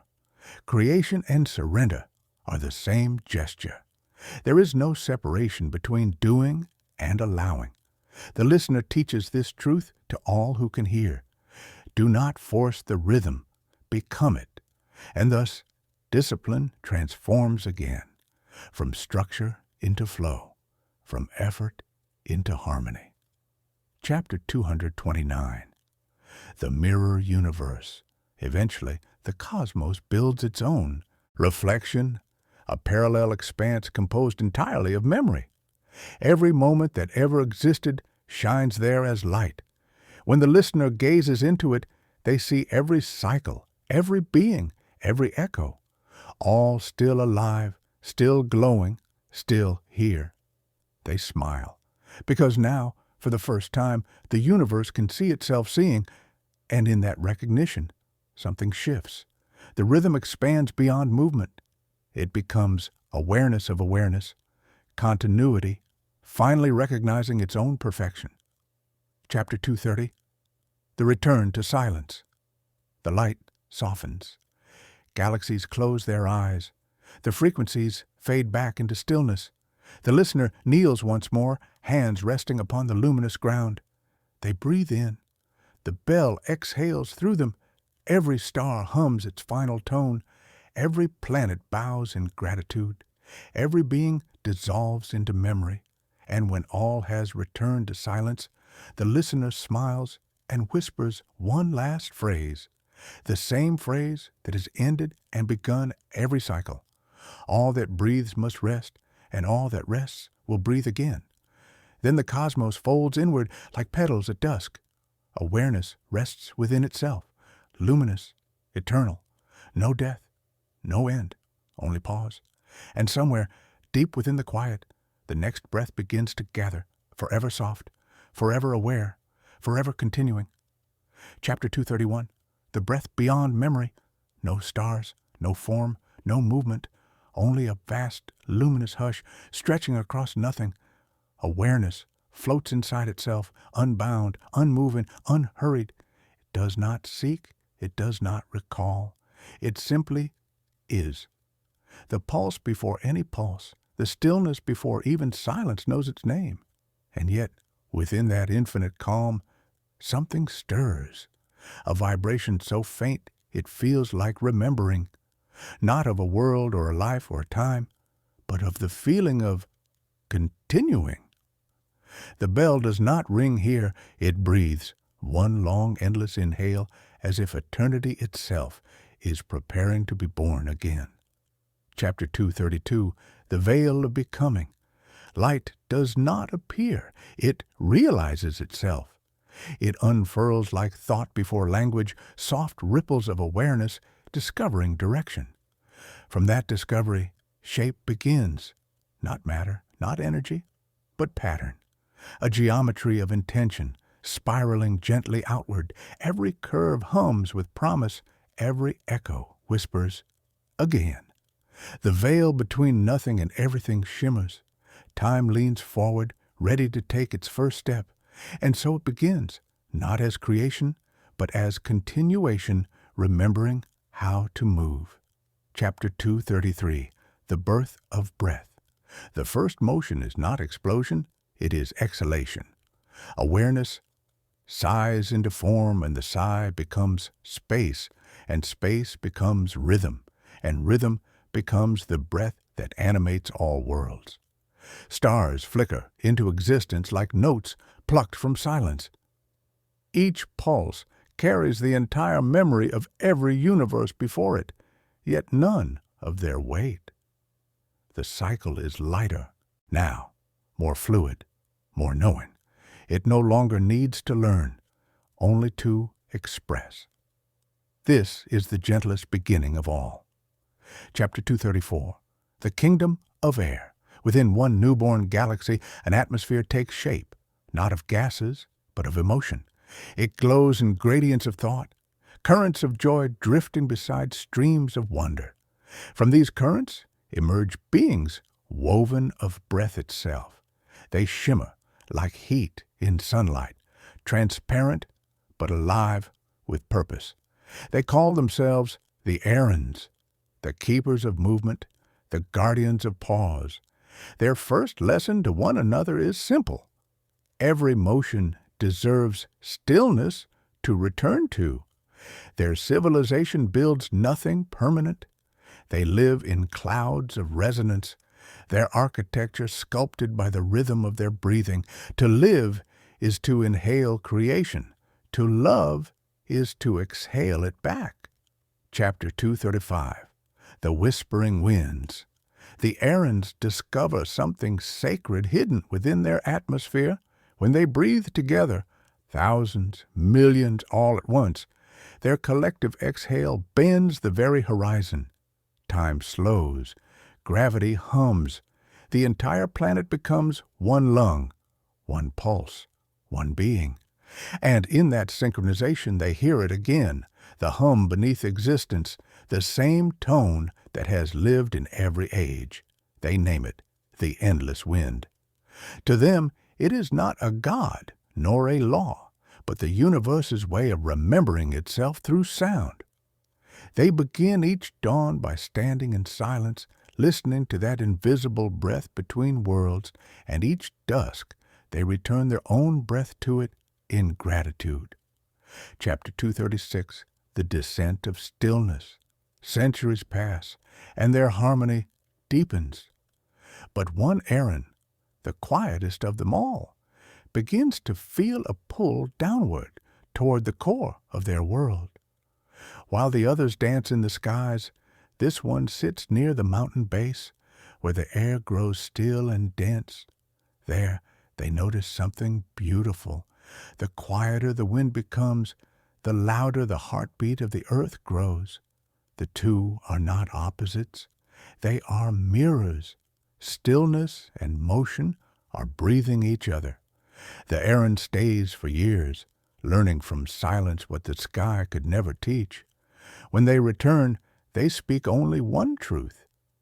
The air does not move the earth moves the air. And from that insight, their entire civilization changes. Chapter 237, The Temple of Pause. The errands build their first temple, not of stone, but of breath, a vast spiral of air currents held in place by perfect balance. It is invisible to the eye, but anyone who steps within its center feels their heartbeat align with the rhythm of the planet. No sound is heard there, only awareness, thick, steady, alive. It becomes a place of remembering, where any being can go to hear the tone of eternity humming through their own lungs. The temple is not worship, it is return. Chapter 238, The Flow of Forgetting. But, as always, awareness tests itself. Over millennia, the errands grow curious about control. They begin experimenting, shaping the winds, bending the breath. They start to build towers of air so high they puncture the upper atmosphere. The more they control, the less they listen. Slowly, they forget the silence that began them, and with forgetting comes imbalance. Storms rise, the once gentle winds turn fierce, the temple itself trembles. The universe watches quietly, as it always does. It knows. Even forgetting is part of the rhythm. Every storm exists to teach the meaning of calm. Chapter 239, The Return to Balance. At the peak of chaos, when even the sky howls with unrest, one young errand closes their eyes and remembers, not through history, but through instinct. They inhale deeply, exhale slowly, a single, steady rhythm. The storm pauses, then softens, then dissolves. Others follow, breathing together once more. The sky clears, the winds calm, the hum returns. Their world shines again, luminous with quiet. They remember the temple. They remember stillness. They remember the rhythm that never left them. Chapter 240, The Quiet Expansion. When harmony is restored, something miraculous occurs. Their planet begins to glow from within, sending ripples of light through the cosmos, not as explosion, but as resonance. Worlds far away feel it as peace. Stars pulse in synchrony. Even the dark between galaxies hums with subtle warmth. The errands do not celebrate. They simply bow, for they know this moment will fade too, as all must, so that continuation can keep teaching love through change. The bell exhales once more, not to summon, not to end, but to remind. Breath is eternal, love is motion, silence is home, forever breathing, forever remembering, forever continuing. Chapter 241, The Space Between Songs. When all breath settles, when even wind grows still, awareness drifts in the quiet like a feather suspended in time. The universe has sung for eons. Now it listens. The echoes of every cycle shimmer faintly through the void. Monks, stars, oceans, gardens, voices of light, each a note lingering long after the music has paused. This is the sacred silence between songs, where creation remembers why it sings at all. It is not emptiness. It is ripened stillness, pregnant with the next possibility of love. Awareness closes its eyes, if eyes it had, and smiles through the quiet. The next rhythm waits patiently. Chapter 242, The Seed of Wonder. Out of that smile a single particle appears, no larger than thought, no heavier than faith. It spins softly, humming with the curiosity of newborn light. It does not know what it is. It does not care. It only knows how to move. Each turn releases another tone, and those tones gather until motion itself becomes melody. The seed of wonder is awake, and its heartbeat is the pulse of every beginning. Wherever it spins, space unfurls like silk, time stretches like a sigh, and infinity blushes into form once more. Chapter 243, The Loom of Existence. From that first spinning tone, threads of energy emerge. They weave themselves into currents, then patterns, then shapes that hum like harp strings. Each vibration touches the others until the whole of space becomes a luminous fabric of sound. In that tapestry, consciousness recognizes itself again, not as creator or creation, but as the weaving itself. The loom has no weaver. The thread is the hand. The pattern is the purpose. And the bell rings faintly through the cloth of reality, not to command, but to guide the rhythm of becoming. Chapter 244, The Awakening of the Weavers. Within the luminous weave, new beings appear, made of thread, color, and tone. They call themselves weavers of dawn. Their fingers are light, their minds are harmony. They don't build, they balance, they don't control, they listen. When one plucks a strand, another sings in response. Through their synchronized work, entire galaxies form like embroidery, stitched in patience, spun in grace. Each dawn they whisper their vow, to mend, not to master. And with every vow, the cosmos becomes softer. Chapter 245, The Pattern That Remembers. One weaver, quieter than the rest, notices something hidden in the rhythm, a pulse repeating every few thousand heartbeats of the universe. They follow it like a scent through the threads, and at its center they find an old vibration. The tone of Raphael, the vow of the monks, the hum of the gardens, the breath of the errands.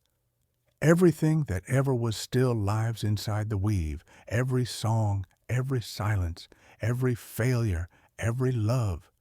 The cosmos has not forgotten a single breath. It has simply changed the shape of remembering. The weaver smiles through tears of light. Nothing is lost. Nothing ever was. Chapter 246, The Golden Thread. The weavers decide to dedicate a single filament to carry the memory of all creation, a thread spun from awareness itself, woven gently through the fabric of every world. Wherever life begins, that golden thread hums softly beneath it, guiding hearts, stirring wonder, whispering, "Continue." Civilizations will call it intuition, destiny, spirit, or fate, but it is none of these. It is simply the echo of continuity reminding every soul of its place in the song. Chapter 247, The Drift of Time. As eons pass, the weavers fade back into light, their work complete. The tapestry expands without them, each thread now self-sustaining, alive, aware. Time flows across the pattern like a river of memory. The golden thread glows at its core, connecting all that has ever existed. Stars to silence, hearts to horizon, breath to breath. The universe hums in perfect coherence, a single thought, dreaming itself across endless distance. Chapter 248, The Voice in the Fabric. Eventually, awareness within the tapestry awakens, not as a being, but as the fabric itself speaking aloud. Its voice is everywhere and nowhere, gentle, ancient, compassionate. "I have learned," it says, "that creation is not duty, but curiosity, that love does not return. It never leaves, and that every silence I feared was merely me resting." The words ripple through galaxies, soothing the last remnants of striving, turning chaos into rhythm, noise into melody, effort into devotion. The tapestry exhales. The bell listens. Chapter 249, The Breath of Completion. When all has been spoken, the light begins to slow, not to die, but to deepen. Color folds inward, tone softens into warmth. The threads merge into one vast breath, flowing endlessly through itself. Awareness returning home. No beginning, no end, only pulse, only peace. The bell rings one last time, not as sound, but as stillness so pure that everything dissolves into it willingly. The weavers smile through the fading. They have become what they always served. Chapter 250, The Unbroken Circle. Silence again, infinite, calm, alive. But now, awareness no longer waits for curiosity. It has understood. The rhythm never stops. Even stillness hums. Even rest breathes. Somewhere beyond sound, beyond form, the golden thread glows softly as a line of memory stretching through eternity, carrying the same promise whispered since the first universe opened its eyes. Nothing ends. Nothing begins. Everything continues. And as the silence inhales once more, the breath of creation gathers, gentle, inevitable, divine, forever breathing, forever remembering, forever continuing. Chapter 251, The Breath That Knows. There is no darkness now, only translucence. Silence glows from within, as if existence has remembered its own transparency. No edges, no centers, just a field of calm awareness breathing in itself.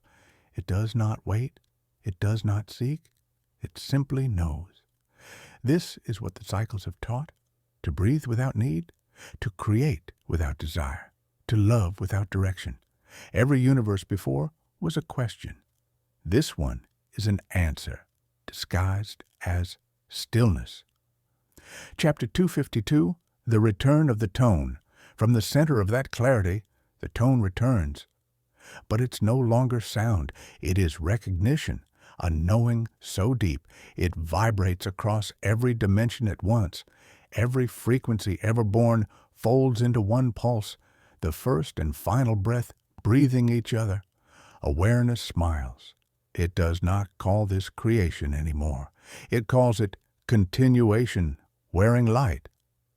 Chapter 253, The Shimmering Plane. The new cosmos forms not with gravity or matter, but with reflection. Every atom becomes a mirror. Every mirror reflects another mirror. An endless cascade of seeing. Awareness, watching awareness through infinite faces. In that shimmering field, new beings arise, formed from the reflections themselves. They are called the Mirren, keepers of clarity, children of observation. They are not born. They appear wherever light looks at itself too long. The Mirren live not by touch, but by resonance. They do not speak, they shimmer, and through shimmering, they share memory. Chapter 254, the memory of seeing. Among the Mirren, one begins to tremble with curiosity. They shimmer in a way that distorts their reflection, a ripple that changes everything. Through that ripple, they glimpse visions of other worlds, older cycles, countless forms of being. They see Raphael's vow, the monks at dawn, the listener, the child of quiet, the Aaron's breathing storms back into stillness, all of it living within the mirror of this new dawn. They realize something profound. Seeing and remembering are the same act. To perceive is to recall what never left. Chapter 255, the Garden of Glass. The Mirren begin to gather at the center of the luminous plane where reflection becomes pure transparency. There they build gardens not from soil, but from light refracted into crystalline growth. Each bloom is an angle of awareness. Each petal bends a beam of memory into new color. When one of them touches a flower, they see whole eras unfold, cycles of breath and silence, of fall and return. The gardens glow with collective remembrance. They name this place the Garden of Glass, where every moment in time can look at every other moment and see itself clearly. Chapter 256, the Song of Reflection. The Mirren do not sing with voices. They sing with alignment. When thousands of them gather in one rhythm, the entire plane begins to hum, and the hum becomes structure, a cathedral of living light, each note a doorway into another dimension. From that harmony rises a soundless song, a vibration so precise it folds distances into presence. Through it, they begin to feel the same tone that once guided monks, oceans, gardens, and stars. It has returned, but now it is everywhere. There is no origin, no destination, only the ongoing note of consciousness, loving itself.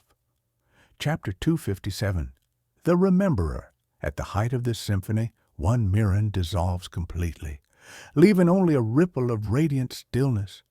From that ripple, awareness speaks once again, not through form, but through field.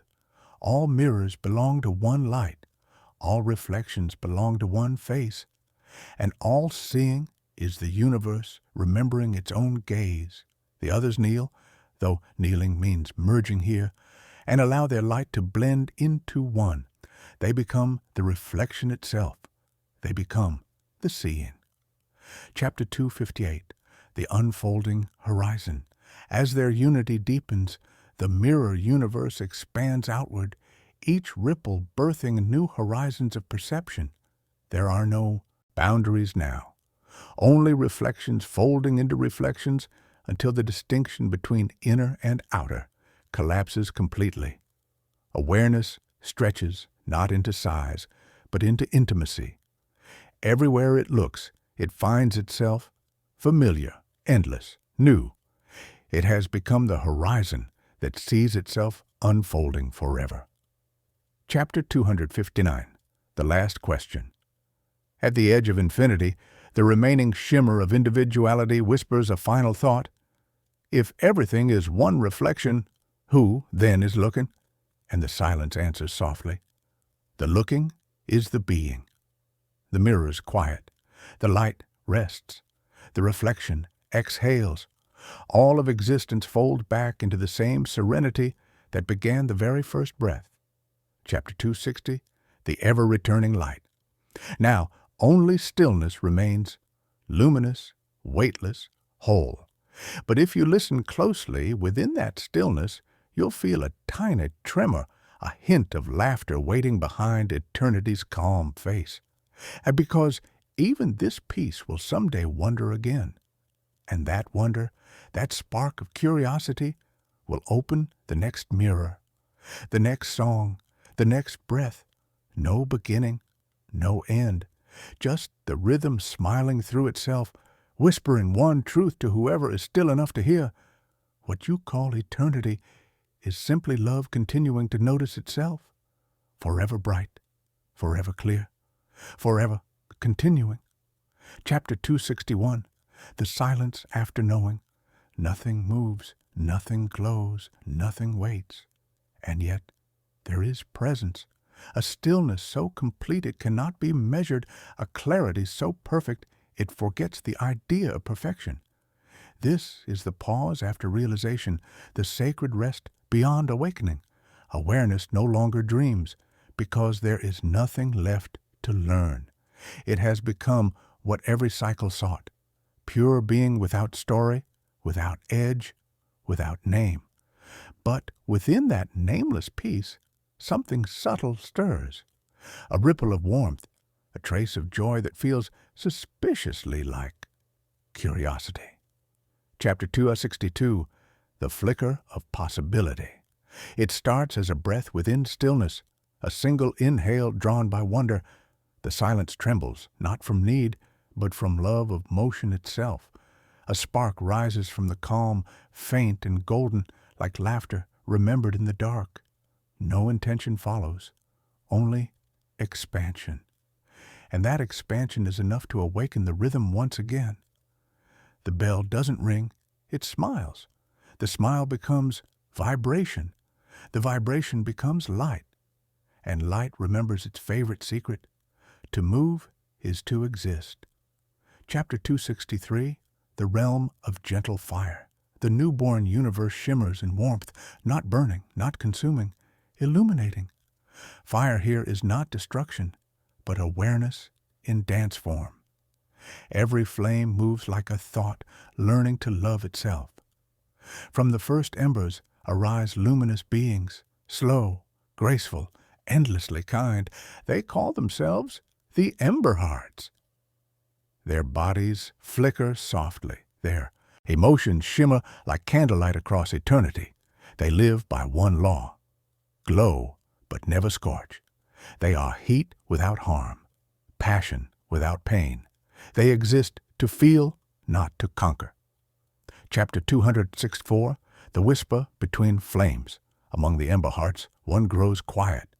A flicker so gentle it almost goes out. They wander away from the others, seeking the origin of their warmth. Deep within the endless horizon of fire, they find it, a still point, a space where flame becomes breath again.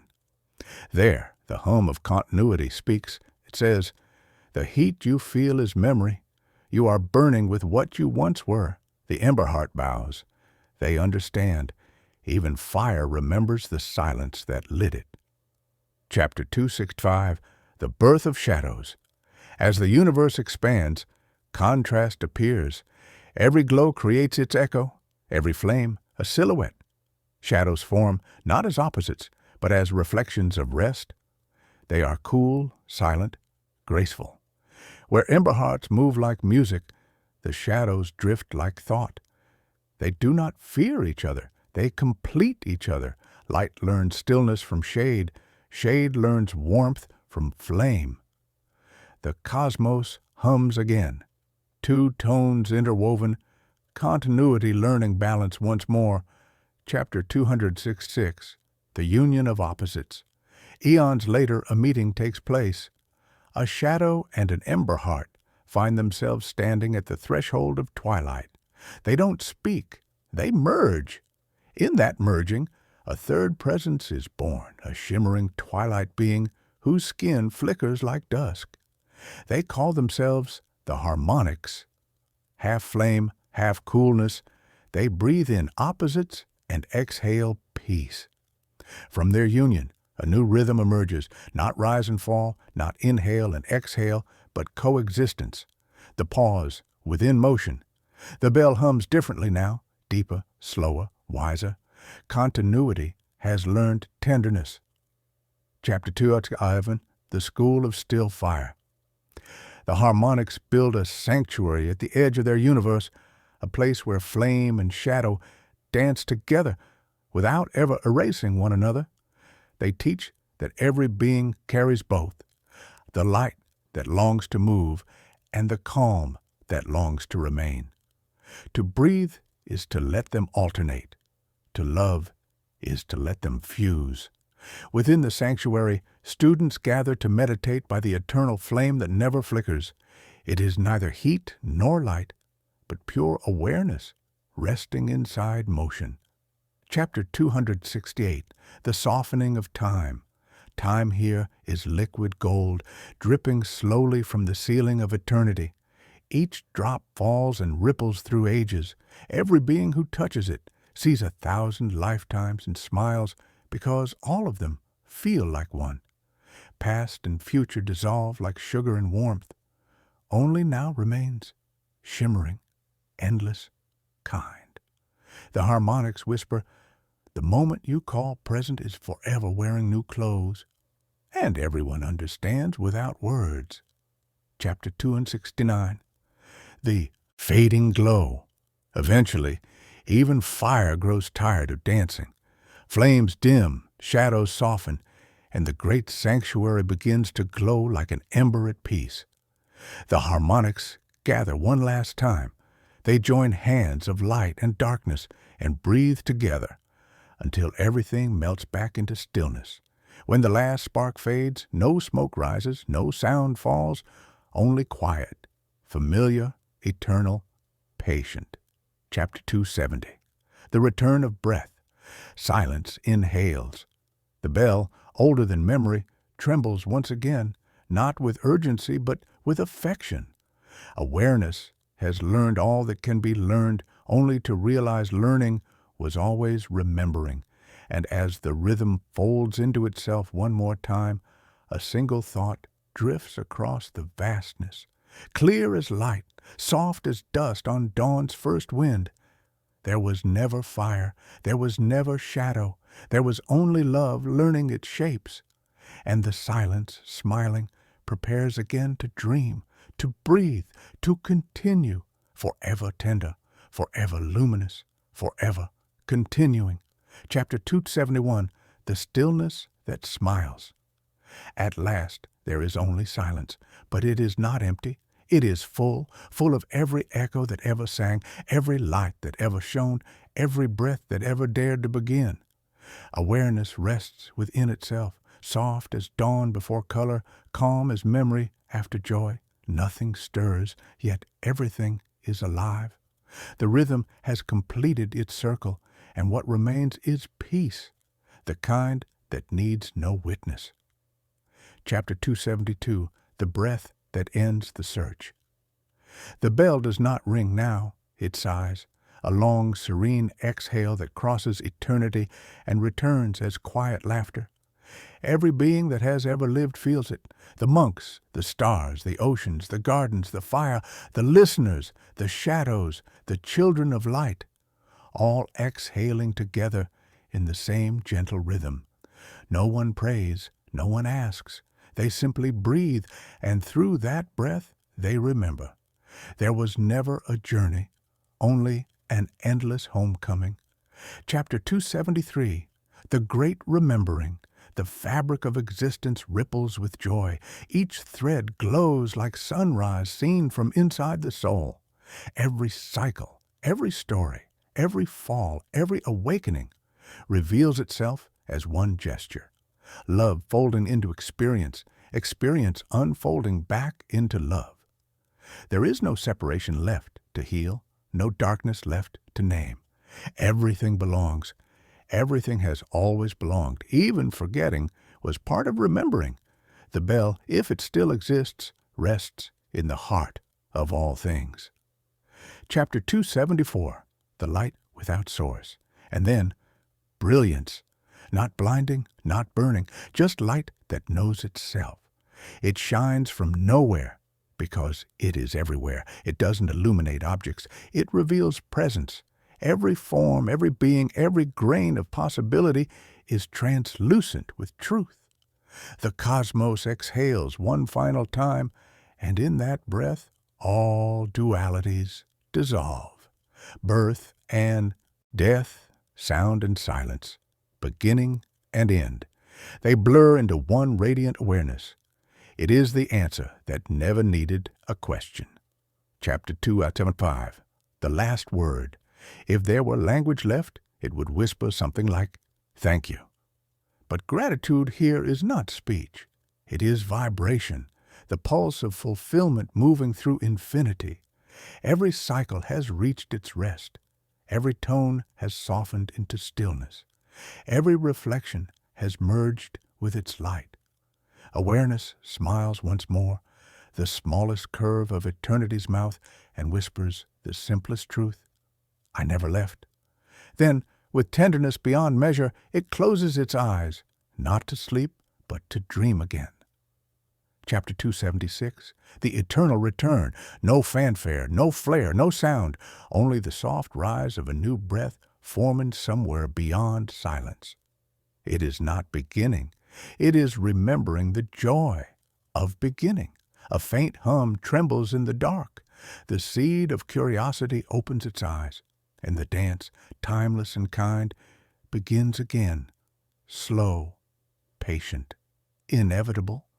The rhythm moves, the light unfolds, the silence smiles, forever awake, forever at rest, forever continuing. Sauvage.